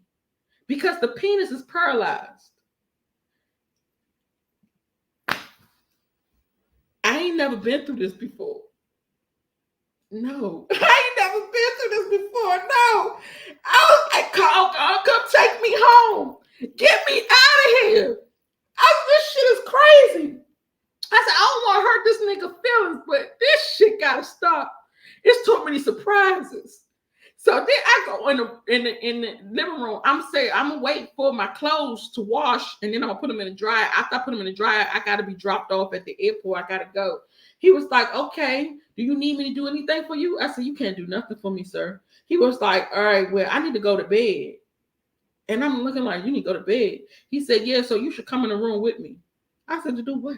What the fuck we gonna do in the room? I said, I don't want to go in your room. That's your invading your privacy. I don't want to do that. He said, I just want you to come lay with me. I said, no, I can imagine what that room looked like. I said, I'm good right here. I'll sit right here so I can watch and make sure that these roaches crawl on me while I'm getting my clothes washed. And he said, okay. So he went in there and he got on his little wheelchair. I don't know the setup or whatever. And he went to bed. And then he came out in the middle of the night and he was like, I really need you. I said, for what? He said, to keep me company. I said, the company I'm keeping right now shouldn't have happened. So fuck no, I'm not going in no bedroom with you. He said, well, who gonna change my diaper? I said, no, you know what? Fuck the clothes being washed or dried. I don't even care at this point. I'm taking these wet clothes and I'm gonna fucking hang them up when I get on the airplane. I don't give a fuck at this point. I don't give a fuck. And that's exactly what I did. I hung them up on the seats when I was in the airplane. I don't care. Because the wash machine washed the clothes. It wrung out the water. So the clothes is like really, it's a really nice wash machine. The clothes is almost dry. I thought they was actually dry, but it's damp. But it's not as damp as you used to. So I just hung that shit up in the airport. When I was in the airport, I said, I don't even care anymore. Like, I got to fucking go. I said, can you please take me to the airport? Because I have to be at the airport 4 hours early. He was like, 4 hours? No, you don't. He said it's 8 minutes away. I don't give a fuck. Get me the fuck out of here, bro. So he was like, I don't have no gas money, so I can't take you home. I said, hold up. Nigga, you told me from Jump Street. That's the only reason why I even got in the car. You said you was going to take me to the airport in the morning. He was like, no, I'm not going to be able to do it. I'm sorry. And I'm tired. He said, I'm still sleepy. I said, never the fuck again. I said, don't even worry about it. Because we at the, we 8 minutes away. It's nothing. I can get a little Uber outside. Take me. Get the fuck out of here. I'm getting the fuck out of here. I said, please. He said, oh, when I was leaving my door, he said, when you come back in town, you gonna come over, chill with me? Fuck no. Fuck no. So now I'm just flabbergasted at this point. So I tells my kids what happened. I told my son, my 23-year-old son, what happened? He said, how you didn't know that this nigga was in the wheelchair? I said, like, I never would have fucking thought. Like, it didn't dawn on me about nothing. Like, because he said that he had put the thing, the link in the bio. He put the description in the bio that he had got hurt a long time ago. He had got shot, and then he was in a wheelchair. I said, that was not there. I swear to God, it wasn't there, because I wouldn't have talked to him. I would have strolled right on. I said, I did not know. He said, well, show me the bio. And so I showed him the bio. He said, from the pictures, you could see this nigga in the wheelchair. I said, how? He said, take a picture right now, sitting like this. I took a picture. He said, don't you look like you're in a wheelchair? I was dying. Oh my God, I swear I look just like I was in a wheelchair. He said, all you got to do is just not show your seat. You look like you're in a wheelchair. So in every picture, he was sitting like that, and you couldn't tell that he was in a wheelchair. I said, I never would have thought. Let me see if I still got these pictures, y'all. Let me see if I still can find these pictures, because this shit is crazy. And then when I showed him, oh, I got him. When I showed my daughter, she said, yes, you can tell he's in a wheelchair. Okay, y'all ready? Brace yourself. Okay, do that look like he in a wheelchair, y'all? Comment down below. Every picture, he was sitting down. And every picture. That's the one my son saw. And he was like, hell yeah, you could tell he was in the wheelchair. I said, I know, I could not tell. He did not look like he was in the wheelchair. Now that he said it, I can see that, because I don't see no seat. But who's really looking at that at this point? Y'all say no. I'm trying to tell you, who's really looking at that? Like, he was like, you don't see no seat. I said, that could have been just a chair at his office desk. How can you tell? I swear. I was too through, y'all. Yes, that online shit is for the birds, okay? I don't even fucking around no more. I have too many stories to tell y'all. I have too many stories. Too many stories where shit happened. I was just like, you know what? I can't do this online thing no more. I'll go outside and just talk to people. This online thing is for the birds, okay? So then I'm gonna tell y'all one more before I leave, because I got stories for days, okay? So this one dude, he was calling me. He always talked to me. So we talked a lot. We talked for like 3 months. I would say 3 months before we met. So the whole 3 months, I'm talking to him. He's this real cool dude. He called me and checked on me. How you doing? I'm not really taking him serious. It's just, he just calls and check on me. So I was like, okay, cool. So one day he was like, you trying to go out? I was like, yeah, that's fine. So he was like, all right, I'm gonna come and pick you up and we can go out to the movies. I was like, okay, cool. So he comes to pick me up. He did not get out the car. I went to the car. I get in the car. Everything seemed normal, you know. I'm peeping the scene. And I got my gangster lean, okay? Yeah, so he takes me to the movies. So when we getting out the car at the movies, he get out the car, still don't think nothing of it. I get out first. Then I turn around and look at him get out the car. And y'all won't believe what I saw.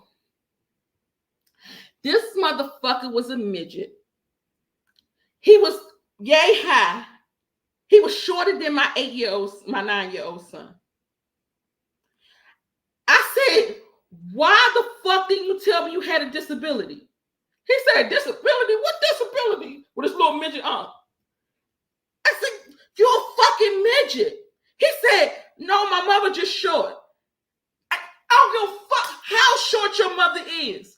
How the fuck is you smaller than my 8-year-old? Come on now. Why did you do this to me? You had ample time. We've been talking for months. You had ample time to relate to me that you had a disability. He said, now that's disrespectful as fuck. I said, I don't even care. At this point, I don't give a fuck. At this point, you need to take me home. I don't care how disrespectful it is. It was disrespectful for you to come over here like this. That's fucked up. He said, I'm short, but I got a big dick though. I don't give a fuck. What the hell I'm gonna do? Throw you in the air and catch you? Come on now, what the hell is going on with y'all? Like, y'all really fucking pissing me off at this point. I said, this is what I need you to do. I need you to get your midget ass back in the car and take me the fuck home. Because I don't even want to go to the movies no more. I don't even like the movies anyway. I don't even watch that shit. I was just coming to chill with you. But at this point, you can take me home. I'm done. I'm too through. He was like, you don't need to act like that. Like, I got several bitches who want me. I said, well, go play with them. Don't play with me. Because this ain't it. I said, I'm not in your lineup of your several bitches. I don't give a fuck about your bitches. I don't give a fuck about you or your midget ass. Just get me out of here. Get me out of here. I'm done. So he was like, man, that's fucked up. I should make you drive home. I said, I should drive home your car. I should drive your car home because you're too short to be driving this shit anyway. I didn't even know why I didn't notice. I did not notice. The arms look normal. The arms on the wheel looked normal. It didn't look like he was a midget.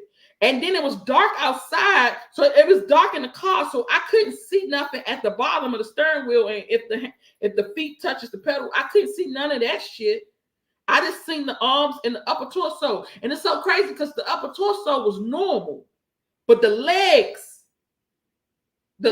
was little teeny legs. And then the arms didn't come out more than this. When they see this little midget ass do this, I'm like, what the fuck?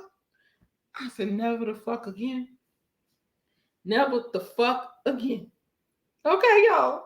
This shit be crazy. The shit I see. And then it's so crazy because I used to when I was little, I used to be on a dating site, and I already told y'all about the story about Samuel L. Jackson on the dating site. No, we wasn't even on the dating site. My friend came over my house with that one, and she had the niggas' numbers in her little phone book, and we called them from there. So we wasn't on the dating site then, but I had been on the dating site when I was younger, just for play with my friends. We would go in there and talk to people. And if we wanted to meet somebody, we would go to the mall and meet the niggas. So, shit like that used to happen. I had my little run-ins, my stories with that too. I had one time, my friend, I don't know if I told y'all this story before. My friend Nene, she was my best friend. We knew each other since we was 2 years old because she used to live across the building from me. And so we used to holler out the window when we was babies and talk to each other. So we grew up together, and we seen each other in school, and we was just best friends for so many years. I think until 2000. No, it was 2018 after a divorce court. So we stopped being friends then. But me and Nene was like road dogs. Like we would go everywhere together. But she was just a hard head.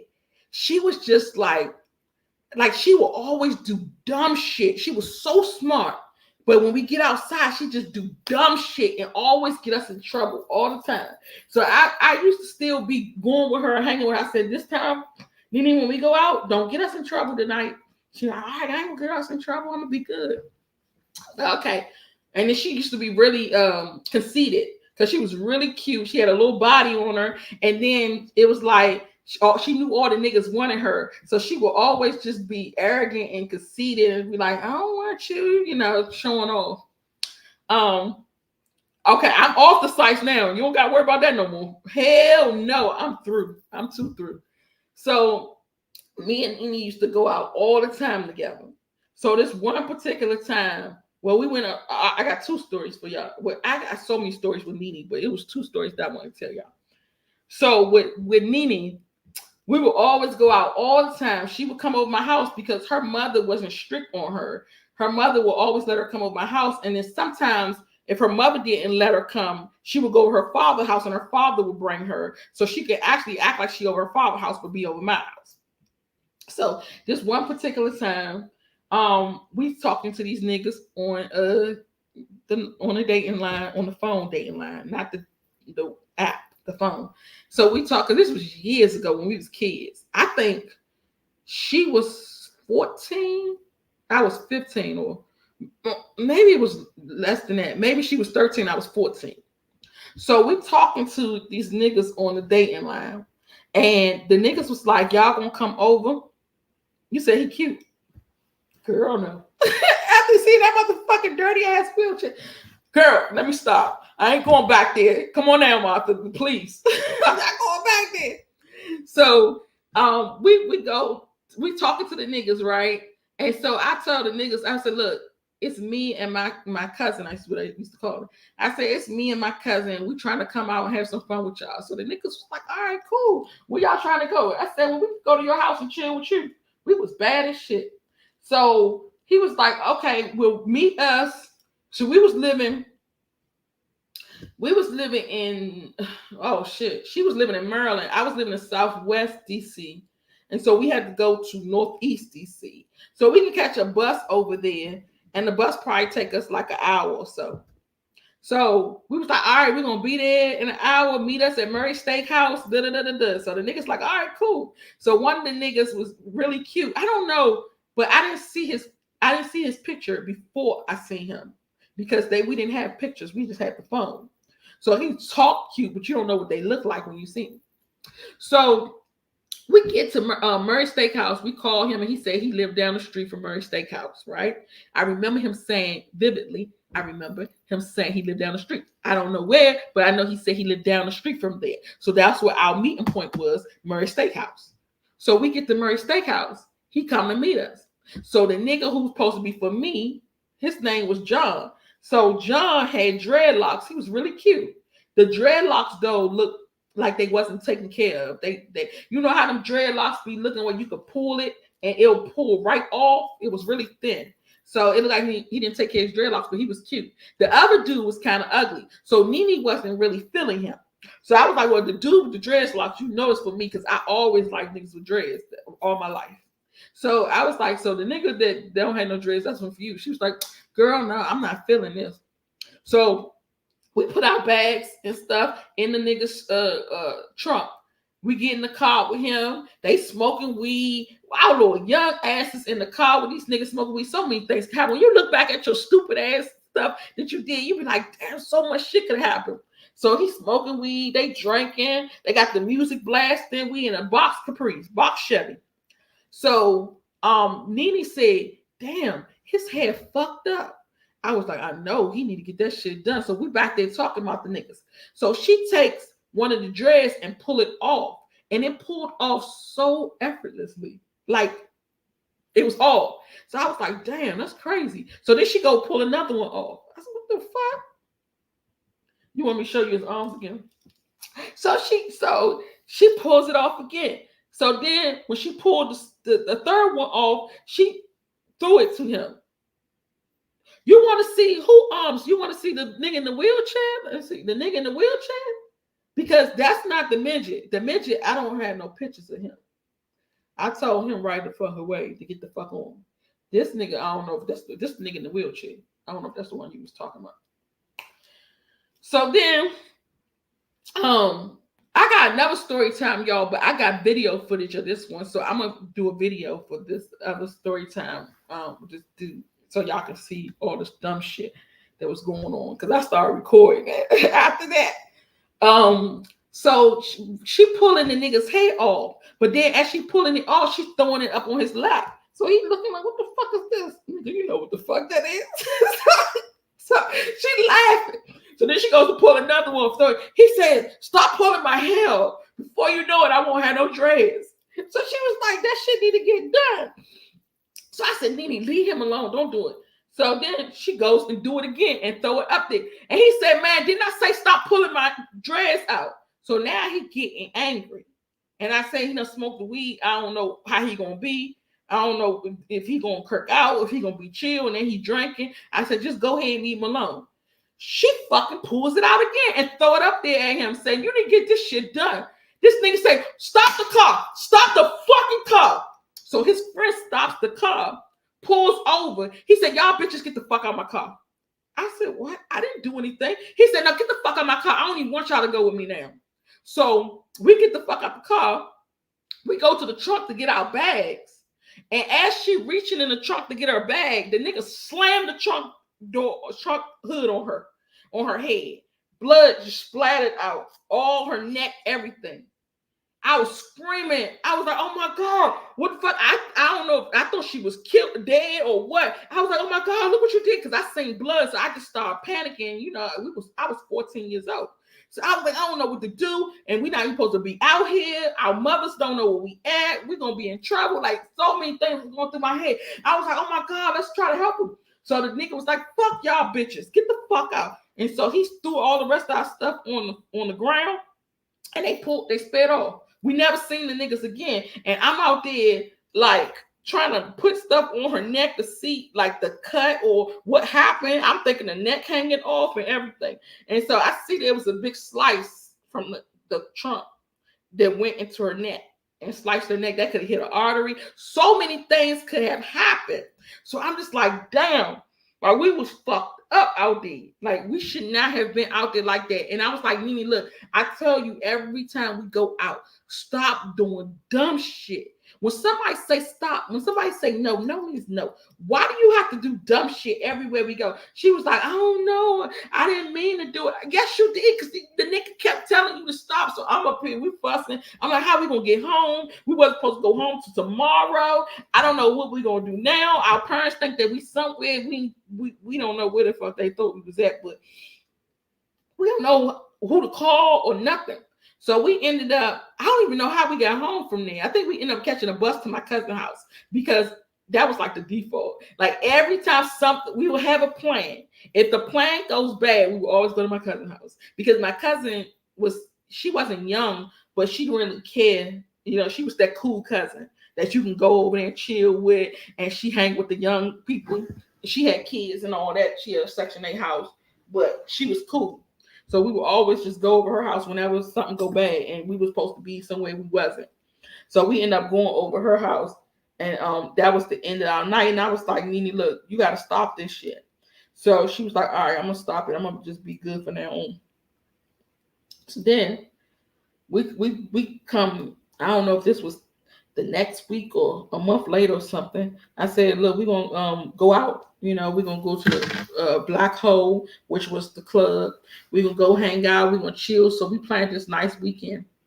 So this particular weekend, oh yeah, that was our default plan. Yeah, I said so. This particular weekend, we went over her father's house, and her father, he was really cool dude too. But the thing was with him, I didn't even know this whole time that her father had been raping her. And so whenever she would tell me to go over the father house, she was trying to put me in place so that the father raped me and not her. Because she even told me that later on in life. That's why I just like, I gotta get rid of this girl. I can't talk to her and chill her. Like, she would put me in some dangerous situations. And she had ended up telling me the truth. She was like, I will always bring you over to the father house, because I knew at that point he wouldn't rape me. If he wanted to rape somebody, he would rape you. I was like, oh hell no, I can't fuck around. So her father, for what I knew, because I didn't know the insides of what was going on at the time, I just knew that he was a cool dude, and he used to always chill and take us out for the weekend and stuff like that. So I always loved that when her father come around, that we can really go hang out together. So this particular time, he took us to the Black Hole. We was not supposed to be in the Black Hole. It was a club, but it was for teens, but our parents did not allow that. But because we was with her father, my mother thinking that I'm at her house, her mother thinking that she over her father's house, chilling, having daddy-daughter time, and we at the Black Hole. So much stuff happened in Black Hole. Like, niggas get killed every day, all day long at the Black Hole. That's why our parents didn't want us there. So we at the Black Hole, we having fun, and we meet these niggas. So this nigga name was Happy. And he really, really happy, and that's why they call him Happy. So he was cute. He had dreads, of course.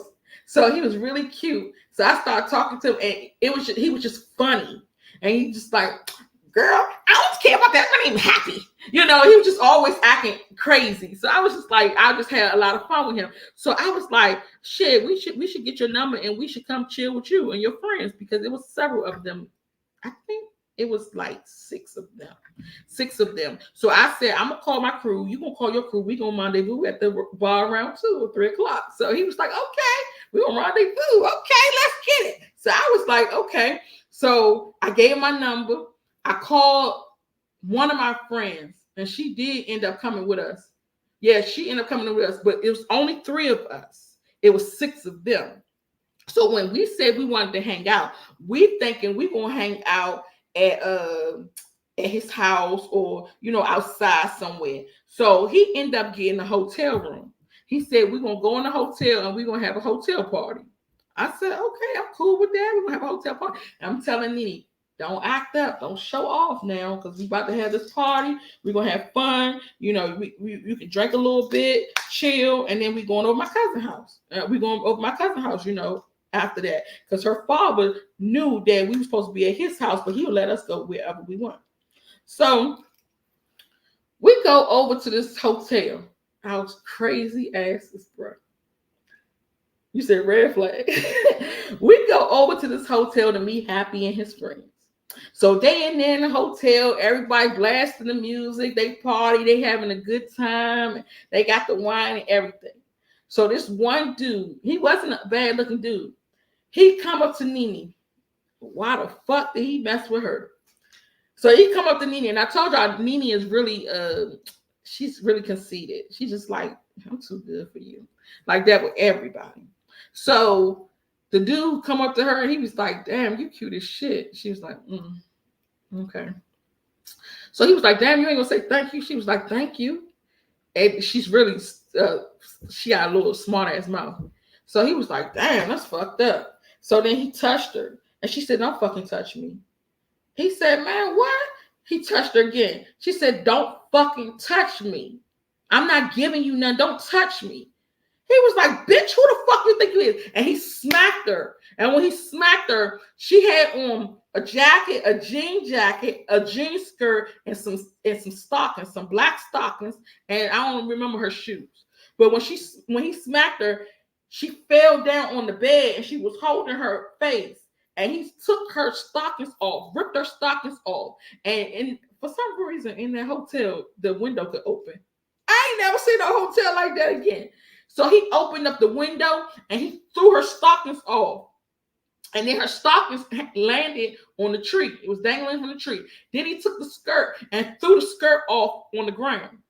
So at this point, she only has her jacket, her shirt. It was a Persico outfit. I remember now. She has her jacket, her shirt, and her panties on. So then I'm like, oh my God. So everybody start arguing. People start fighting. I'm like, Happy, you need to fucking get your mans. And he just happy. It's funny. Oh my God. What the fuck did you do, bro? I'm like, what? Like, he was so ignorant. Now that I'm looking at it, I'm like, this nigga, he used to act dumb as shit. I'm trying to tell him, man, get your friend. Like, why your friend hit my friend? Like why are we doing this? Like, everything was just chaotic. My other friend was like, girl, I gotta go. This is too much. I didn't know this shit was gonna be like this. So everybody in there screaming.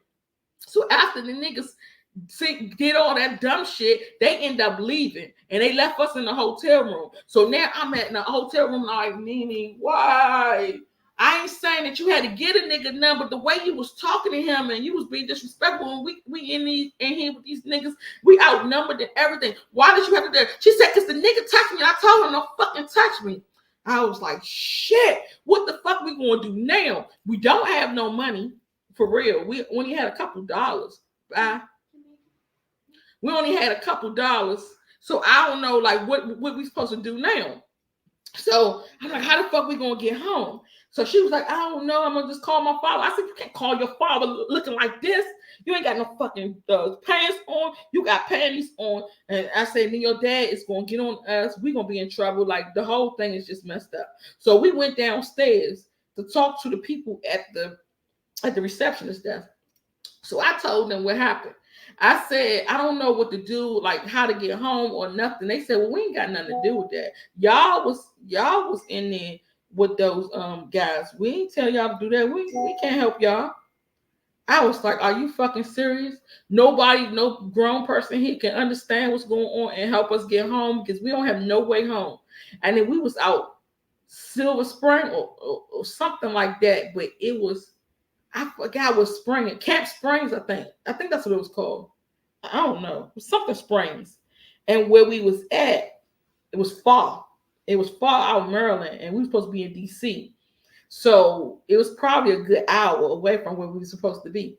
So we went outside, we hitchhiked, and we ended up getting in a car with an old man. And he said he was going to take us home. I told him, so you cannot take us to the train station. You can't take us to the bus station. You have to just take us home because we have no clothes on her. Like, she has no clothes on. There's no way we do. He said, you know what? I'm going to do that for y'all because I see y'all young ladies, y'all out here. Y'all shouldn't be out here. He took us all the way home and drove us an hour home.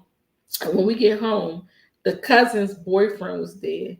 And he don't like us coming in the house at wee hours in the morning. I think it was like 4 o'clock, 5 o'clock in the morning. So he ended up leaving us outside. So we ended up sleeping on the porch that night. And in the morning, when my cousin woke up, she opened up the door for us. And she was like, my man said, y'all can't come here no more because y'all doing too much. Y'all be out all times of the night. Y'all come in whenever y'all feel like. And I said, but you cool. Like, you ain't never cared before. She was like, but my man said y'all can't do that. So I can't have this no more. So that was our last time going to my cousin's house. We had been going to her house for everything. Like, every time something happens, we would go to her house. And she said she couldn't take it no more. The dude was not having it. The baby father, he was not having it. So that's that. Whew. But y'all, I got stories for days. So I just got to come back again and give y'all some more because I know y'all done had enough. Y'all say, hold up. Flag on the play. This is too much. I can't give y'all everything at one time, honey. But I gotta do that story I got a story about being on the dating line, and I recorded the whole thing, and I gotta do that. I gotta do a video, but that shit was crazy. That shit was crazy. Yes, no man can touch you without your consent. That is really, that's true. However, the way she used to talk to people, like niggas wasn't going for it, they wasn't having it. And then we in DC, so the way these niggas was brought up, they trash. They was brought up trashy, so they don't even care because like niggas in DC would talk to their mother like that. Like my cousin, the one who house we used to go to, I think my little cousin was maybe like 16, and he had got this girl pregnant, and the girl moved in the house, and then he ended up getting some dogs, and he would put the dogs in the closet, and he would go out and chill for the day. And so the dogs, it was two pit bulls, and the closet didn't have no light. It was the closet that's up under your steps. And he would put the dogs in the closet, and they were pissing and shitting in there. It was real nasty. The smell would be coming all out the closet. So the mother said, look, every Sunday she do a Sunday reset, and she would clean up. So this particular Sunday, she was like, look, Wayne, you won't have to clean up and get these dogs up out of here. You keep putting, every time you leave out, you keep putting them dogs in the closet, and they destroying the closet. They ripping up the door. They in there pissing and shitting, barking, and it stank real bad. We can't have that because we get put out, because she was in public housing. She said we can get put out. He was like, bitch, shut the fuck up. All you do is talk. You talk too fucking much. Y'all know me. I do not play with kids disrespecting their parents. I do not play with people not respecting their elders. I went off. I said, hold up. You are not going to disrespect your mother in front of me. I cannot have that. I hate that with a passion. But that is what we deal with in Washington, D.C. That's how children are raised, to disrespect their parents. I remember my brother disrespected my father and told my father, you ain't never did shit for me. You would take your motherfucking African ass back to Africa. Fuck you. I'm like, what? Like, are you really serious about to do this shit? Like, this is normal. And I'm like, why don't people respect their elders? This is crazy. But that's all the children. Like, every child you meet, they talk back to their parents. Like, it's a normal. It's normal to do that in DC. It's normal for children to talk back to their parents. And I see that the parents are scared. I'm like, damn, I never want to be in a position where I'm scared to chastise my son or chastise my daughter and not get on their ass. Like, I never want to be like when my daughter say, Mom, shut the fuck up. And I say, okay. Are you crazy right now? I want all my children to always respect me, because there's a difference between fear and there's a difference between respect. They might fear me where they will do stuff, but as long as I'm not around and catch them, but I want them to not to do it because they respect me. So at the end of the day, my children respect me. And I'm glad that I took them from there, because that environment is so toxic. You tend to be what you tend to conform to the environment. You know, wherever you are, you tend to be like that. So long time ago, I said, I don't want my children to be a product of the environment. I got to get them hell out of here. So I got them out a long time ago, moved them to Georgia, and had them in the suburbs where they was going to homeschool. And I'm glad, because now I ain't got to worry about no teen pregnancies. I ain't got to worry about no smoking, drinking, no partying, no clubbing, no this, that, and the third. Like children going out and getting locked up. I ain't got to worry about none of that. I never have to deal with none of that. None of it. So I'm just so happy that I was able to do that. I think that really saved my life and my children's life, because 9 times out of 10, 9 times out of 10, those children end up in jail and juvenile. I see so many kids in the court system. So many. They end up juvenile delinquents. Then the daughters end up pregnant. I'm a product of that. I was pregnant when I was 15, had my baby when I was 16. That's normal. So all my friends that I grew up with, they all are grandparents. All their children have kids at my age. I'm 39. I'm like, damn. And most of the people that I grew up with is 38. So y'all 38 with grandkids? Like what? That's normal for there. And then I was thinking, like, damn, how old was my mother when I got pregnant? My mother was like 37. 37. But it looked normal. It didn't look like it was wrong. But now that I'm older, I'm like, hell no. Is she crazy? But yeah, that's normal there. It's shit crazy. But you got the girls smoking. They always high. The kids getting taken from them from Child Protective Service. Teen pregnancies. You got the boys getting locked up or getting killed. They don't have no insurance. Like everything is just so bad. It's just so bad. And I was out there. I was out there right with that shit. So it was like my life was going in that direction, that eventually I'll be fucked up too. I was fucked up for a minute being pregnant. Like, damn, kids don't need no teen moms. What child need a teen mom? Because I was thinking about that not too long ago. And I was thinking about the difference between my pregnancies when I was an adult and married from the pregnancy that I had when I was a teenager. And I didn't even know nothing about nutrition. I was eating what's that shit called? Cup of noodles. I was eating cup of noodles when I was pregnant. I was eating cup of noodles. I was outside. Like after I got over the whole morning sickness thing, because I think I only had morning sickness for 4 months. Because I have hyperemesis gravidarum. So I throw up 30 times a day. That pregnancy wasn't as bad as the rest of them. So I will go out. Like I was probably around 4 months. I started going outside. I would go outside and run around and going to the mall, chilling and not eating well, not drinking water. And then I had my baby at 37 weeks. No, 36 weeks. 36 weeks. He was premature. I had him at 36 weeks. He was 5 pounds and 2 ounces.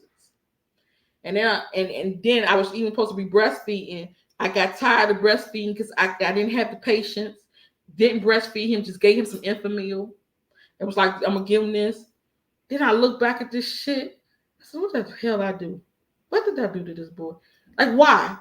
Like, that's a product of a teen mom. Teen moms don't know what the fuck they doing. And so then my next baby, I was grown. I was 21. I was like, shit, I'm going to do better this time. I'm going to breastfeed. I'm going to eat right. I'm going to go to the parenting classes. I'm going to learn some shit. It's a big difference. And every time I got better, as I got older, I got more wiser, so I got better and better. But shit be crazy back at home, boy. You said yours young adults now? Mine's too. You became a grandmother at 38. Wow. And I'm 39. I couldn't imagine. I could not imagine if my children, one of them say, oh, Mom, I got a baby. What the fuck? Is you crazy? Like, why? I couldn't do it. But yeah, that's DC for you. It was crazy growing up in the hood. We seen so many things, so much happen, and it's even worse now. Oh, you 51 now. It's worse. It's Lord. If I tell y'all some stories over there, even like the loyalty, nobody has loyalty at all. I remember my brother, my brother has always been crazy for real. My brother must have smoked something. No, I think before he even smoked, he was crazy. But he had started smoking really heavy when my grandmother died, my uncles died. Everybody started dying in my family. So on my mom's side, I probably got like 2 people left on that side. I'm the oldest person. I'm the oldest female. I'm the oldest female in my family. I've been the oldest female in my family since I was 32. Everybody else is dead. So with my brother, why everybody want to text me? With my brother, he smoking, trying to get. They start tending to go to drugs, all different kinds of drugs, like the K2, that synthetic weed. They'll put some embalming fluid in it. they just do hard drugs because they want to escape from reality. And so he wanted to escape from reality, and whatever he took, he never came back. Like he never came back from it. So he was still gone. So I think it was something that he did that was stupid as hell. My brother used to do so many damn things. But people keep texting me to mess my mind up, and I can't remember the shit that I was gonna say. Oh shit, where I was going with it. Oh, I know. So my brother was going around because he had got locked up, and his mind was gone. So he was going around telling everybody that this dude, it was this dude was high. Like everybody, he was an OG. Everybody respected him. He put in a lot of work back in the day. So nobody come out their mouth sideways with him at all. So my brother started going around telling everybody that he was snitching, that he was going to the jail snitching. Snitching in DC is a big thing. Snitches get stitches. So basically, if anybody find out that you snitch and say anything, they don't care what it is, you get killed. You get killed from looking, like, if you look at somebody, like, they'll kill you. That's fighting words. Like, any little thing will get you killed. If you tell a bitch, like, if you get in an argument with a bitch, more than likely she about to come over your house and kill you. It's just like everything is about respect. And the most disrespectful people you'll ever meet in your life, but they want respect. So my brother was going around telling everybody that this particular guy was snitching. So he was tarnishing his image. So the dude was like, man, when I catch that nigga, I'm gonna kill him. So he went up to my uncle. He told my uncle, he said, man, you better get your nephew because he going around telling everybody that I'm snitching. I ain't never snitched on no motherfucking body. I've been outside in the streets. So my uncle was like, man, do what you gotta do, bro. That's all I can say. And I'm like, hold up. Am I missing something here? Because my uncle is my brother's uncle. So somebody comes to you and say they're going to kill your nephew because he going around talking about them, and you tell them to do what he got to do? Like, where the fuck are we at right now? Am I in the Matrix or something? This shit is crazy. I said, where the fuck is the loyalty? Like, even if this nigga was your friend, y'all grew up together, y'all went hustled together, y'all did shit, y'all made moves together. This nigga said he's gonna kill your nephew, and you tell him to do what you gotta do. That will be on your head for the rest of your life. That the nigga was gonna kill your nephew, and you allowed it to happen, and now your nephew dead, and you could have prevented it. You could have told the nigga, nah, don't do nothing to it, man. That's my nephew, man. He don't know what the fuck going on. Let me go talk to him. I'm gonna talk to him and did this shit. But to not even try to just say, all right, do what you gotta do.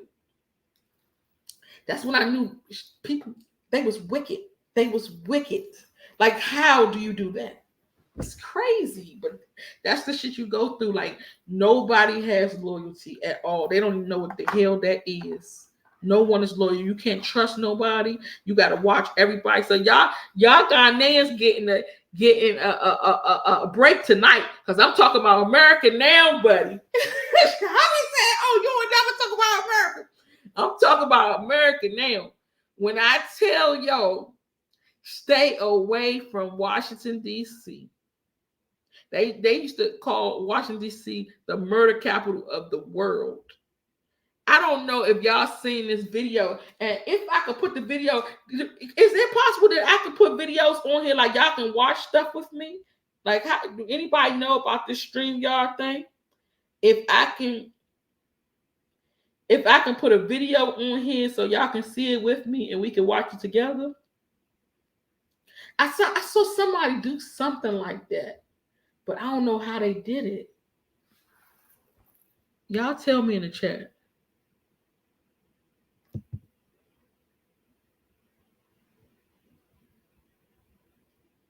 How do you do it? Oh, you share your screen. Okay. Let me put it on here so y'all won't be all in my business seeing all my shit. I want y'all to see this shit. It's all about the shit that we go through. Hold on. Washington, D.C.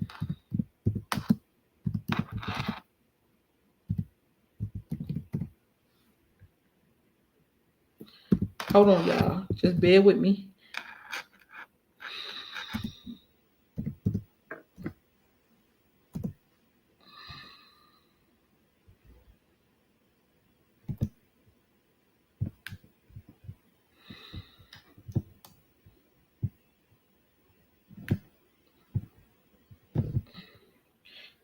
Okay, hold on. What the hell? Gotta rewind this thing.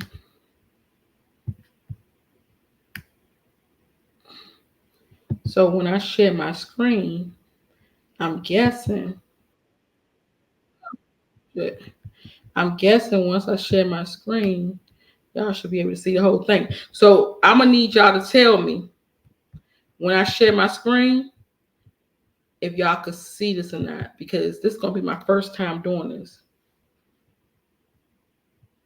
Okay, it's gonna be my first time doing this, so y'all help me out, okay? Because I'm getting too old for this shit. Okay, it says I'm on 2 monitors.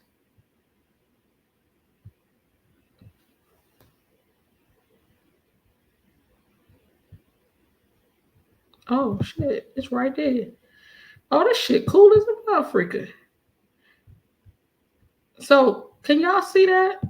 Because I gotta go back to the chat and see it. Can y'all see that right there? I see it. Y'all can see this shit.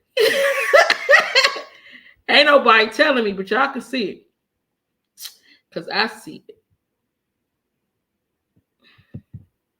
But I don't know how to play it. If I'm supposed to play it like this. Can y'all see it very well? Can y'all see it very well? Do I need to blow it up or what? Because I don't know.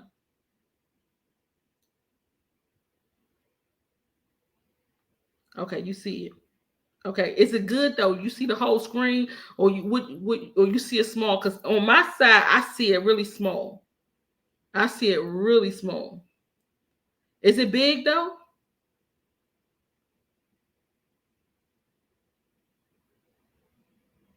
Because I don't know if I'm supposed to blow it up or what. Okay, so that's me.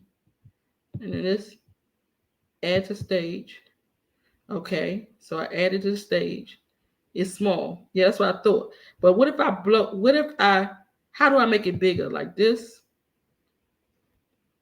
But where y'all at? Because I don't see the chat no more.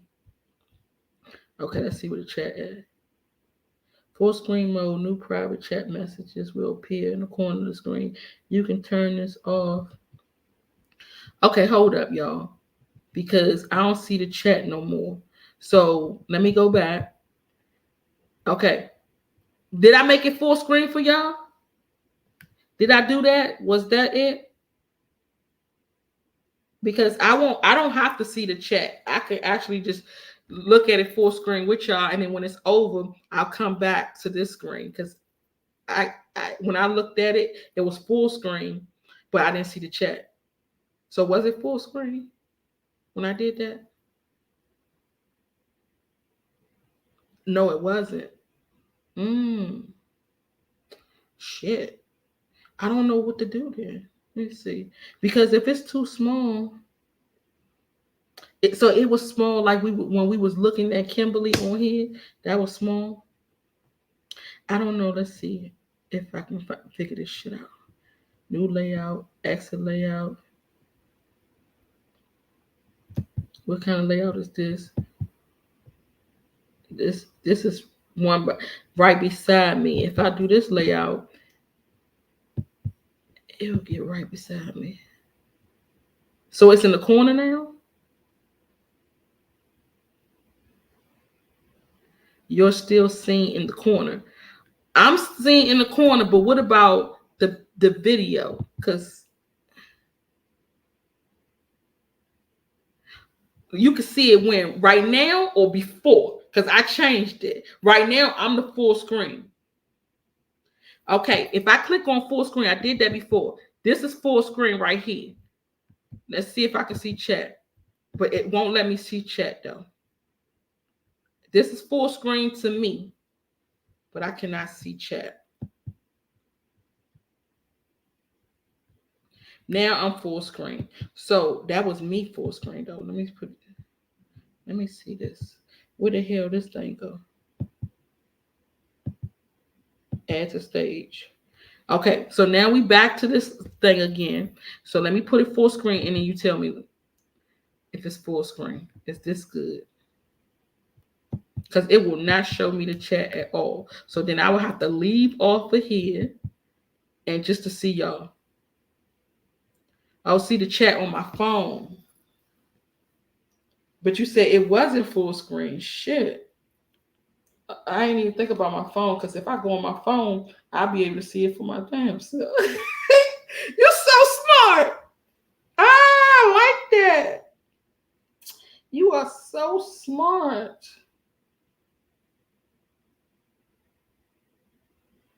Okay. Where's the live?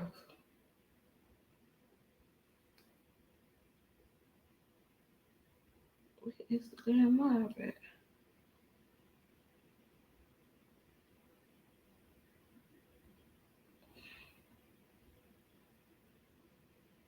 Okay, live right here.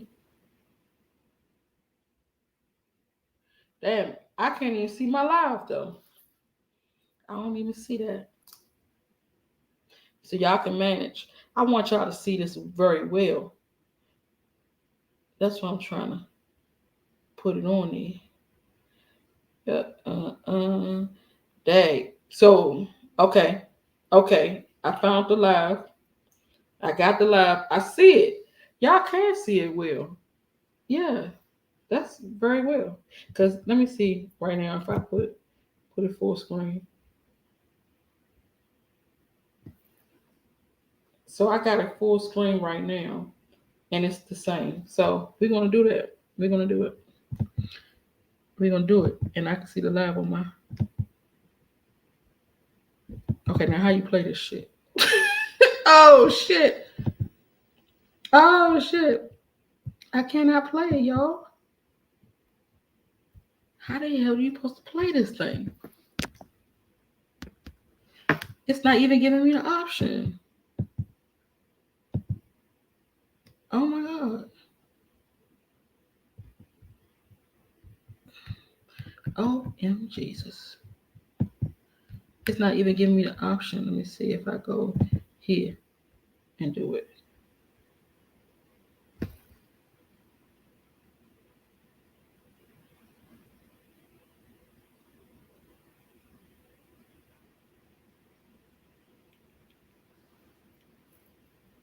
Okay, hold on. Okay, can everybody hear me now?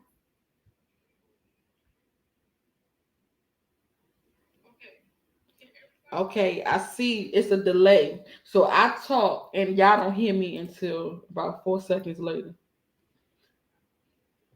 Okay, I'm about to play it, y'all.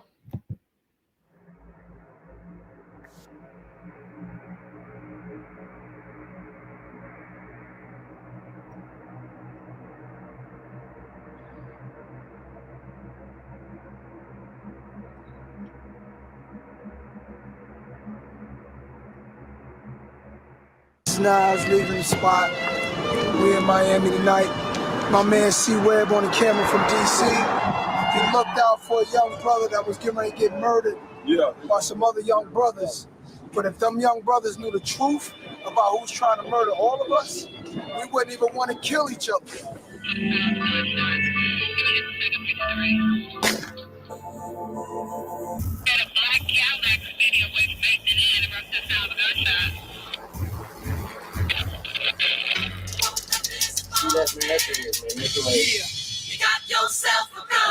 C-Wave tell the tape, the handguns kill people, stop violence. This is what's causing all this death in DC. Put these guns down, folks.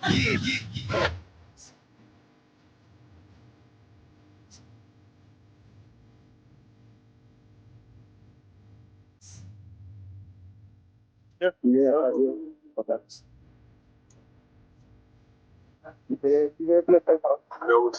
Welcome from Saints.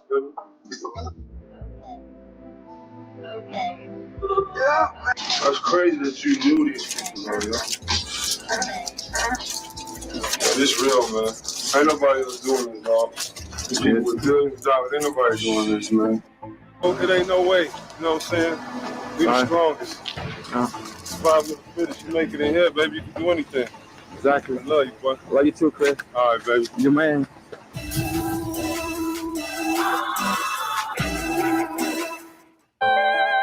This true to life account captures the most violent crimes that took place on the streets of DC during the 80s, the 90s, and present.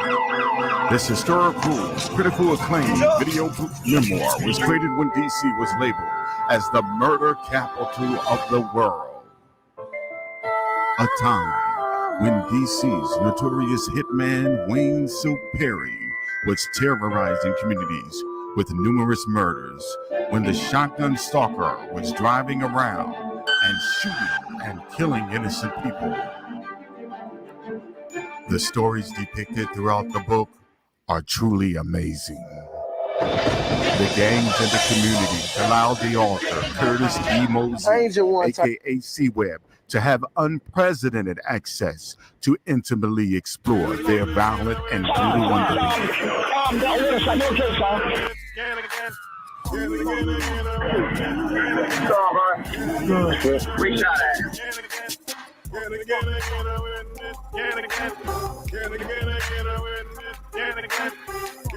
Kevin Barrett of the Washington Post. In Mosey's work, here's a reality program that might actually save some kids' lives. Chris Berry of ABC News Nightline of Silence, a voice speaks out. What black person you know got an income? Yeah. Take the journey into the world of C-Web and his safe house as he artfully captures the deceitful candidness of everyday city kid life.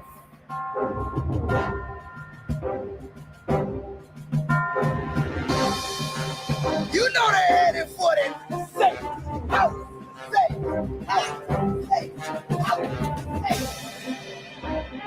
In a relaxed way, they open up to Curtis' camera, voicing aspirations of existence in the language of basketball talk, fatherhood props, or just by freestyle rapping and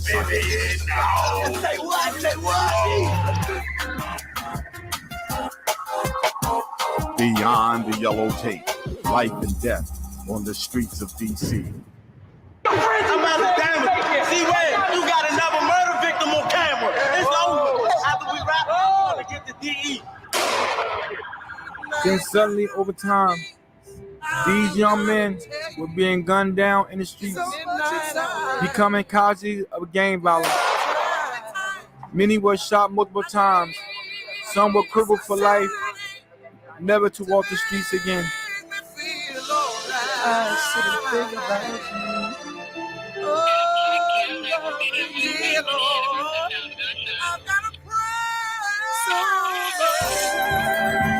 Beyond the yellow tape, the historically, critically acclaimed book memoir created by Curtis Mosey, aka C-Web, a true-to-life account of the most violent crimes that took place on the streets of DC during the 80s, 90s, and at the present.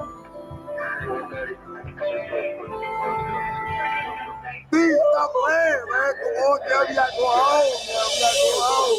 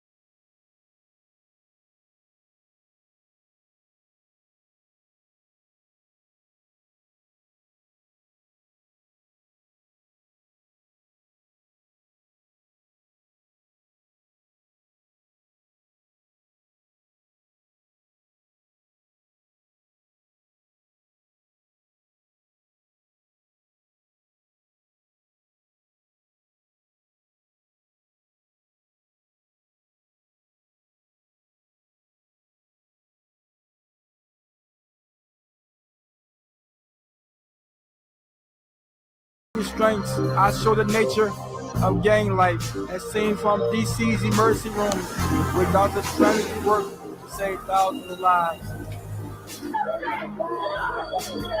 I captured the involuntary direct expressions of the families imprisoned in a cycle of murders, seemingly without cease, overcome with grief.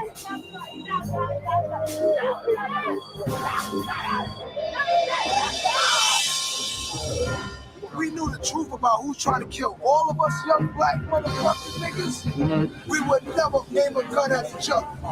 That's real.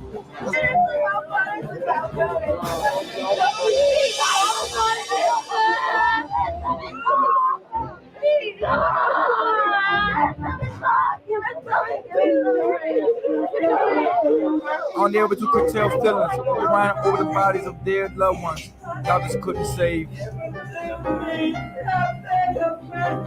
Sorry about your loss, Miss Marshall. We'll be praying for you. Rest in peace, Delonte.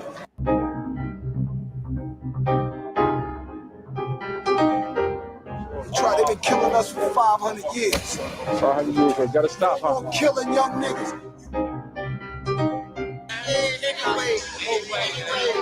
Anyway. So, how you feel about where I'm going? How you feel about where I'm going now?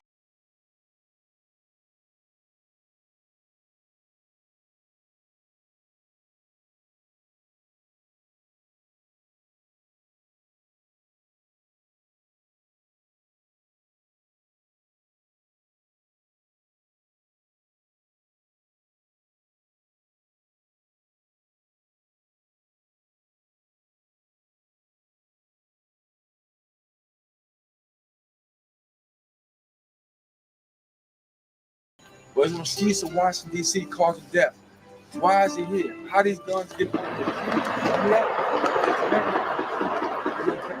don't know what Hey, Deucey, where they shoot it? You better go ahead, see where. After I watched the tape, I felt like I knew Day Day.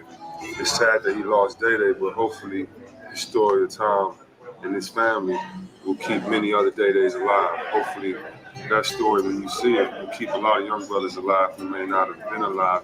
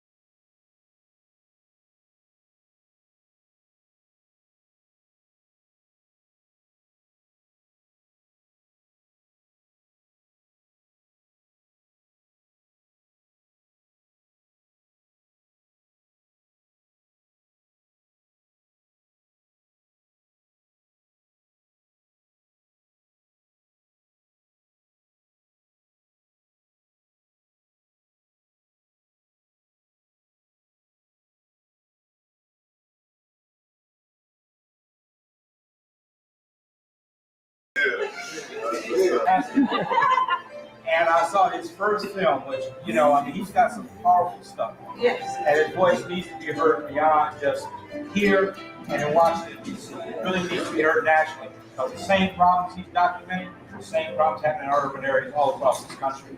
And it's people like Curtis that'll bring that to the light. We can start doing something about it. So, Curtis, thank you, man. Thank you. Thank you.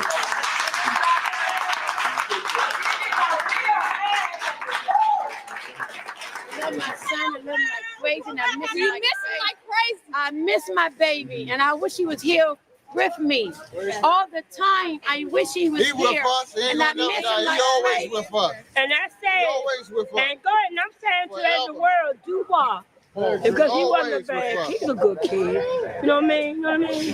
He's a good kid. And you know what? Hold on. Know what I like about you? You right now with us. You're a good human being, and you do the right thing in this community. And they need more folks like you in this community, soul community, because you do the best you can to save these Black American children. What you do, you help the kids the right way. And we need more people like you in this soul community. You're a good person, and believe me, in God's name, you'll be so blessed. Thank you. You're gonna be so blessed. You don't know what God got in the sky and the crown for you, because you're a good person. You the one to do for everybody around here. And I wish one day, when I'm able, and all of us get together in Washington, D.C., get together and do something for you. Because you deserve something. Because you out here, you trying to keep the kids together. You do the best you can for our community. And I love you dearly. And I hope you be so much blessed in Jesus' name. Thank you. You're a good person. It's not all about 7. It's not all about 8. It's not all about 6. It's not all about 5. It's not about the community. What about you? What about what you do for this community? One for you, have this stuff won't be stopped. One for you, where these kids to be at? You understand what I'm saying? What about you? Oh, sometimes about you. What you doing for the recreation center? What you do with the kids? You do a lot for Black America. You do a lot for 7th Street community. What about you? That's what I'm saying. You understand what I'm saying? I'm telling you, you're a good person. I wish God for everybody in the world like you. This world would be fighting, stabbing, shooting. Everybody be in school. Everybody be bettering themselves in the world. But don't ask the kids where these kids gonna be at. Nowhere. No doggone where. And thank you. In Jesus' name. And you're gonna have so many blessings in your life. I might not be here, I might not be here tomorrow, but I might be an old woman. When God bless you, you'll say, Miss Barbara told me, and you have a blessed one. You too. Thanks a lot.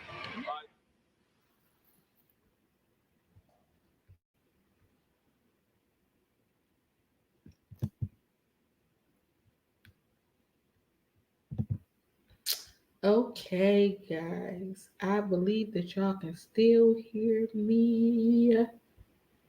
Okay, I'm gonna stop the screen share. Yeah, I think that y'all can still hear me because what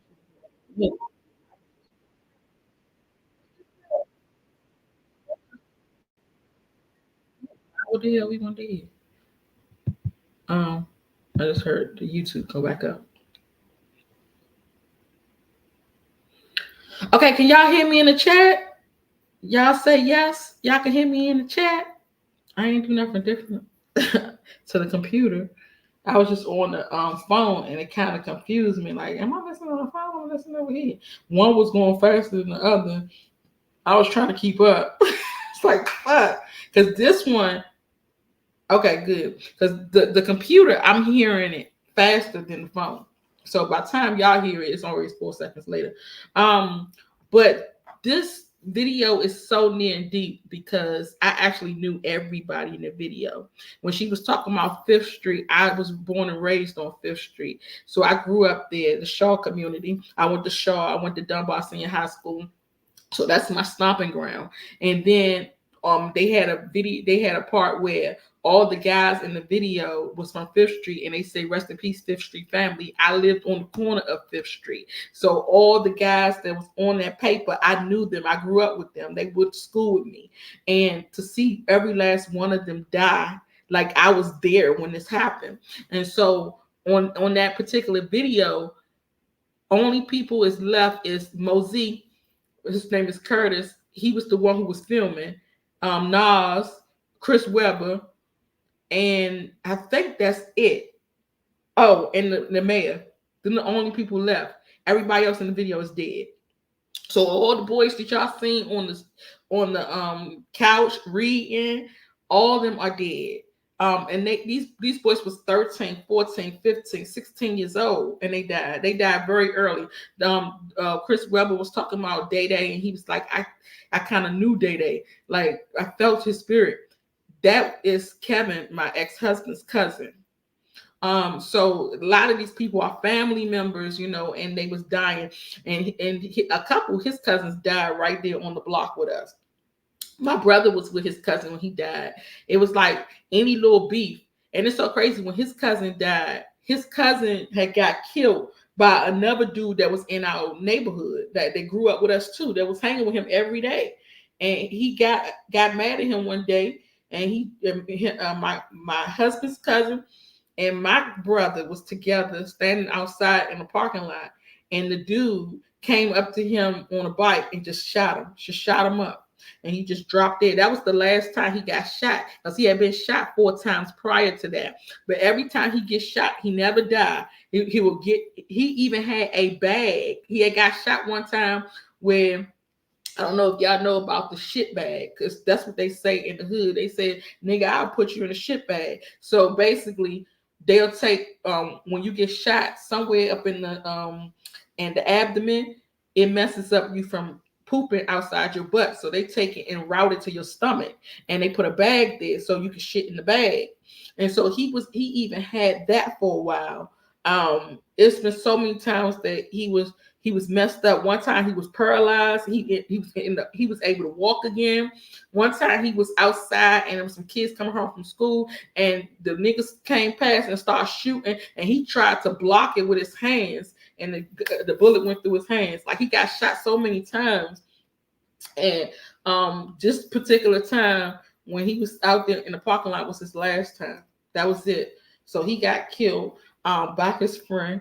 And so my brother had to leave the neighborhood because the friend said he was coming back to kill my brother because my brother seen it. The sad part about it is my brother is still there. He's still out there. And that scares me every day, because I never want to get the phone call. You know, that phone call is like the worst call that you can get. And it really hurts me because I haven't seen my brother in over 14 years. And he been out there, in the war zone, using drugs, all that. And it's like, I can't get through to him because, like I told y'all, he was on drugs real bad. So he lost his mind a long time ago. So like when I was moving to Georgia in 2011, I was telling my mother, I said, no, it wasn't 2011, it was 2009 that I wanted to move to Georgia. And I was telling my mother that I wish my brother could go with me. And she went back and told him, and he told her, I wouldn't go to Atlanta. I just be just another nigga in Atlanta, because he liked music. So, and music and movies. So he always quoting something from a music and a movie. So whenever he say something, you gotta see what he talking about. What movie? What music that come from? You know. So it came from "Don't Be a Menace to Society." It came from Menace to Society, not "Don't Be a Menace while drinking your juice in the hood." It came from Menace to Society when they were supposed to be moving to Atlanta. And that dude said, Janet, what's her name? Jada Pinkett boyfriend said, I'm just gonna be just another nigga in Atlanta. That's the same thing my brother said. So I just was like, okay, he not gonna listen to me. He ain't going. He just gonna stay here and do his thing. And then he had got a whole bunch of money. He was in jail. I don't remember what for, because he get locked up for the stupidest stuff. I think he just liked living in jail for some reason. But he was in jail, and 7 COs raped him. And when they raped him, he ended up getting out and suing the state. So he sued and got so much money. And he was out in the street spending money, blowing money, going to New York, getting girls and drinking and spending all the money. So I was telling him, when I seen him, I was like, why do you just spend all your money anyhow? You know, save some of this money, do something for yourself, you know, get a house, get you a car so you can ride around and so you ain't got to ask nobody to take you nowhere no more. You know, I'm just telling him all the stuff to do. And he said, I ain't Ray J and you ain't Brandy. He said, why you telling me what to do? I said, I'm just telling you because I'm your sister. He said, I ain't Ray J and you ain't Brandy. And I had to think about it. I said, oh, that came from that song. I'm your sister. And Brandy had sung to Ray J when she was little. I said, how the hell did he be coming up with this stuff? Like he's actually a genius. Even though his brain is gone, like he a genius, like he can rap. He's a lawyer. He did go to school to be a lawyer. He did nothing with that. He just got his degree and then was like, okay, I'm going back to the streets. He had everything going on for himself when he was little. Then as soon as he got like 21, everything went downhill. So when she starts seeing all the family just drop, all his friends and all his cousins and everybody in the hood, it's just like, forget it. He just gave up. He just gave up. He's still living. I wish I could see him one day, but he mostly be in jail. And then when he get out of jail, he only out for like a week or so. I don't even get a chance to go or talk to him or nothing. And he get locked back up again. And then one time I had seen him, this was back in 2008. I was just riding to, I think it was a mall. I was riding to the mall. And when I got to the mall, it was some guys standing outside. So I was like, hey, what's going on? You know, I'm talking to everybody. And told the dude, I said, damn, I thought he was a crackhead. Well, he was a crackhead, but I thought the dude was like an old head crackhead. So I'm looking at him and I said, you look so familiar. And he was like, man, yeah, I went to school with you. I know you. And I'm like, damn, and you look like that. And I said, well, how old are you now? And at the time, he was like 20, something like that, 19, something. And so I was like, damn, you 19, you looking like that? That's crazy. That's crazy work, right? So I stopped talking to him and I was like, I just said something about my brother. And he said, your brother be out here all the time. I was like, yeah. He said, I don't know where he at today. I said, he be out here doing what? And he said, man, we be out here just hanging. And I was like, hold up. I know my brother ain't hanging with this nigga because this nigga is gone. This nigga is doped out, like straight dope thing. And so I walked down the street and I was going to catch a bus. And something just told me to look down. And in DC, by the White House, it's these, like, they grates. I guess that would be the sewer line. So they closed the sewer line up. But for some reason, it's smoke coming out. I don't know where that smoke coming from, but the smoke comes out. And so most people go right there to get warm. So when I'm looking, there was 3 bums that was sleeping down on there so they could stay warm. And they was cuddled up with each other. And so I just walked past and one of them just happened to move his cover off his face. And I was like, hold the fuck up. That look like my brother. And I said, Kevin. And he said, man, who the fuck is you? Like, I was floored. Oh my God, why? Why are you out here? Like, what's wrong? He was like, man, I don't give a fuck about me. I was like, this shit's sad. And when he got up out off the ground so he could talk to me, and his hand was swollen really, really, really big. And he had all these bumps and stuff all over his hand. And so my first thing, I didn't know about drugs like that. Well, I did know and I didn't know because I never used drugs before. I never was into that at all. So I'm looking, and the first thing I thought about was AIDS, because when you got AIDS, you get these, it looked like if you ever have a mosquito bite and you scratch your mosquito bite till you can't scratch it no more, and you see the little ring around the mosquito bite, it looks like that, black rings. And so they was all over his hands, all over his arms. So I thought he had AIDS. So that would made me so sad. And I was like, oh my God, I couldn't believe it because I dealt with that in my life with my mom. So I was just like, I don't want to see no shit like that. So I was like, I just could not understand and believe it. And then his other friends came over there and they got the same thing. And I said, hold up, that shit look like they using drugs. So when you shoot up, it leaves those marks. And so then my dad had told me that he found out that he was on heroin. So I was just like, oh my God, I could not believe that because I grew up with him. Like, so you never would think that he would turn out like he did and I would turn out like I did. We came from the same mother, same father, and we're totally different. And even though he's seen a lot of people die, I did too. I seen all that too. I seen my whole family is dead. So I seen it all. But for him to end up like that, it's just like, whoa. It's bad, bad. And it would really be hurting me is the fact that he's homeless. And he never had a place like you know, I be watching Atlanta Street interviews and people be saying like I've been homeless for a year, 2 years. My brother actually been homeless for 20 years. And I'm like, damn, like when are you gonna get yourself together? When? This shit is just flabbergasting. I don't know. And you can't help him because soon as you give him some money to get something or go to a hotel or something, he spend the money on drugs. So now it's just like he done for, and I don't know what else to do.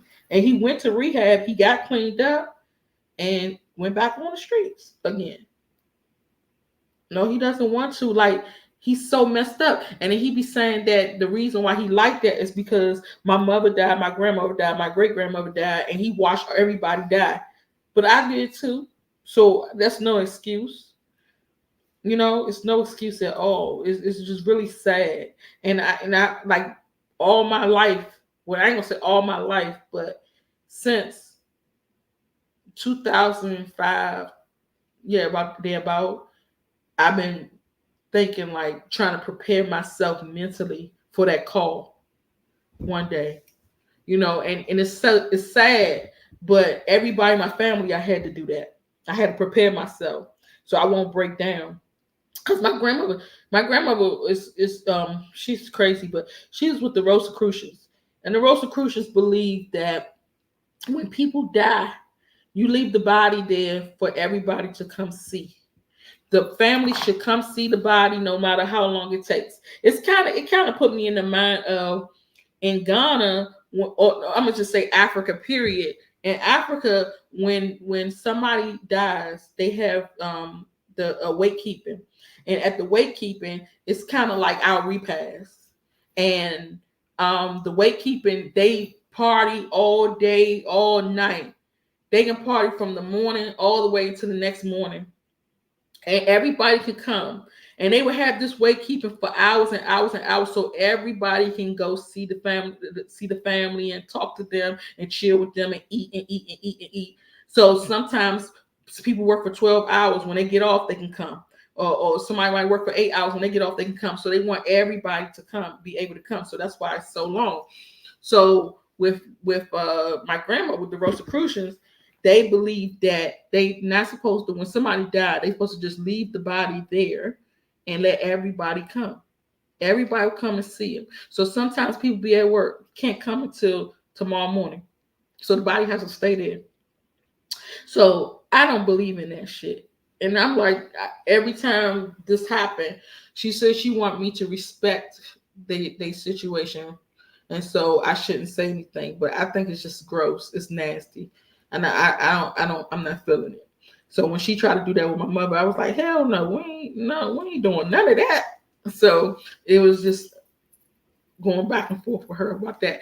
But they leave the body there. Everybody get to visit and see them. And I'm just like, it's so crazy to see that my grandmother would sit there with everybody, all those dead bodies, and be able to move around that shit. Like I told her one time, I said, I know you gotta have PTSD because you done seen everybody die. Your mother, your grandmother, your sisters, your brothers, and you sit there with all those dead bodies like that. And she said, yeah. It's okay. I know. That's why the fuck she was crazy like that. You were sitting there with all them dead bodies and spirits running around you. It was crazy.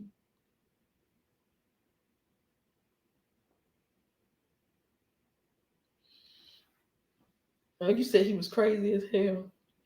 Yeah, that's how they be. It's so crazy.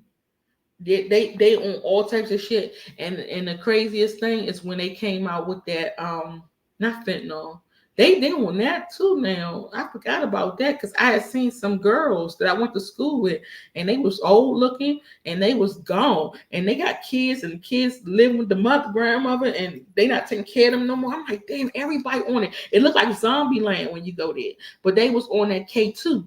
And the K2, they was selling it at the corner store. So they would just go here and smoke that synthetic weed. They be taking their clothes off. They be in the middle of the street. Party with backyard in the morning. No clothes on, nothing. I'm like, damn, these niggas is going crazy. So most people who ended up in the hospital was on the K2. But the crazy thing about the K2 is you pass out.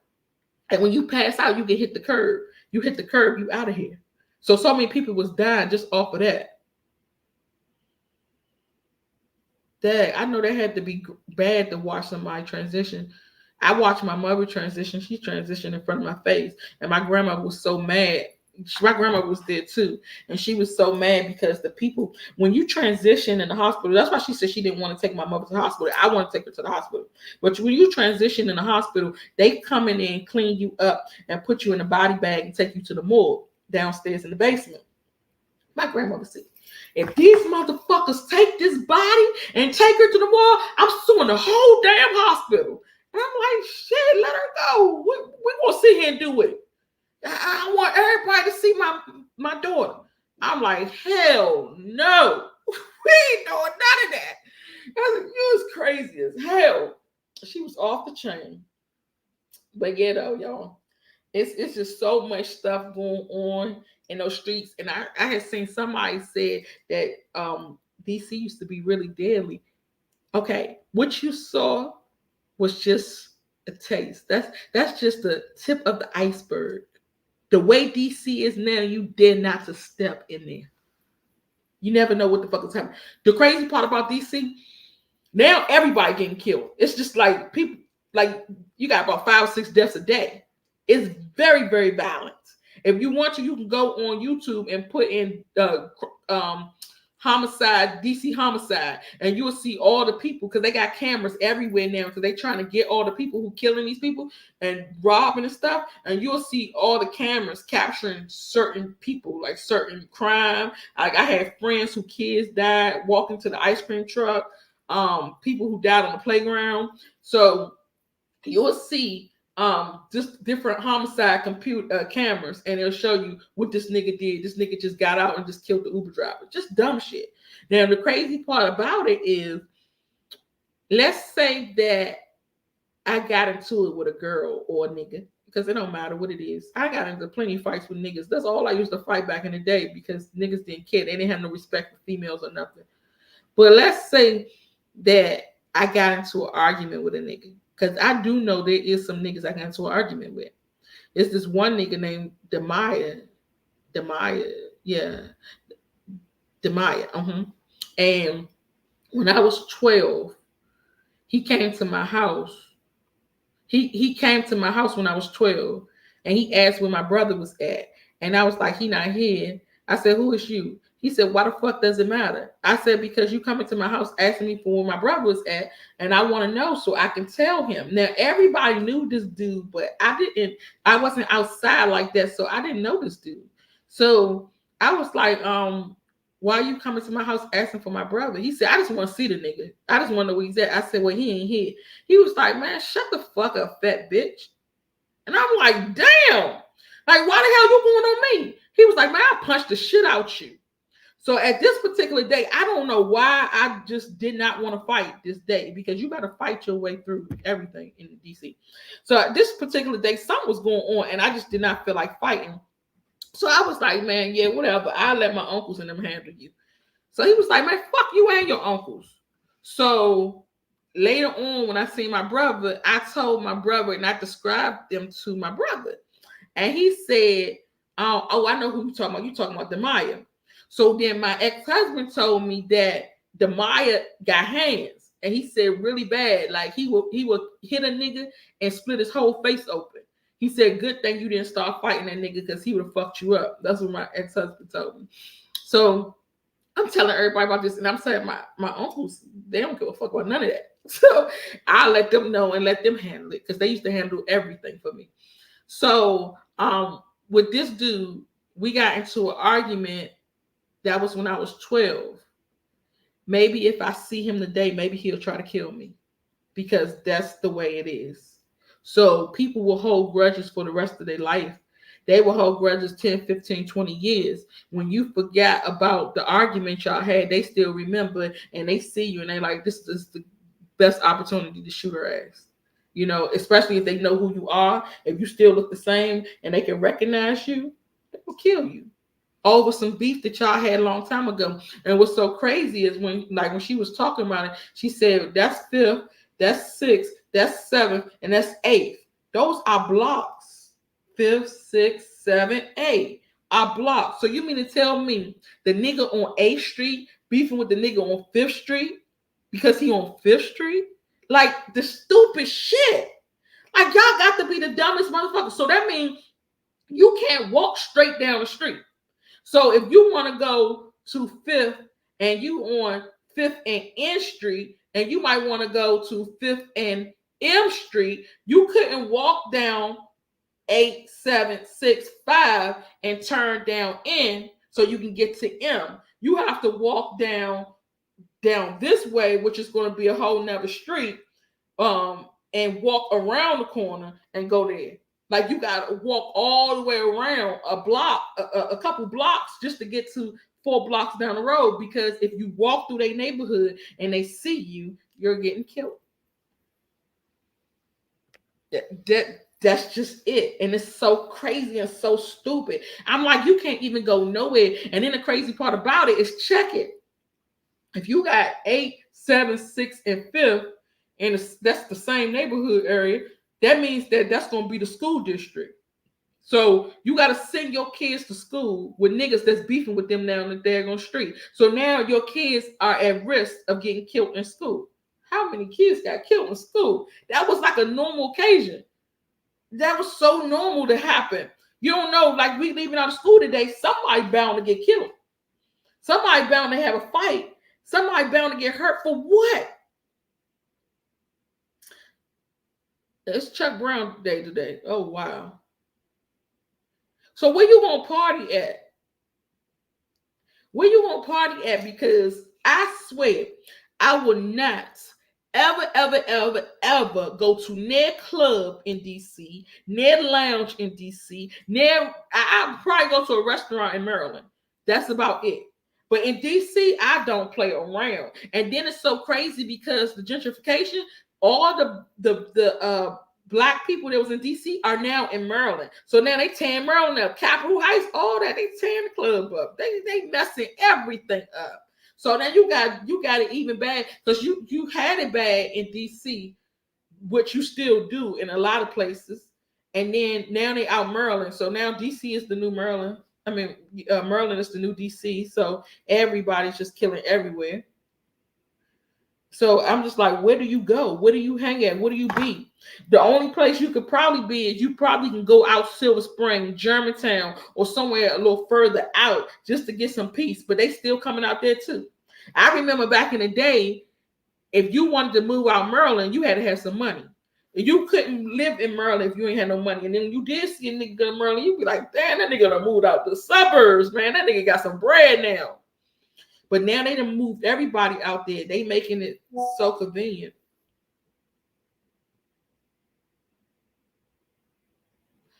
I don't know what the fuck he talking about.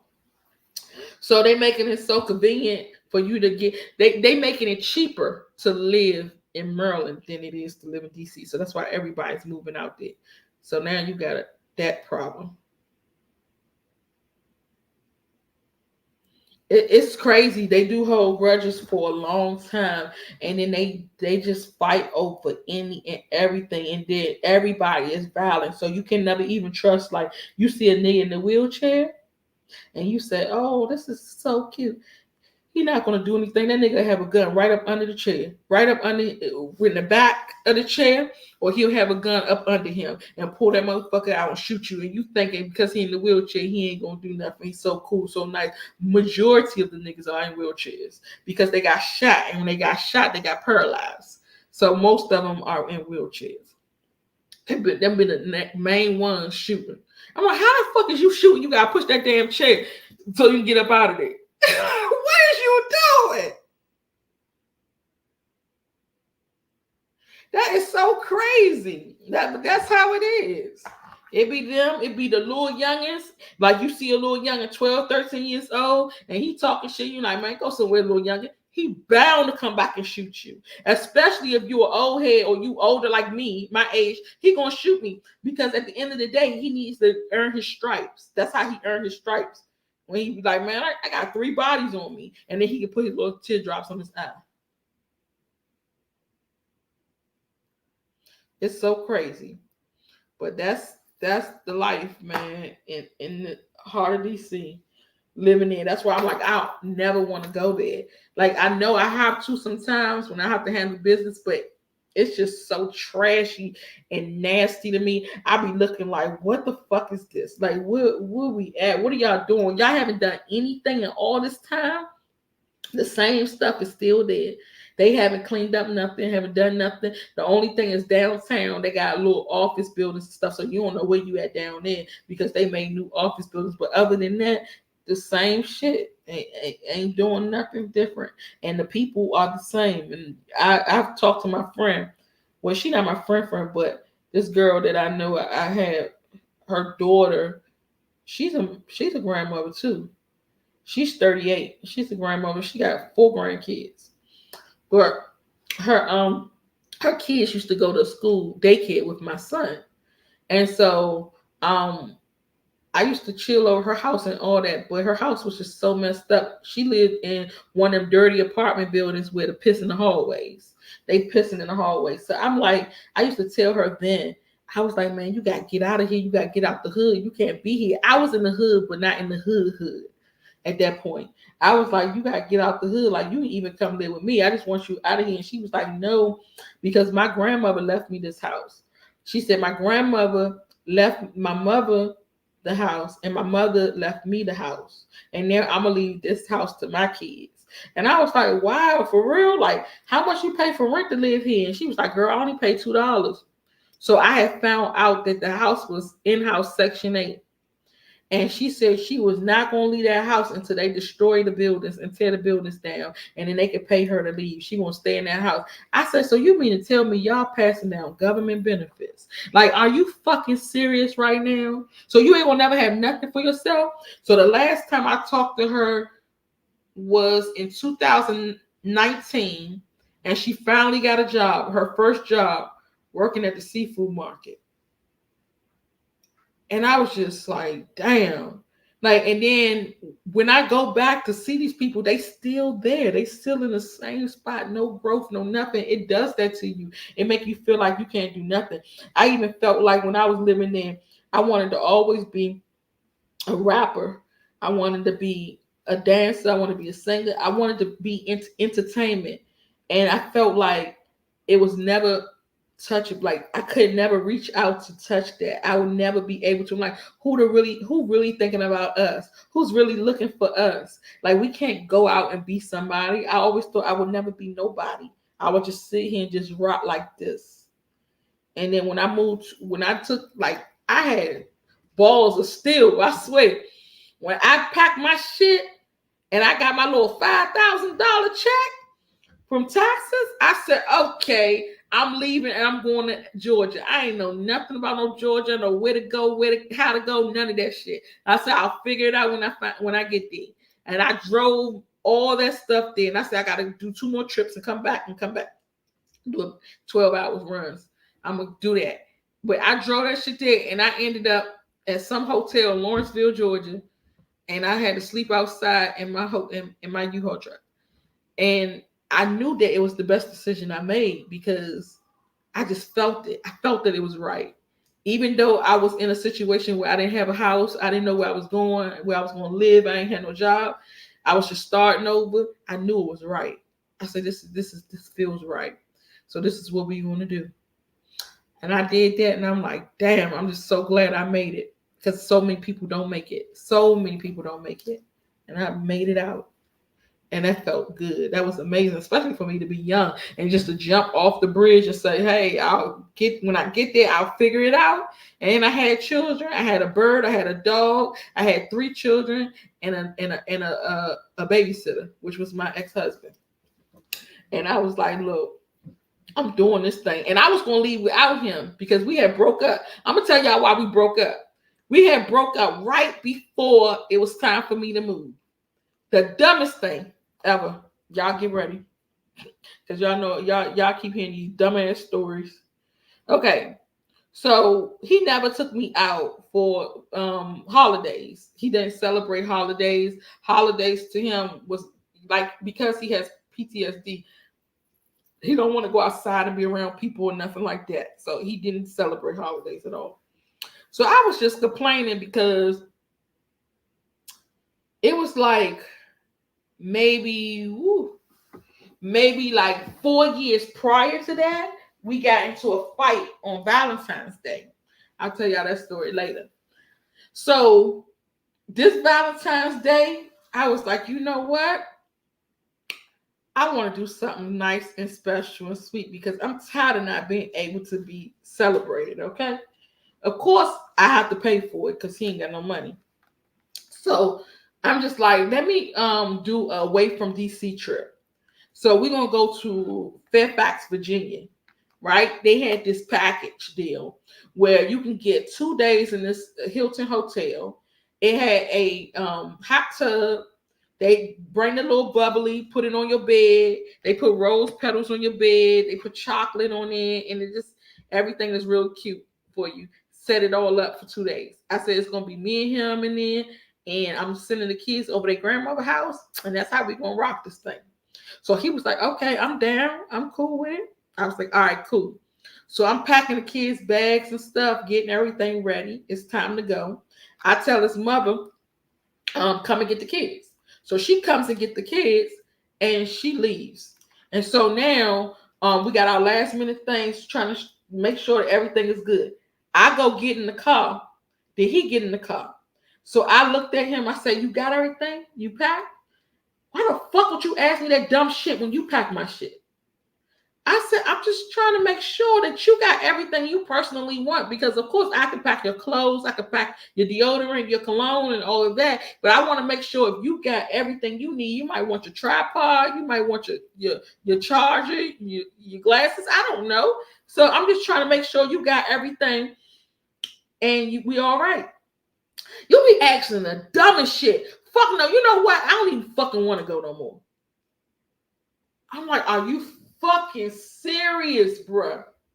Like, why? Why are we doing this again? He's like, I don't even fucking want to go. You know what? Bye. Slams the door and he leaves and walks to the train station to go to his mother's house. I said, so hold up. I'm sitting there like, something else got to be wrong with this picture because why? Like, just asking him, do you got everything? Like, you just get so upset about the little stupid stuff. So I was like, okay, I'm not even going to call him. So at first, I wasn't going to go on a trip. So I just took my stuff back in the house and I was like, I'm not going to go. But then when I called them, they told me that I couldn't get my money back. So even if I didn't come today, I could still come tomorrow, but I won't be getting my money back. So I said, all right, cool. I'm going to go. So I ended up going by myself. I drove out there and went by myself and just was lonely and depressed and sad as fuck because I was in there and on the way to DC trip by myself. So all I could do was get on the hot tub and watch TV and just be depressed. So he had left and didn't come back for a long time. I think 3 months. He didn't come back for 3 months. So then we had got back together. And when we got back together, we was together for, I don't know, it could have been like 4 months or so. And so the next episode, his mother called me and she said, have you seen your mother? And I said, no, like this crazy because I used to see my mother all the time. I used to see my mother I talk to my mother every single day, like 3 or 4 times a day. She just loved talking. Just like I talk, y'all, my mother could talk too.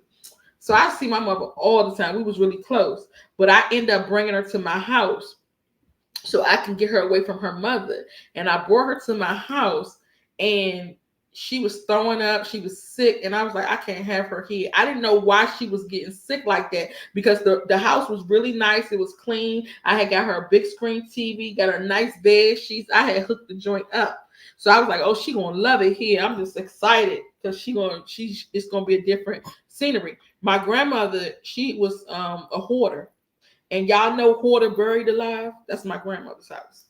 So I was just like, with my mother being there, she can't walk around because it's trash everywhere. She's stepping and falling over shit. So I was just like, let me just bring her to my house and she'll get better. And I'm thinking she'll get better. But I realized that if someone's in a house with a bad conditions, and it's dirty and it's filthy, it's best to leave them there. Because if you take them out and put them in a clean environment, their body got to get used to that clean environment, so they get sicker. It's so crazy, but that's how it works. So if they're in a dirty environment, you leave them in a dirty environment, because when you take them to the cleaner environment, they'll get sick because their body not used to that. It's like the body being used to bad bacteria. So when I took her back home, I was just still upset that she wanted to go back home so bad. And I was like, I'm not even going to walk her to her house because I'm mad. I was in my feelings and I shouldn't have been. And I didn't walk her to her door like I usually walk her. So I didn't talk to her. I'm like having my attitude. And that's another thing that we do in DC is we don't talk to each other for a long period of time. Like we hold grudges a long time. So you might not talk to your father for 5 years. You might not talk to your sister for 10 years. It's normal there. So I was just like, I'm not talking to her. I'm just upset with her because she left. And so that was like the end of June. So then she went in the hospital. She went in the hospital on her birthday on 4th of July. And then when she came out the hospital, the doctor told her there was nothing they could do for her. So she ended up walking home from the hospital. The hospital had to be, I would never do it. The hospital had to be like 30 blocks away from her house. And she walked all the way home and it was raining. So she got real sick and she got pneumonia. So my mother-in-law, I don't know what to call her, my ex-mother-in-law, she called me and she was like, did you see about your mother? And I said, no, I haven't seen about her. I haven't even talked to her. I was mad at her. She was like, oh, well, you need to talk to her because she ain't feeling too good. I said, I know, she was sick before she came over my house. And I was trying to get her better. And then she even got sicker.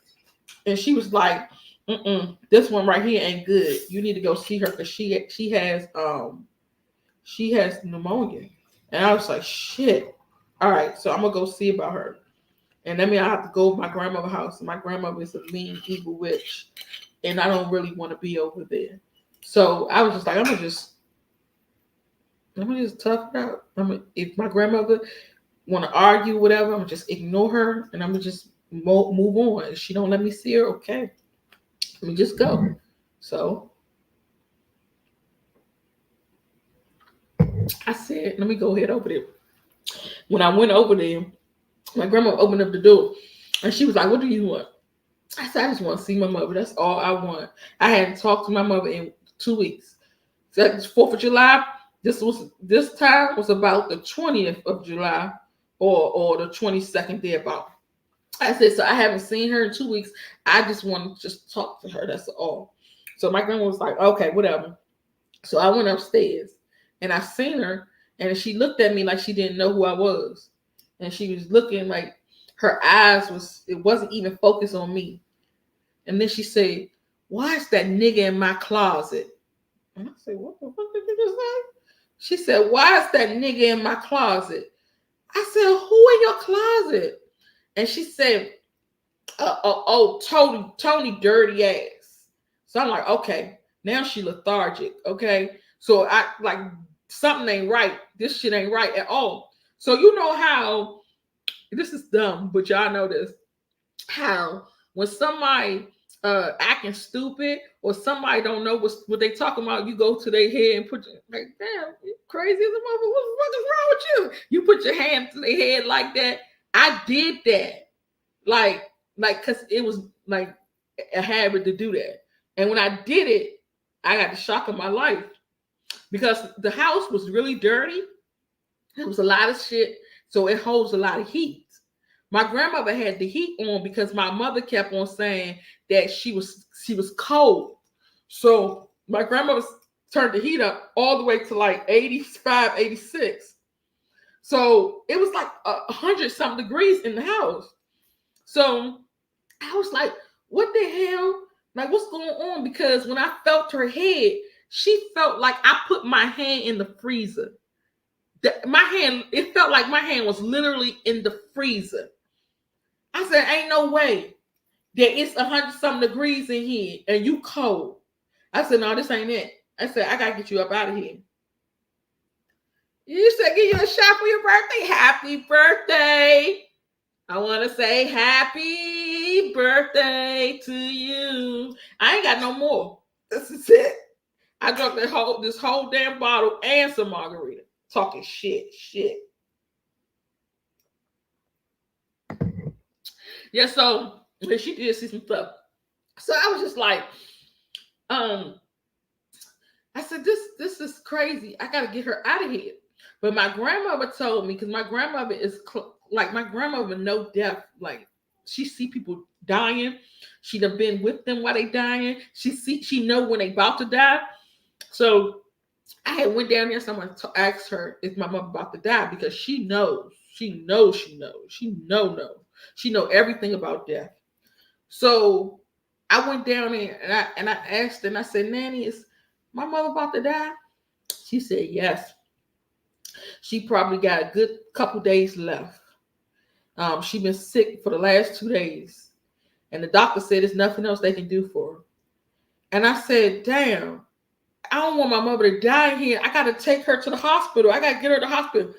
My grandma said, you better fucking not call no hospital. Because when people die in my family, I leave the body here. So everybody needs to see her. All her brothers need to see her. Your uncles need to see her. Everybody needs to see her. I said, I don't give a fuck about none of that.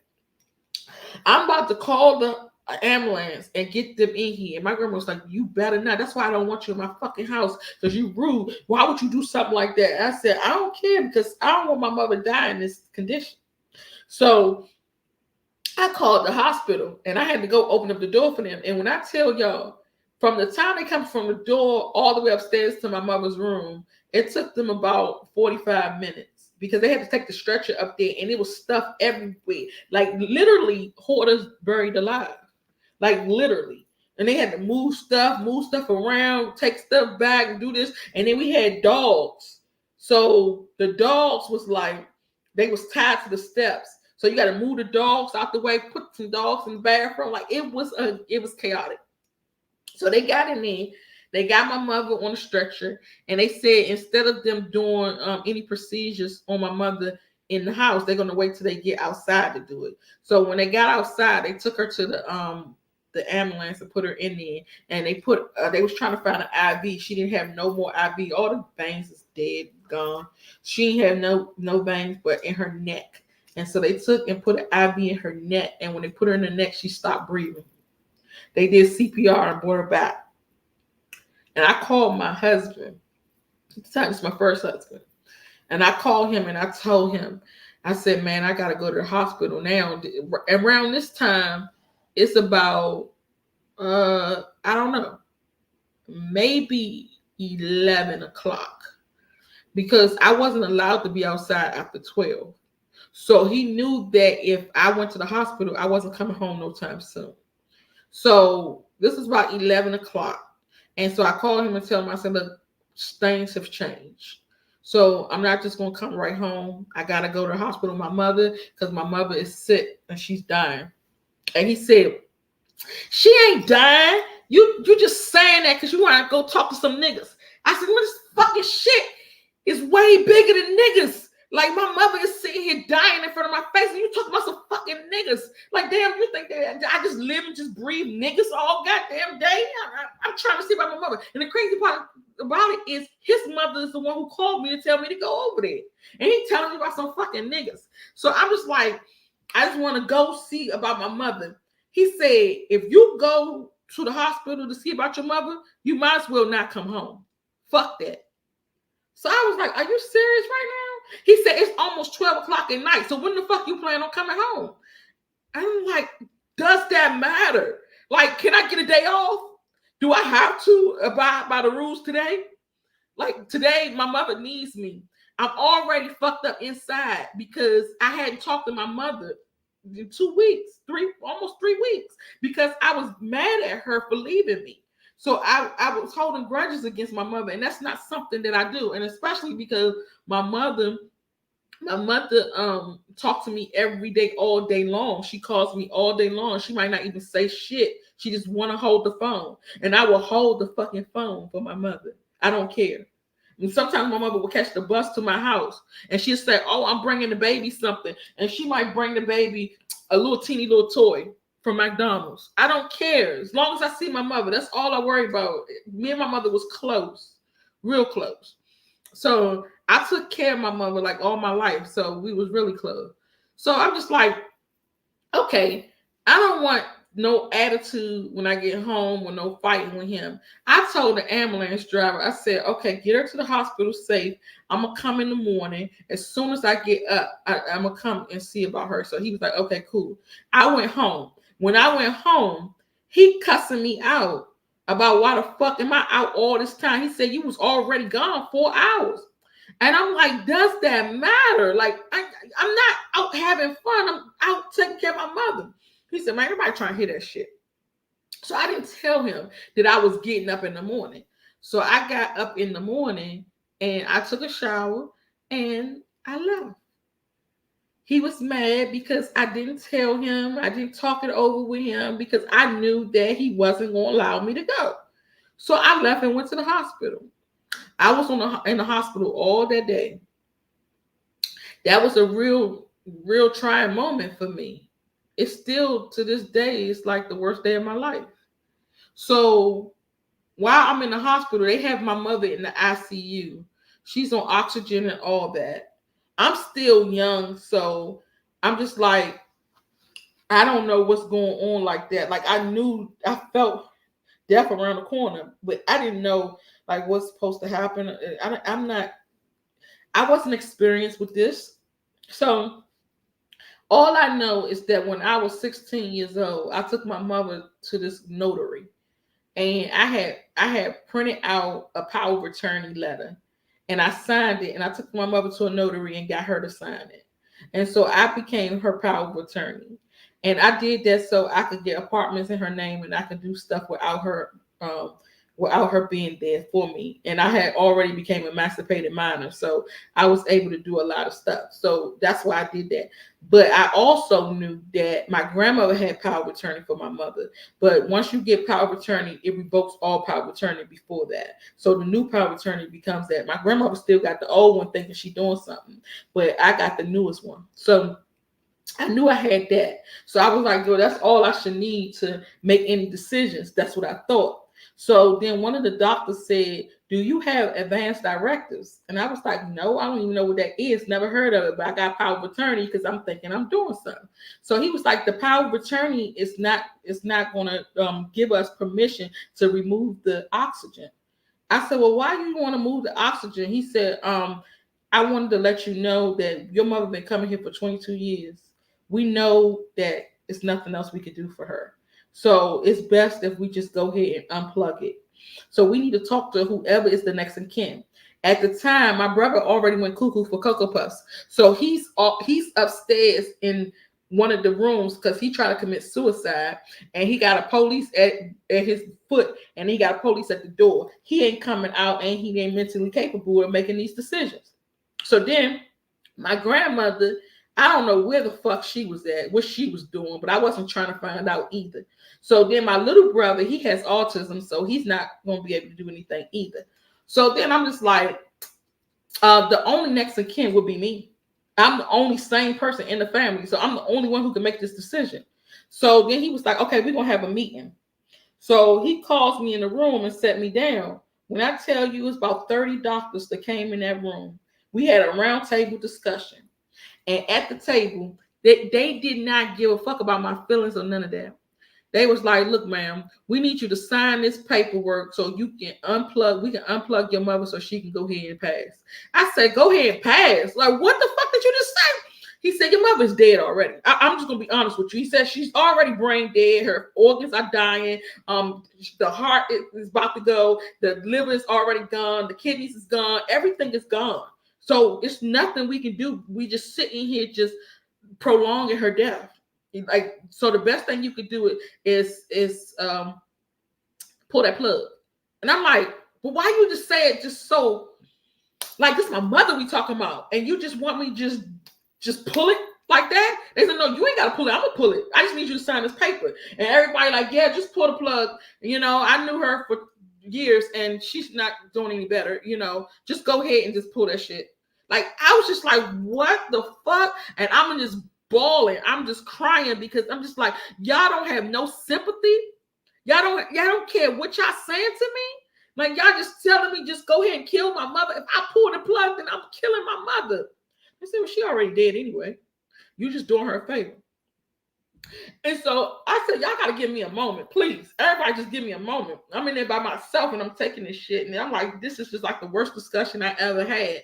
And so I was like, if you just give me a moment, I can figure this shit out of what I can do to save her. Like, we have anything to do. And then I thought about it. And I remember when my mom had bed sores and she was just like, when I came over there to check on her and I seen her bed sores, it was just an ugly sight. And I said, Mom, like, how did this happen? She said, man, who the fuck want to live like this? So I knew that if I did not unplug that, I was just being like, it would have been me being selfish. I was just going to be selfish because she didn't want to live. She had already given up, you know? And so I'm just like, the best thing for me to do is to pull it, but it's hard for me to do. So at the time, I know that I was married and my ex-husband didn't allow me to have friends. So everybody that I used to talk to when I was a teenager, I had to cut them off so I could be with him and only him. He took me away from everybody, my parents, everybody. Like, he didn't want me to have nobody. So I had nobody to call. So I called him because that was the only friend I had. So I told him, I was like, listen, the doctors just came in here and said my mother's dead, basically. And so the best thing for me to do is just to go ahead and pull this plug and allow her to go on. And I said, one of the doctors came up to me and told me that I should, one of the doctors came up and told me that I should stay the night because she would pass overnight. Because this was during the daytime, maybe like 3 or 4 o'clock. So he said that tonight is the night. Like, once they pull the plug, it's a couple hours. You know, it's not long. I ain't never even seen no shit like that before. So he was like, you should just stay the night because then you can watch her as she transitioned. And I was like, what? Like, what? This is crazy. So I called him to tell him. And he said, why the fuck would you spend the night? You got kids. I said, but you the father. Like, you could watch them. Like, why do I have to be there to deal with the kids? You can feed them and you play video games. They play video games. Y'all all kids. Y'all can play together. Why I gotta be there? I'm handling some real life business. Like, you can't watch the kids. And he like, you need to get home and be with your fucking kids, bro. You ain't cooked, you ain't clean, you ain't did shit today. You've been gone all day. And I'm like, and yes, and I'm gonna be gone all night too, because I have to be here for my mother. Like, you already took me last night. Now you trying to take me tonight, and they saying that my mother is going to die tonight, and you saying be here for the kids. I said, this is crazy, just wicked. So I hung up with him. It didn't feel right because I knew, okay, not only am I dealing with this, now I got to deal with him and him having attitudes with me and what he gonna do when I get home or what he's doing while I'm not there. So I'm just like, okay, let me try to focus, right? I'm gonna focus on my mom. So after they pulled the plug, they took her to a room that she can pass away in. you know. So it's just a regular hospital room. It's not the ICU. It's like upstairs in the regular unit. So they took her there. So I'm sitting there with her, and I wanted to see if her brain was really dead. So I remember her, the last song I heard, her singing that song, I'm going up beyond. I think people know when they dying because they start listening to stuff like that. They start changing stuff they never did before. So she was listening to that one day. I heard her, and I was like, damn, I'm gonna play that. I didn't know who sang it. I just put it in my phone and I played it. And when I played it, her head started moving. And I was like, damn, she ain't too brain dead. She know that's her song. So I was like, damn, I wish it was something they could do to save these organs or whatever. But they said that they was already done, but the brain was still working. So I'm just trying to figure out some stuff. So she was on the oxygen. And when she was on the oxygen, you could see her breathing. Her head would go up and her head go back down. You can see that. And I'll say, well, she gotta still be alive because I see her moving. I didn't know, when this thing happens. So I was like, she gotta be alive. So I'm just still hoping and praying and thinking that things can change. We can come up out of here. So my grandma finally come up there. She said, you mean to tell me they pulled the plug on my damn daughter and I wasn't here to do it and I got power of attorney? I said, Nanny, they don't care about no power of attorney. They want advance directives. She said, I don't even know what that is. I said, I didn't either, but we got it done now. So now we're going to go ahead and see this thing through. So, yeah, her body was shutting down. Exactly. So she was just talking shit. Oh, your husband and his family can't come. Your friends can't come. None of you people you know can come. I don't want none of them at my daughter's funeral. I'm going to bury my daughter on her stomach so the world can kiss her ass. Because I'm tired of motherfuckers didn't do shit for my daughter. I'm like, God damn, you come up here with the news. Like, can we just have a peaceful a transition right now? We got to argue during this time. And it's just like the whole time just talking shit. Oh, they better not fucking take her body to the morgue. I'm like, damn. I just want to just look at my mother. So I'm just sitting there watching her the whole time. And so then she went up, went back down, and flatline. You see the thing going across the thing. And I said, fuck. Like, it just took my whole heart. And my grandmother peed on herself. Then she starts screaming. She kirking out. She going all over the place. And she doing all types of shit. And I'm just like, fuck. Like, damn, this shit just happened in my face. And then after it happened, I called the nurse. And I'm like, my mother, she gone. And as they said, okay, we'll be there in a minute. They didn't give a fuck. They never gave a fuck anyway. They was like, we'll be there in a minute. And so when they finally came, they started cleaning the body. And my grandmother started cussing them out. I said, man, I gotta go. So I called my husband and I told him, I said, my mother just passed away, man. It's over. I'm coming home. He was like, yeah, all right. I said, oh shit, he still got this fucking attitude. I would have thought by now he would have got over the shit. Or if I tell him some real sad news, he'd have been like, all right, let me have some sympathy. That motherfucker likes sympathy, empathy, and everything else. So, yeah, she looked peaceful, yes. So then I just started driving home. That was the slowest drive I ever did. Because I was like in the car, I could get home in like 25 minutes. It took me like 3 hours. I was driving so slow. It's like I was in a twilight zone. I thought I had died and went to hell. And I'm looking around in the streets and no cars on the road, nothing outside. I had never seen the streets that clear before. And I was like, man, this shit can't be real. This gotta be a nightmare. I have nightmares. Like the video that I watched, that y'all watch, I had that nightmare all the time. Because I lived in that shit, So seeing these people die like this just haunts me. So I thought I was in a nightmare. I was like, man, this shit cannot be real. And so when I got home, I'm knocking on the door and nobody's answering. I'm knocking on the door and nobody's answering. I had to stand on there for like 30 minutes. So finally, my husband comes to the door, open the door, and he opens the door and he walks back upstairs.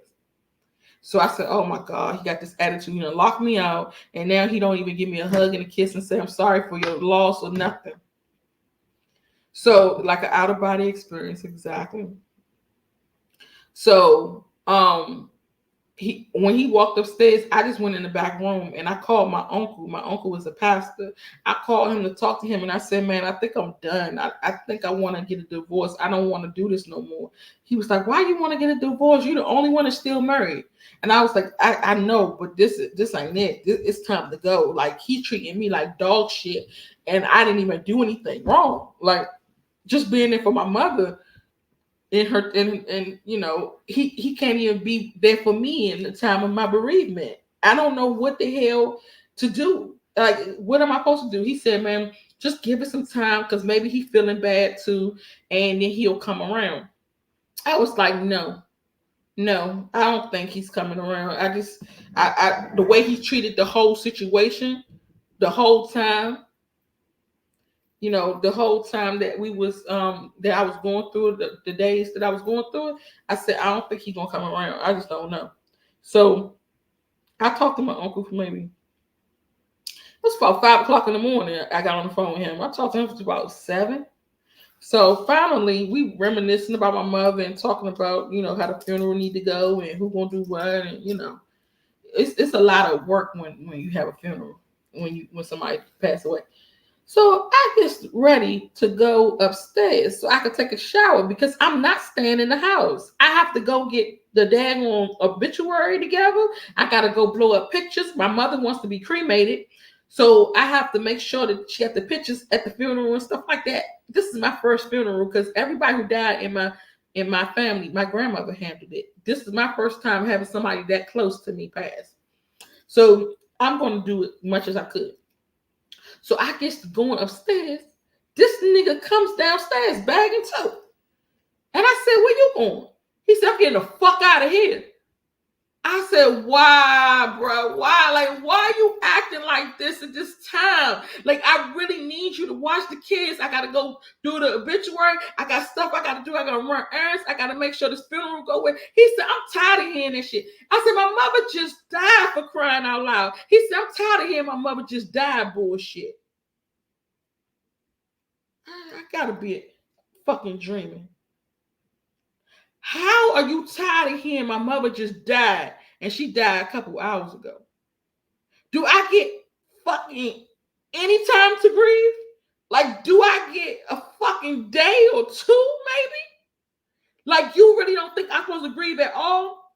He said, you've been saying that shit your whole life. I've been trying to prepare my whole life, but it's nothing like when that day happens. He said, I ain't trying to hear that shit. I said, just please. Just give me this one last day. I need one last day. I cannot deal with the kids today. My mind ain't even there to deal with no kids right now. I just need you to watch them this one last time. I promise I got them tomorrow. He said, yeah, whatever. I go upstairs. I take my shower, get dressed. I go to my uncle, one of my uncle's wife house. She had an aneurysm. She fell down the steps, hit her head, had an aneurysm, never was the same again. She used to work at the Pentagon. She used to do data with something with that. So she was really good with computers. So everybody said that when something happened, they would go to her and she would type up everything. I wasn't into that stuff at that point. So I needed her to do the typing and I can tell her the business because, I know everybody's business. So I could tell you everything about my mother from the time that my mother was 2 years old to the time she died. My mother told me everything. It was nothing that she didn't tell me about. I knew all the business. So I could tell you her close friends. I could tell people who went to school with her. I could tell you everything about my mother. So I was like, I'm the best to do this, right? So I go over there and we working on a computer. And because of her aneurysm, her brain wasn't the same anymore. So when she would type backwards and she wasn't spelling anything right. It was a lot of typos in the obituary. She couldn't put the picture up like it needed to be. I'm showing her pictures and stuff that she needs to scan. She said, oh, I'm going to scan these pictures and we're going to take it to Office Depot and get it done. I was like, okay, cool. But you need to know what to say on the data entry. Yeah. Mm-hmm. I said, you need to know what to say on the obituary. And so I was like getting frustrated because we was there all day and nothing was getting right because she kept on making a lot of mistakes. So I was just like, let me just go ahead and go home and I'll just try to come back again and finish this.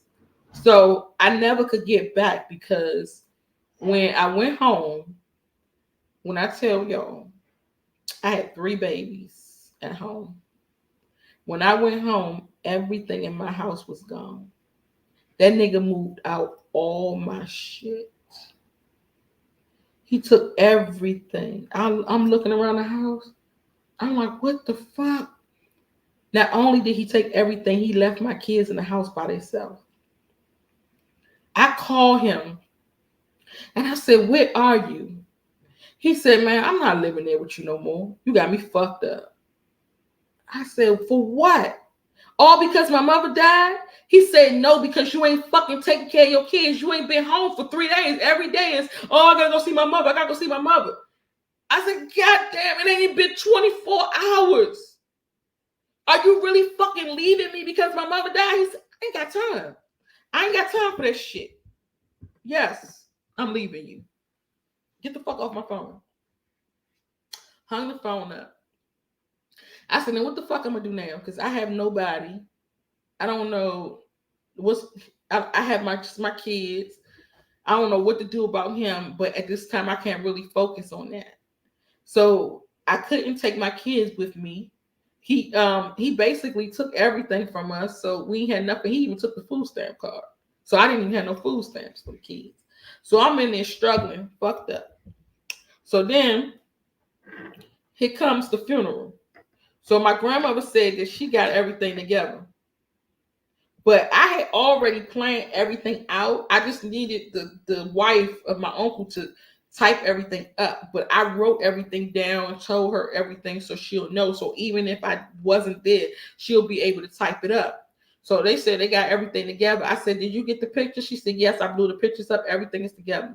I said, okay. So the day of the funeral, my daughter was supposed to sing. My daughter was 2 years old. She was supposed to sing Going Up Yonder. Going Up Yonder. Going Up Yonder. So my brother was supposed to sing Dear Mama. He was supposed to rap the Dear Mama Tupac song. So everything was in the obituary. Everything, I put everything in there. And that was my first time even I was just looking at other obituaries and seeing what they have it. So I made it real nice. So we get to the funeral. I get there early because my daughter will be singing at the funeral. I just want to make sure that she's prepared. So, because she's only 2 years old. So I just want to make sure she's prepared. So I get on the front row. Everybody coming in. My brother came in. And so my brother gave me the obituary. And I said, what is this? Because this is not what I last saw. He was like, I don't know, but you better fix this shit. And I was like, what the fuck is you talking about? He said, why the fuck my name ain't in the obituary? I said, I don't know. I put it in there. I put everything in there. And so now I'm looking at the obituary and I see all these errors. I see all the typos and all that's still in there. I see the pictures that I didn't put in there. I see my daughter is not on the obituary no more. My brother is not on the obituary. Everything that I said was supposed to go in order. None of that is a totally different obituary. So now it's still word around the damn funeral is I did this. And I'm like, oh, y'all got me fucked up. And y'all think that I'm writing like this and I'm doing all these errors and shit. And then on top of that, like the school my mother went to wasn't even the right school. Like, what the hell? I'm just like, damn, it's crazy. So everybody gonna be looking at me like she's a dumbass. We all looked up to her and she the one stupid. So I was like, damn, it's crazy. So I went to my grandmother because I didn't even talk to my grandmother like that. But this day I was just like, oh, I was heated. I said, why is everything off on this obituary different? Like, what happened? And she said, I just didn't want y'all to be up there crying, so I just took y'all off. I said, well, damn, ain't that what they do at funerals? What the hell? Like, of course we're gonna cry. Of course, who doesn't? And I might even shed a tear too while I'm talking, while I'm saying my little piece. But to take us off, that's just downright evil as hell. She said, well, I put other people on there. And the people that she put on there was my uncle's girlfriend, bitches down the street that had nothing to do with this. I said, man, what? I said, like, this got to be it's this karma coming back on me because shit is not right. So I told my uncle, this pastor, and he said, let me talk to my mother and get this straight. So he went and I wasn't talking to my brother then either. So my brother couldn't go beat his ass. They always used to fight. They was best friends when they was growing up, but they always used to fight. So I talked to my uncle, and my uncle said, I'm gonna handle this. So my uncle handled it and told the people that they wasn't gonna be able to do whatever they was doing, singing or whatever. And it was gonna be back to my daughter, my brother, and I was going to say my piece. I had a piece to say. I just wanted to let people know that my mother came to visit me. And everybody was looking at me like I was a damn fool. I just said, like, every day my mother would call me. And then for 3 weeks, my mother didn't call me because I wasn't talking to her. And I said, I just checked my answer machine this morning. Because y'all know how you have the answer machine that you have to put your phone number in and then push start and then put your code in and you check it. I hadn't checked it. I think I did check it before, but for some reason it said one new message. So I checked it. And so that new message said, hey, Visha, that's my mother called me. She said, hey, Visha, I'm home now. And hung up. And I said, this was so freaking weird that I had that one new message and I checked it and my mother said she home now. And I was just like boiling. I was like, my mother actually fucking she called me.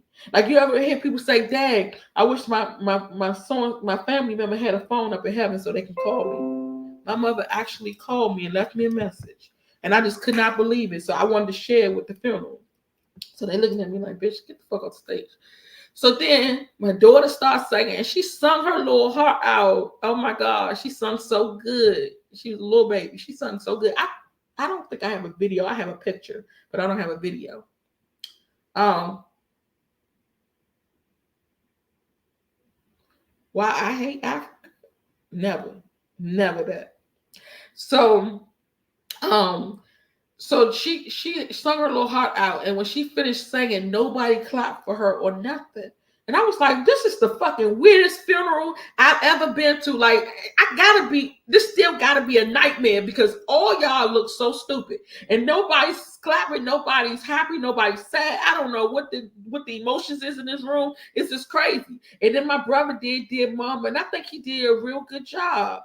And he was still high, but he did a really good job. So I was just like, I like, what he did, and nobody clapped for him either.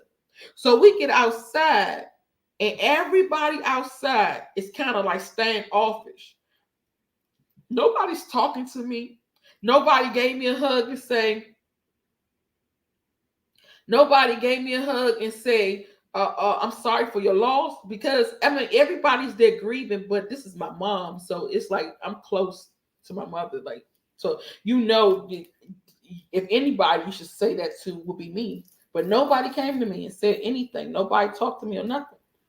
So I was like, this people just acting real strange. So I went home, and when I went home, I just broke down. I was just crying all night. Like I was going through it, and I still had to feed them kids. I still had to deal with them, and I was just in there by myself.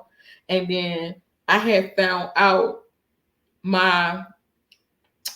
I was beefing with my adopted sister. My mother adopted a little girl back in the day, and I was beefing with her. I found out that she was supposed to be coming to the funeral, but she was scared that I was going to fight her. So she had called my mother, my grandmother, and my cousin and told them that I want to come to the funeral, but I know Kavisha going to fight me, and I don't feel like fighting her. And they told her, fuck that shit. You come to the funeral anyway. That was your mother too. If she try to fight you, we're going to jump her ass. So my grandmother and my cousin said they're going to help this girl jump me. Like, I'm not the blood. Like she's the blood. That's just how the loyalty that I was telling y'all about earlier. So, so I was dealing with that, and then I found out, I don't know who told me. I don't know if it was my father or somebody told me that the word around the street is that you got $1 million for your mother's life insurance policy and you never gave nobody no money. So I was like, what the fuck? But I didn't hear this until I left. So what I end up doing is, because nobody talked to me and everybody was just treating me so rude and nasty, I was in my feelings, like I was going through it. So it was like 4 months down the line. No, it wasn't even 4 months. July 27th is when my mother died. Her funeral was in August. I left in February during tax season. So by the time I left in February, my ex-husband came back. He came back home and he was like, I told him I was leaving. I just been planning on moving. I want to get out of here. I don't want to be here no more. And he was like, all right, I'll go with you. And that's how he ended up going to Georgia with me. So when I got to Georgia, probably like a month or two later, my father, I believe it was my father. I think it was my father. Because I don't know who else it would have been. Called me and told me that word around the street is that my mother had a $1 million life insurance policy. I took it and I left and went to Georgia and didn't give nobody no money. And I was like, that is a fucking lie. I'm in Georgia sleeping in a motherfucking U-Haul truck with my dog, my bird, and my fucking children. Had I had $1 million, I'd have been, man, living a vida loca, especially in Georgia. Because back in the day, when I moved to Georgia, you can get a 5-bedroom house for $900 a month. You can buy a mansion. You could buy a 5-6 bedroom mansion for $200,000 easily. I would have bought me a mansion. I would have been sitting up on my high horse having a good time. And you mean to tell me they thinking that I stole this money? So I found out. I did some research. My grandma was smart as shit. Y'all know that IUL, the IUL that everybody's talking about with the insurance, right? The white people been doing this shit. We just got hip to this shit, okay? So the IUL is a whole life insurance policy, and you can pull out money from the policy, right? So I remember when I was probably like, I guess it was like 13, 14. I had went up in my grandmother's house and I looked on her table in her room and she had a check from the insurance company. And the check was for like $5,000. And I was trying to think because I didn't know about this shit. I'm learning all this shit right now. It's crazy. But now it's like coming back to me. That's what that was. Okay. So she had a life insurance check on the table. And it said $5,000, but it was in me and my mother's name. So I'm like, what the hell is this? We ain't dead. How did they pay her off already? I couldn't understand it. So now I know that what happens is because it's a whole life insurance policy, you can pull off the money that's on the policy, but you will still get the death benefit in the event that the person dies. So that policy that she had, that whole life policy, was for $1 million. So what she did, she's smart as a motherfucker.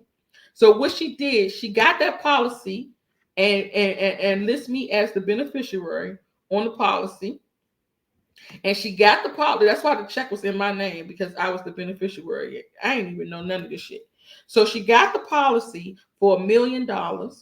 And her cousin is a mortician. He has his own funeral home. So all the funerals go through Horton's Funeral Home in Washington, D.C. So the cousin, she gets him to go and talk to the birth certificate building, the vital statistics. So when the person dies, you go to the vital statistics and you tell them that you need a death certificate. They ask you what's the cause of death and all that, especially when you don't have the mortician sheet. I mean, not the mortician, the morgue sheet to say the cause of death. So she told him to let them know that the cause of death, the morgue sheet, to let them know that the cause of death was natural causes. So he took the morgue sheet to the vital statistics building and put on her death certificate that it was natural causes. She take the death certificate and take it to the insurance company. The insurance company pay out because she died from natural causes. My mother didn't die from natural causes. My mother had full-blown AIDS when she died. But if he would have told them that, she would never have gotten paid. So she got her $1 million and she had a good time. And tell everybody that, oh, she stole the money. And so now everybody looking at me. Do y'all believe this? This was 2010. It's 2024. And my family still don't talk to me. The ones that's left still don't talk to me because they still think I stole the money. So the ones that's left, I would love to see them and talk to them before they dead and gone, but they won't talk to me. They say, oh, you took the money and you left and you went to Georgia. And I'm like, oh my goodness. That's fucking crazy.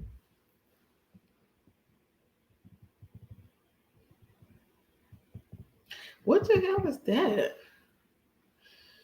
So it's deep. It's deep. And so now I'm just learning this whole IUL thing and how this thing works. And y'all, I can help y'all out with the policy. So anybody want a policy, let me know. But that whole life policy is definitely worth it. That's definitely worth it because anything happen, you want to pull from it. You need to invest. You can pull from it anytime. And in 30 days, it's 30 days.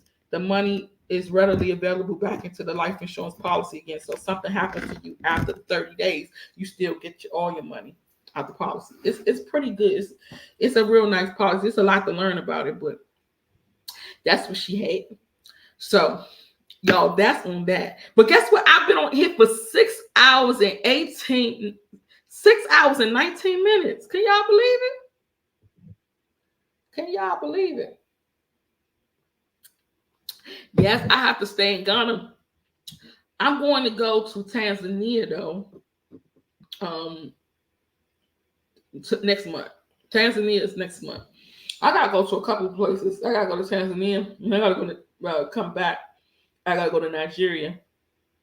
I have a lot of stuff going on. I have my Afro beats thing that I'm doing. I have my movie that I'm doing. I have video shoots that I gotta do. I have so much stuff going. So much stuff going. It's like once you get into that arena, you start meeting new people. They start giving you ideas. You start doing more stuff, and then it's not expensive. So it's just fun. It's just nice. Yes, I'm going to see it because my friend is telling me it's wonderful. She over there. She got her little new boyfriend, everything. She's like, I'm not coming back to Ghana. I'm like, are you serious? She said, girl, I'm staying. So I'm going to go over there and see her. But y'all, that's what, man. It's a lot going on. But like I said, y'all look for new content because I really appreciate y'all following me and following my journey. And then everybody just like my views been going up, my followers been going up. I said I gotta get them better content because me doing editing on my phone is not where it's at. I'm gonna learn how to edit because I said I'm gonna take a class. I'm gonna learn how to do it, but for right now, I hired the editor, I hired a manager, so they're getting the videos together now. So it's gonna be all new content. I'm changing up things, some things like y'all know, like I'm really vocal and I say stuff and sometimes it hurt people's feelings, especially Africans. They be like, why you said it like that? Why you say it like that? So okay, I'm gonna change up. I'm not gonna say it because it's how you deliver the message. So I can deliver the message to y'all and still tell y'all things are not quite right over here, but I ain't gonna say, man, this shit fucked up. So I'm gonna start speaking better.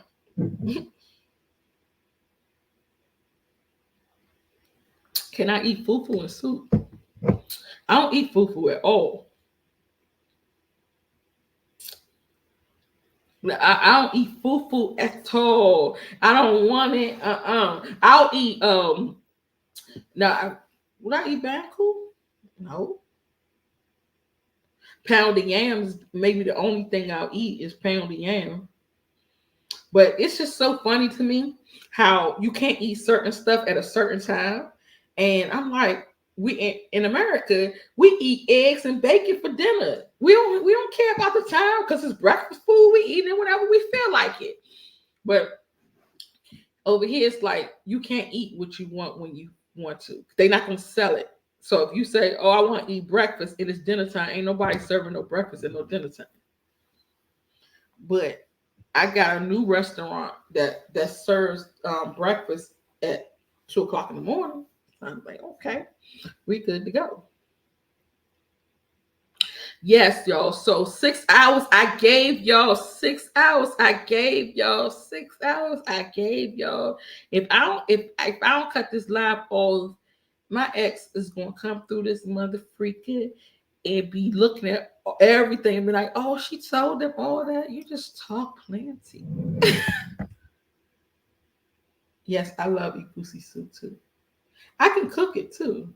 I cook all that. Like when I was married, I learned how to cook all the food. So I can cook for him because this nigga wanted me cooking breakfast, lunch, and dinner while he sit and smoke weed and drink and smoke cigarettes. So I'm sitting here cooking and learning all this shit. Sometimes I had to go drive to America, get all the groceries, all the African food stuff, and to bring it all the way back to take it all the way back home and cook it. And hopefully it will last me for like 2 months so I could do it again. And this nigga is just sitting there while I got to do all the damn work. Okay, so that's why I feel like I don't need another nigga. Nigga coming to me talking shit. I'm like, look, we can be friends. That's about it. I'll be your friend. I talk to you and chill with you. That's all the fuck I'm doing. Because this shit right here, it make you not want to ever get in a relationship again. Y'all know, I know me telling y'all about my relationships and the stuff I've been through, it make y'all tired. It drains y'all. Y'all head be hurting. Like, what the fuck? Imagine me going through it every day. In there. Oh, let me tell y'all this one last thing. So I don't know how many of y'all was on here on this live when I first started 6 hours ago. Is it anybody still left? That was 6 hours ago when I first got on the live. Who is still left from there? Y'all comment in the chat. How long you been on this live? I just drank a whole bottle, my margarita, all that. I know it's not gonna be, y'all not gonna do it that fast. Do I like white men? Never, ever, ever, ever, ever, ever, ever, ever, ever. I don't even have white friends. I don't even talk to white people. Never, ever, ever, ever, ever, ever. No. Hell no. I won't even let a white man touch me. Okay. So, Tony, I guess I'm talking to you because you said you went to sleep and woke back up, and I'm still talking. Yeah, that be happening. Everybody say that on the live. That be happening. You said they nice. Not for me, because ain't those the same people who enslaved my ancestors? No, thank you, sir. Bob. Hell no. We still got to pay for what our ancestors, whatever happened to our ancestors, you got to pay too. You ain't fucking around. Okay, BP, yep, you still here. Oh, thank you. I appreciate that. Okay, so let me tell y'all. So y'all remember the story that I was telling y'all when I was like, I was telling y'all all the stuff that I had been through with my first husband and how he didn't allow me to spray perfume. He didn't allow me to douche. He didn't allow me to do all this stuff. Now, when you messing with somebody, and they have certain habits. Oh, you in DC? Be careful, honey. Be careful. you with somebody and they have certain habits, certain characteristics. I'll say 90% of the time it stems from childhood, right? So that's why you have to protect your babies and make sure that they straight, because later on in life they be like doing crazy shit. So I always say that my childhood was fucked up. That I have abandonment issues because everybody in my childhood abandoned me, and then I had issues where um, I didn't. My father wasn't there. He wasn't around. So I feel like I have guy issues. Like I like my weakness is men. Okay, then. So all that stuff stems from your childhood, right?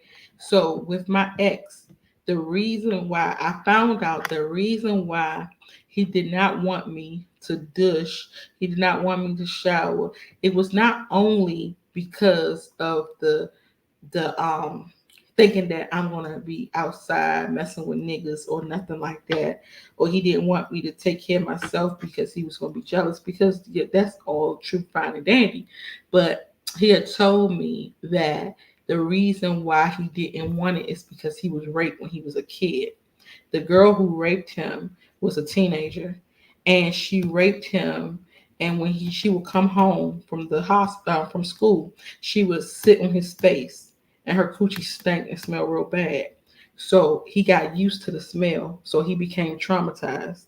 And whenever he would be with a woman, he would want her to smell like that too, because it does something to the endorphins where it makes him want to have sex. So it was all programmed in his mind from childhood, from like he was 12 years old. So now every woman he's with, he doesn't want them to shower or douche or anything like that. He looks at them like that's a hoe. She wants to go out and have sex with other people because I don't need that. She's doing that for somebody else.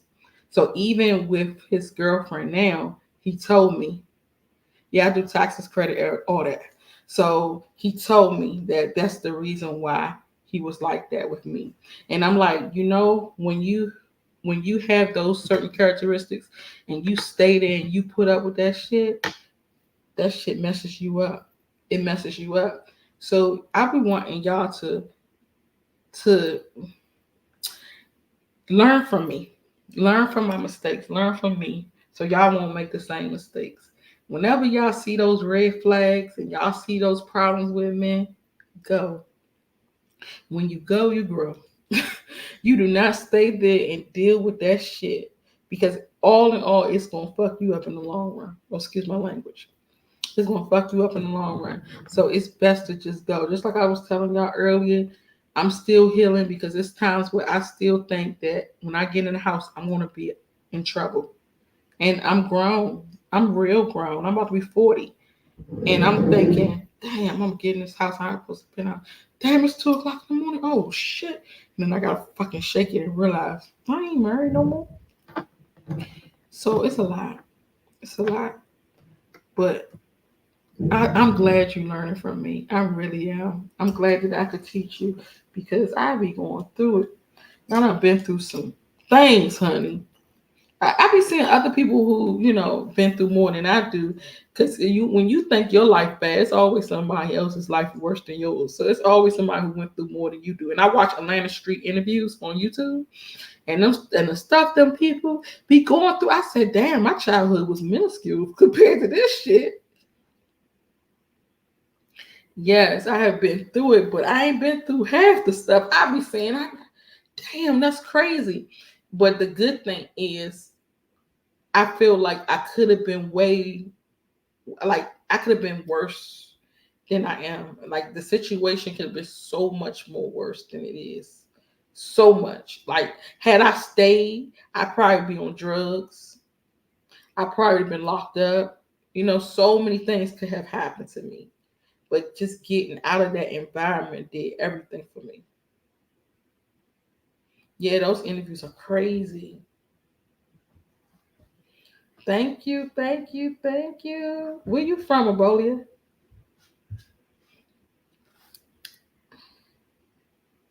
Oh, thank you. I'm glad I am doing a wonderful job. Sometimes I be looking like, damn, I should be doing way better than I am. I made a lot of mistakes, along the way, but I'm trying. I'm trying. I swear I am. I swear I am. I need to stay focused.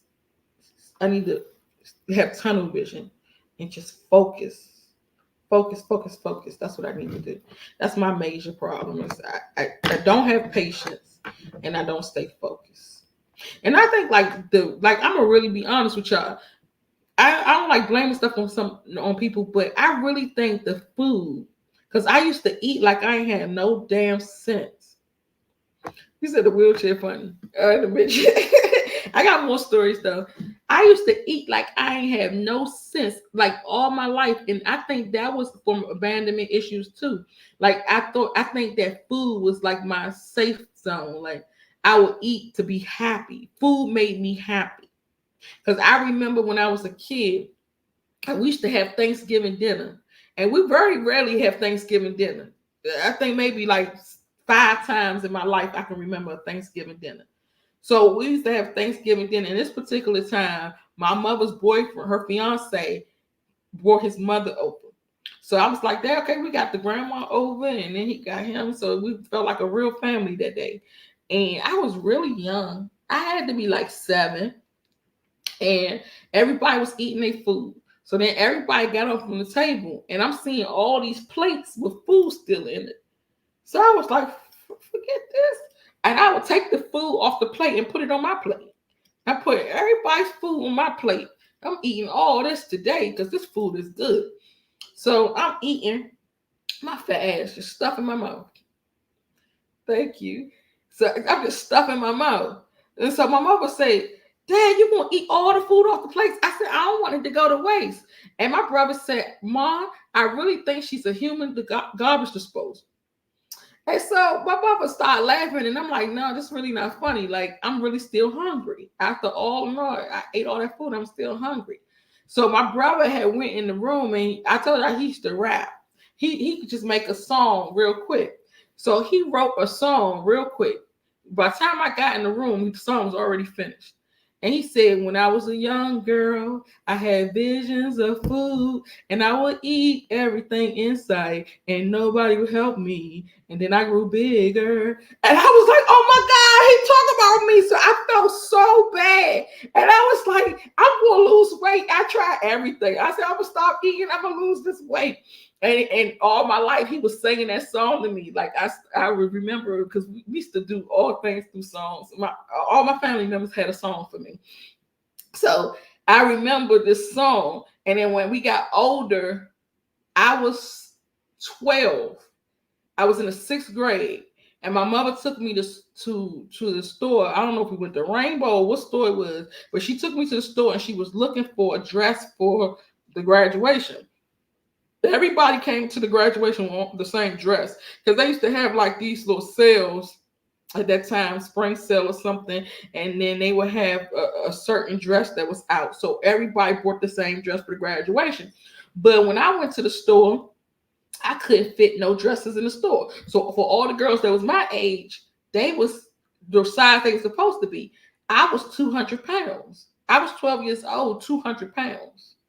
So I'm a little bit bigger than that now, but I was 200 pounds.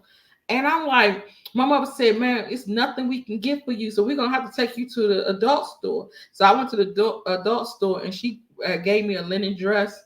She bought me a linen dress and then gave me a white sweater. And she told me I was going to wear that to the graduation. So I was the only one in the graduation looking different with my big ass. So my brother said, this is so sad. Like, that mom couldn't even buy you a regular $12 dress. She had to take you and buy you some special shit, because you so damn big. And he started singing that song again. I said, I'm determined to lose this weight.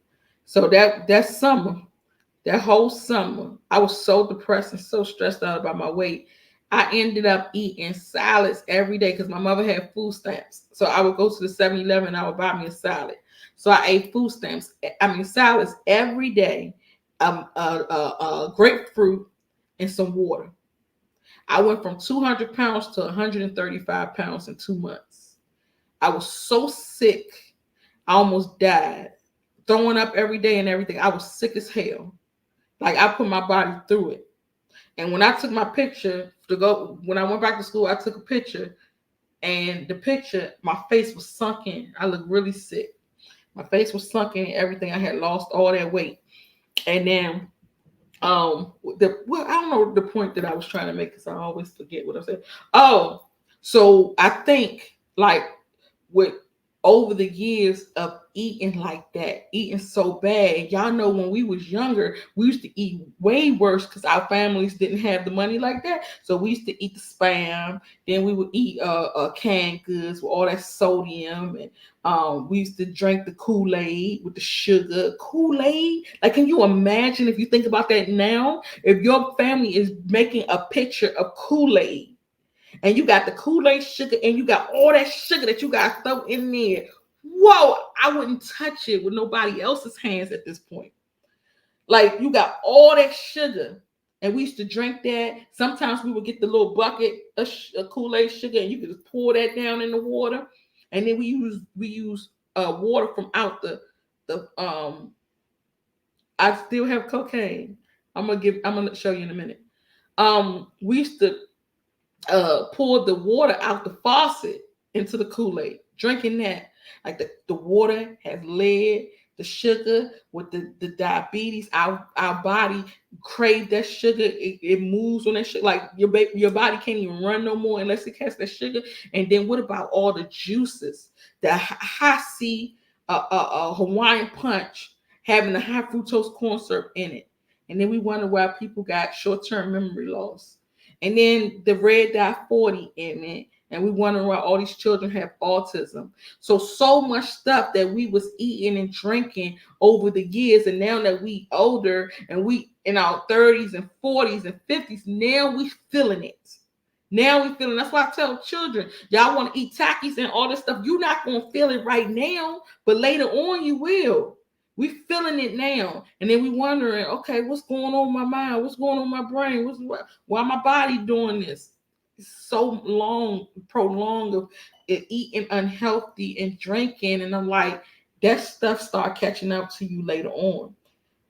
Start catching up to you, and you be like, why am I good? So the food has been like an enemy for me, and I said I can't do it no more. So right now, good morning.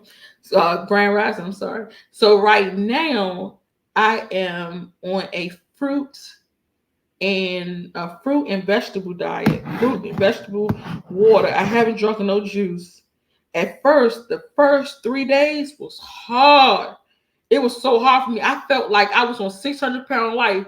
I was like, I gotta eat. Like, I need food. I need meat. I need this. And I was like, I can't do this, y'all. I can't do this. I was crying and everything. And then I'm trying, my kids is on the diet too. So I'm trying to support them. But I was like, I can't do this. This is too, I'm a fat girl. I need some food. And then it got better and it got better and it got better. So now I don't care for it. So when I went to the restaurant, I said, man, make sure you give me a salad and you give me some soup, some broccoli soup. And my son had said he wanted some meat. I was like, man, I wouldn't be able to stomach it. I wouldn't even be able to watch you eat it. Like, no, I can't do it. I don't want it. No parts of it no more. Juice was 99 cents. Yeah, so everything that was really cheap was bad. Everything that we could afford was bad for us. And now that we suffering, our families are suffering. Everybody's going through it. I had family members who died from lupus, cancer, sarcoidosis, diabetes, high blood pressure, multiple sclerosis, like all types of shit. And that's where it came from. It came from all that food and drinks they was putting. And I had went to visit DC. Like the beginning of this year, I think it was like in January. I had visited my friend in DC. And when I went there, we went to a store that I used to shop at when I was a kid. Do you know everything that was in that store when I was a kid is still in that store? There was those pork skins. The pork skins were salt and vinegar pork skins. When them Jones came out, I was just so excited. I was like, this is the best things in the world. Imagine what that did to my body. Then they had the juices, the little Huggies, the tall ones, the Huggies juices. I thought that was the best shit. They have all the types of chips and stuff they was having, a little popcorn kernel. All of it's trash, straight garbage, and they put it in the hood for us, and they kill us slowly. I remember when they had introduced the vaccination, they had did this campaign. It was called the penny candy too. It was called "It's Wise to Be Immunized," and they got everybody on this campaign. People walking down the street with signs, "It's wise to be immunized." And so they was telling my mother, they was telling everybody, they was telling my mother, like, if you don't get them vaccinated, you will lose your welfare check. We're gonna cut the welfare check off, the food stamps, you won't get health benefits or nothing. So my mother was like, oh shit, let me go ahead and take them. I remember it like it was yesterday. I was 5, my brother was 3. And then she took us to the doctor. It was across the street from the welfare building. And we went in there and they gave us the vaccinations. The vaccination didn't bother me. And then when they gave us the vaccination, I had chickenpox. I was already going through the chickenpox situation. So it didn't bother me. I didn't get no fever or nothing. But my little brother ended up getting a fever. Now, when they did this thing, like getting a fever is normal after vaccinations. But they did this thing. They said that they was stopping the ambulance. The ambulance was costing the city too much. So every time you would call an ambulance, it would cost a lot of money. They didn't want to pay it. With the insurance company, didn't want to pay it. So they said they got this new program that you will get this PPO. And what you do is you call your PPO provider whenever you get sick. They will come out and they will pick you up or see to you, you know. So you don't call 911. You will call your PPO. So my mother called the PPO. I don't know why she didn't say fuck them and call the ambulance, but she called the PPO because my brother, when she checked his fever was 105 and he was going into convulsions. So she called them and said, look, I need y'all to come and get my son. He's sick, da. And they said, okay, we coming. They didn't come for 3 hours. So by the time they came, they got him to the hospital. He already brain messed up, already almost brain dead, but he still had brain activity. So after they seen him and all that, he was in it for a couple hours and they got him stable and he was good enough. So once the fever had died, fever went away, they end up saying that we can go ahead and release him and let him go home. So when they brought him home, I said, Mom, like, his activity is different. Like, something ain't right about him. She said, oh, well, he's still sick. Maybe he got to get over it. You know, it takes some time to get over it once you come from the hospital. I said, man, I don't feel right about this. Something ain't right. I said, well, what did they do to him in the hospital? She said, they gave him some Tylenol. They gave him the IV. They was getting the fever to go away, and he's fine. So a couple days later, I'm just watching him and his activity just seemed down and out. He won't talk or nothing. So you know how when somebody sick, they don't be talking. So I'm thinking that's what this was. He not talking. He not saying nothing. So couple days later, couple days go past, and I'm like, he said, I took him to the kitchen. He said he wants something out the refrigerator. He said, door. I said, what the fuck? Like, he couldn't talk. I said, the door. I said, oh, hell no. So I told my mother, I said, Mom, he is not talking. Like, something wrong with his voice. So she was trying to figure it out. He started playing with toys, and he would line the toys up all on the bed, line all the cars up, and play by himself like he was in his own world. And I was like, he is not the same. So my mother took him to the doctor, and they diagnosed him with autism. They said he was autistic. I said, but he wasn't like that before he got sick. He wasn't like that. So now all of a sudden he got autism out of nowhere. He wasn't born like that. And so my mother said, see, this is the reason why I never wanted to do the vaccination. The vaccination has autism in it.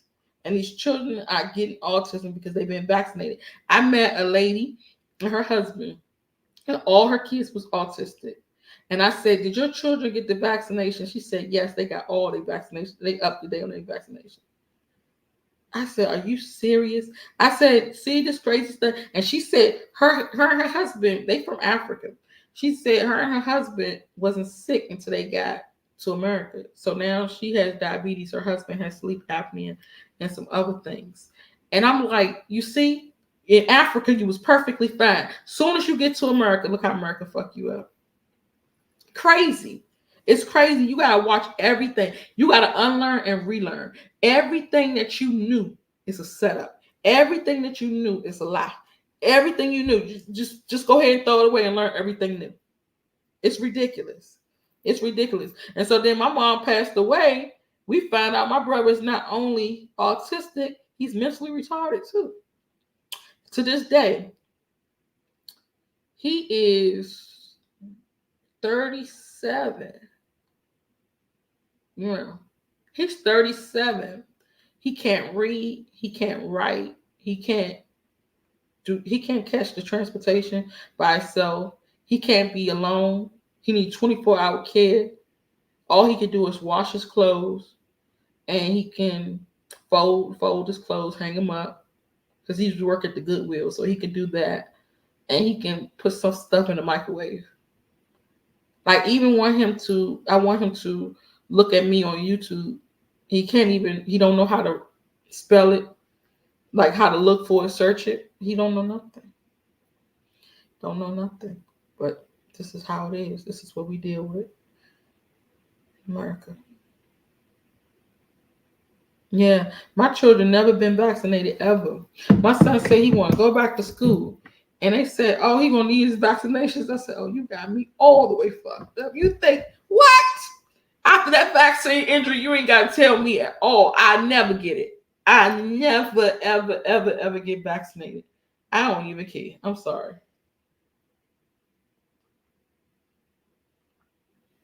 Thank you, Tony. I swear, never. I never get that shit to my kids. But that's how it be. But what we don't know will hurt us, right? Okay, I was trying to show. I don't know if it was Ebola. I'm trying to show you cocaine. Everything by myself. Oh shit! You ain't washed this wheelchair by yourself. Oh shit! All right, yeah, I'm trying to show her cocaine, because cocaine is at my son's house.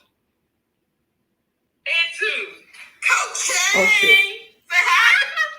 Hi, cocaine. I like the way you move. I like the way. Dun, dun, dun. I like the way. I like the way.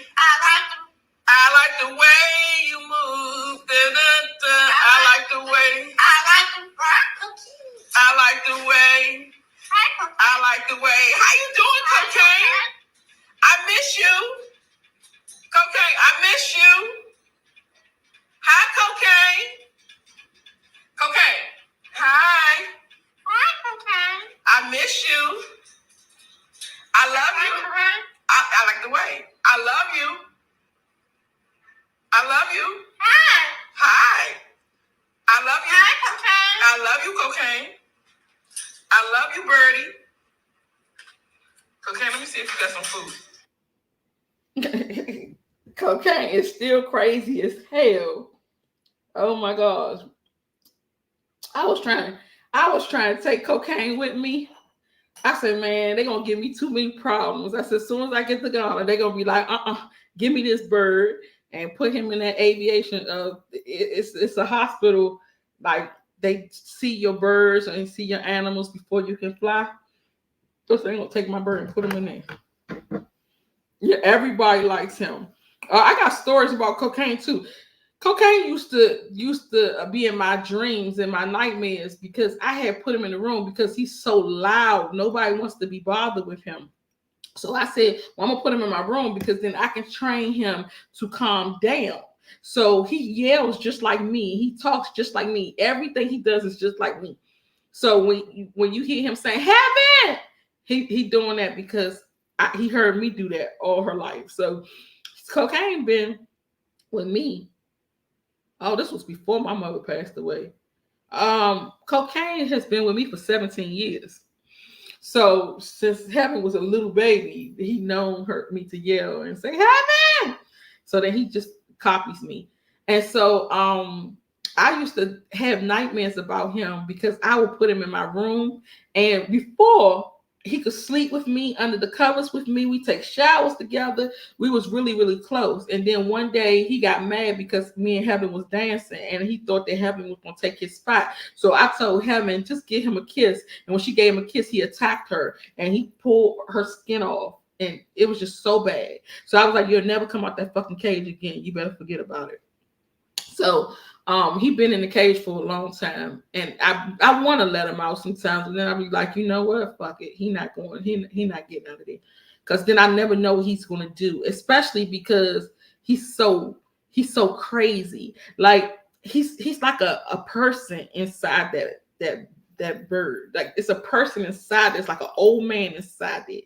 It's so many things that he do that will wow you. Like we put a lock on the cage. Sometimes we used to, but I don't do it no more because I know his capabilities. Put the lock on the cage and keep the key inside the lock hole so you won't lose the key, because if we lose the keys, no way we can open up the cage.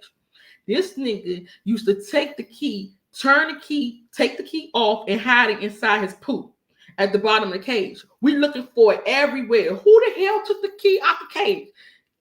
It's him the whole time. Then one time, I had got a new cage. And so this one, I lock it straight across. So I'm like, okay, he ain't going to be able to get in there from this one. Maybe he'll get in one of them flap locks, but this one is straight across, metal piece going straight across. I said, he going to be able to get in there. So then he started getting out the cage. So I said, who in the world is letting this bird out the cage? I'm going off for everybody in the house. I said, y'all know that he get out this cage. It's hard to get him back in. He might attack somebody. Please stop letting him out this cage. Or when you open up that cage door, close it back. I'm cussing everybody out. So one day, I just so happened to say, I'm just going to sit and look at this bird. So I'm looking at him. He goes up to the cage. He sticks his hand out and he pushes the lock and open up the cage. I said, oh, hell no. So he doing that himself at this point. So I said, I'm going to have to get a new lock. I got a new lock. I got a lock from Walmart. It's a little one with the numbers on it. So the numbers on it. So I'm not even thinking about not doing the, first of all, if you move the numbers, most time people move the numbers because you're going to memorize the code. So I never thought about not moving the numbers. Like, who cares? You know, we in an all-in house. So I goes and open up the cage and leave the numbers just like that. I close the cage and lock the thing back. So this Negro gets there and he pushes the numbers right where it's supposed to be at. The numbers is almost there. It's just a little bit up. He pushes it right where it needs to be at and unlock it. He been watching me the whole time. Unlock the cage. I said, okay. It's too much. Like at this point, he need to go back where he came from. And he said, let Cocaine spread his wings. Cocaine don't know how to fly. Cocaine never flew before because when I got him, I cut his wings. So I would always cut his wings every 2 months or 3 months. I would cut his wings. So since he been in that cage, he don't know how to spread them. And if he do flap them a little bit, that's all. But if it's time to take off and fly, he wouldn't know what to do. He'd hit the wall and fall. He wouldn't know what to do.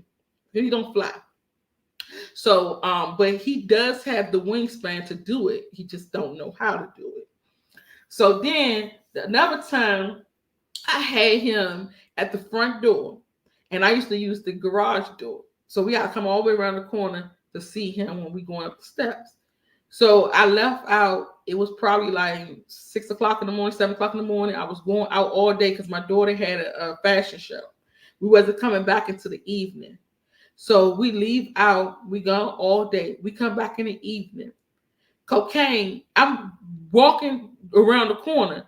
I look around the corner, Cocaine looked at me sideways, said, where the fuck you been all day? I said, okay, I'm done with this damn bird. The shit that he say is just crazy. It will blow your mind. And everybody used to come over there just to talk to Cocaine. And he told one lady, she said, oh my God, Cocaine is so cute. I love him. And he said, you look like a bird. And she said, I look like a bird. The shit he be saying out his mouth. I don't even train Cocaine. But if you train him, he can learn anything in 2 hours. It just takes 2 hours. Because I had one time, long time ago, I taught him the song, a Lil Wayne song. Lil Wayne had a song. I forgot the name, damn song, the lyrics. But I taught him 2 hours. He was singing that song. If I spent time with him and teach him some stuff, he could learn a lot. But all he learned now is what he sees and what he hears. So he knows how to ring the doorbell. He knows how to do the phone, the phone ringer. He knows how to bark like a dog. One time I had some people come and they was like some important people. We was doing, I think it was some people who was trying to give me some windows or something. They want to sit down and do a presentation with me. And they was like, oh my God, the bird is so cute. The bird is so nice. And they said, what's his name? And I didn't want to be looking crazy. So I didn't tell them that his name was Cocaine. I said, his name is Snowflake. And he looked at me. He said, the name is Cocaine. I said, oh shit. He would turn into an old man and had the old man voice and everything. He said, sit your ass down. I said, this the shit that he be saying. But y'all know his favorite song is I Like the Way You Move. He can actually sing the whole song. I like the way you move. Dun, dun, dun. And he be dancing and shit to it. If you tell him to dance, he'll dance. He can do tricks and stuff. He could lay down. He can lay down off the stick. He could do all types of tricks, but I won't let him out to do it. I said, you'll do this shit right in there. But he's really scary. He's a scary bird, and I'm thinking that he's scary like that because he's never been out the cage. So he think everybody is trying to fight him, everybody trying to harm him or do something to him. So he's just off the Richter scale. I said, you is crazy as hell. And then when I put the cage, the blanket on him, if he ever is covered up, he won't say anything. I don't know why. I guess that's his instinct to be quiet when it's dark. So he won't say anything. Just cover him up and he'll be quiet. And so when he covered up, he'll look up under the cage and look at you and be watching you. And he used to do that when he was in the room with me. And so that's why I was just like, oh my God, I be having nightmares. And sometimes, like, I have a nightmare that me and my friends, we getting together, we outside, sitting on the car, talking, chilling. Everybody just talking about their little stories and shit. And then Cocaine will come and he'll fly and sit on my thing and say, she lying like shit. I said, Cocaine, please get the fuck out of here. And I'll wake up and be like, Cocaine, get the fuck out of here. He's he's looking at He always say that, You say you want one. Oh my God. Let me tell you about Cocaine. I didn't want Cocaine at first. I had a son Kanye. I always wanted a son Kanye. So I had a son Kanye and his name was Goody. Goody was the cutest little thing. We was teaching Goody all the new tricks and he was learning so fast. And so one day, I had the cage. I had Goody in the cage. I put him in the cage for the night. And I used to sleep with Goody too. I put him in the cage for the night, but I had nowhere to place the cage. So I placed it on top of the freezer, on a deep freezer. Never would have thought that when I got up in the morning that Goody would be gone. Goody died that night because the freezer was too cold. And I would never thought that that freezer would mean a difference from the cage. Like it did. He died from the freezer, it was too cold. So I went back to the store to tell the lady I lost my bird. The bird died and I'm so sad and I just need another one. And she was like, well, we don't have no more sun conyers. The ones we got in now are parrots. And they was really little, like Goody. And so they was in the incubator. And she said, these parrots, you have to take them home and you have to feed them with a bottle. They newborn babies and all that. I'm like, wow, that's crazy. So I'm talking to the macaw that's at the window. That one was very smart, was talking to you and asked you questions and all that. So I'm talking to her. I said, I need this one. She said that one was $5,000. I was like, oh, I ain't got $5,000. So Goody was only $350. So I was like, I can stick with that. So when I went back into the room with the incubators, I saw the bird and I'm looking at all the little cute little birds in the incubator. And I said, and Cocaine said, hello. I said, how the hell did this bird talk and he's a newborn? She said, I don't know, but he's been copying off the one in the front. This whole time, he's just saying everything he said. I said, give me that one. I want that one. I like smart things. I'm taking that one home. She said, oh, that's $3,500. I was like, $3,500? We got to do something to get this money. So we ended up putting a deposit down, $500 deposit down, and I came back a couple of days later with the $3,000, and I got my bird, and I had them ever since. And they said when you feed them with the bottle, they tend to be loving and caring, and they get close to you. But if you just give them food, they just gonna look at you like you anything. It's my handler. That's it. So I wanted to feed him so I could do stuff with him. So I was able to take showers and take him out, do tricks on my hand. He trusted me. I would sleep with him, all types of stuff. But now we don't have that bond no more. If I even go to the cage, he running thinking I'm going to do something. You said start recording him. I need to. I got to figure out what to do because my son is saying he don't want him at his house no more because he make too much noise. He be cussing at him, and he tell me shut the fuck up. I said he ain't never told you shut the fuck up. He said yes he did. I told him stop that damn noise, and he said shut the fuck up. I said well damn, this bird is getting wild. And then another thing he's doing is he said that cocaine don't want his food. So he's been taking his food, spitting it out and putting it on the floor, spitting it out, putting it on the floor. So he said now he only give him a little bit. And I'm like, I hope you don't starve cocaine to death. Like, I really want to figure out what to do. I don't know what to do. I don't even know. I don't know what to do with cocaine, but I got to do something. And I got to do it fast. They said they can live so long that they outlive us. They outlive us. So they live a long time. I even told him just put cocaine outside under the porch because he can actually, survive outside. He said no, he ain't doing that. maybe it's best that he not do that because he probably forget about him. Yeah. Y'all, I've been on here for 7-8 hours. I gave y'all 7 freaking hours. So damn, I got to get off of here. I got stuff to do. I got things to do, y'all. Y'all already know. I wish I could look at all these comments and stuff. Maybe later. I'm gonna save the live so y'all can come back to it. Y'all might want to hear these stories again. Y'all might want to see the video again. You need to clone that bird? Where you at? Where you live?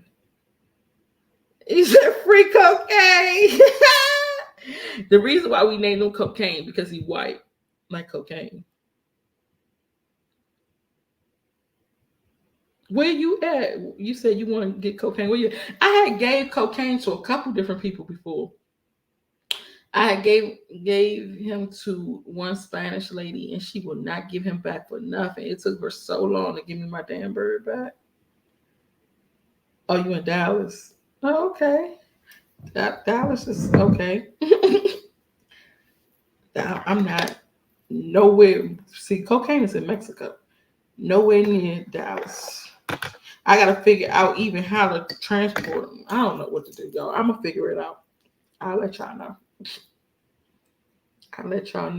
But can y'all believe when I first moved to Ghana, I took cocaine with me. I hid him in a bag, in a book bag, in that long ass flight. He didn't say one mumbling word. I told him when we got on that plane, I said, if you say one word, your ass is grass because they're going to pull this plane over. They're going to do a landing. They might even land in the water some damn well, and they're going to get us the fuck out of here. So you better be quiet the whole ride. That first flight was 16 hours. He said nothing. He did so good. The only thing he did wrong is when we was going through TSA, they said, take the bird out the bag and let me check the bag. And when I took the bird out the bag, I got him on my hand and he started getting scared because the people was right there. So he started biting me. And I was like, this nigga bite me. I'm gonna get oh man, can you believe that? Can you imagine that beak biting you? Oh, I was shaking my drawers. Like I was like, oh my God, this nigga bite me. It's on. I'm gonna let this motherfucker go. He be like, ha! And be trying to fly and shit. Ain't never gonna happen. I said, this is gonna be so embarrassing. This is gonna be so embarrassing. Yeah, I should have left his ass there. I said, no, this is crazy, man. This bird is off the hook. Yes, they see, you can get through TSA with animals. It's when you get to the plane that's the problem. Because TSA don't know the plane's rules. Every plane has its own rules. Every airline has its own rules. So TSA can't keep up with the rules. So they don't know what plane you're going on. They don't know what the rules are. So they'll just send your animals through. It's when you get to the airline that's the problem. So I was okay going through as long as she could be quiet on that daggone flight. But that's dangerous, man. I said, I don't want to do that no more. That's cray. And then it would be crazy because it's hard to get animals. I mean, it's hard to get birds into Mexico because birds are illegal in Mexico. So once you get your animal to a place, leave it there. Just leave it there. Don't try to remove it no more. Oh my God, because that'd be crazy as hell. Yeah, just leave it there. All right, y'all. I got to go. I got stuff to do, and I've been on here for 7 hours. This is like a work day. One more hour, I don't work. I don't had a work day, so we're gonna have to do this often. But y'all gonna have to start coming up to the stage and talk to me.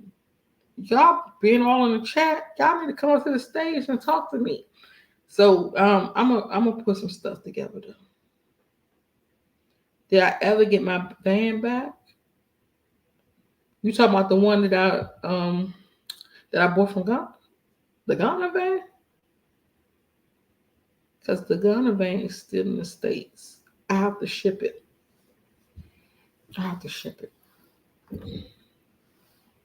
Oh, you want to come up next time, please? Okay, moderator, let's get it. Let's go. Yes, come up next time. So maybe tomorrow. Maybe I'll do one. Maybe I'll do one Sunday. And Sunday, come up to the stage. Cocaine family, yes, definitely. Yes, so come up to the stage on Sunday. Okay, so I see you guys on Sunday. Y'all have a good one. Be blessed.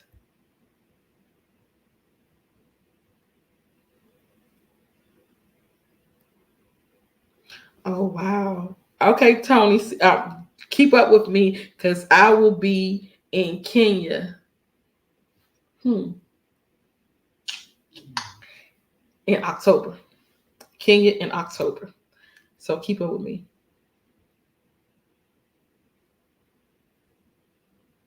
Yes, it's still up. All the videos are still there. Thank you, Kimmy. You too. Bye-bye, y'all. See y'all later. I'm trying to give it some time because I talk before y'all see it. So we seen it at different times. I don't want to shut y'all up. Yeah, see y'all later.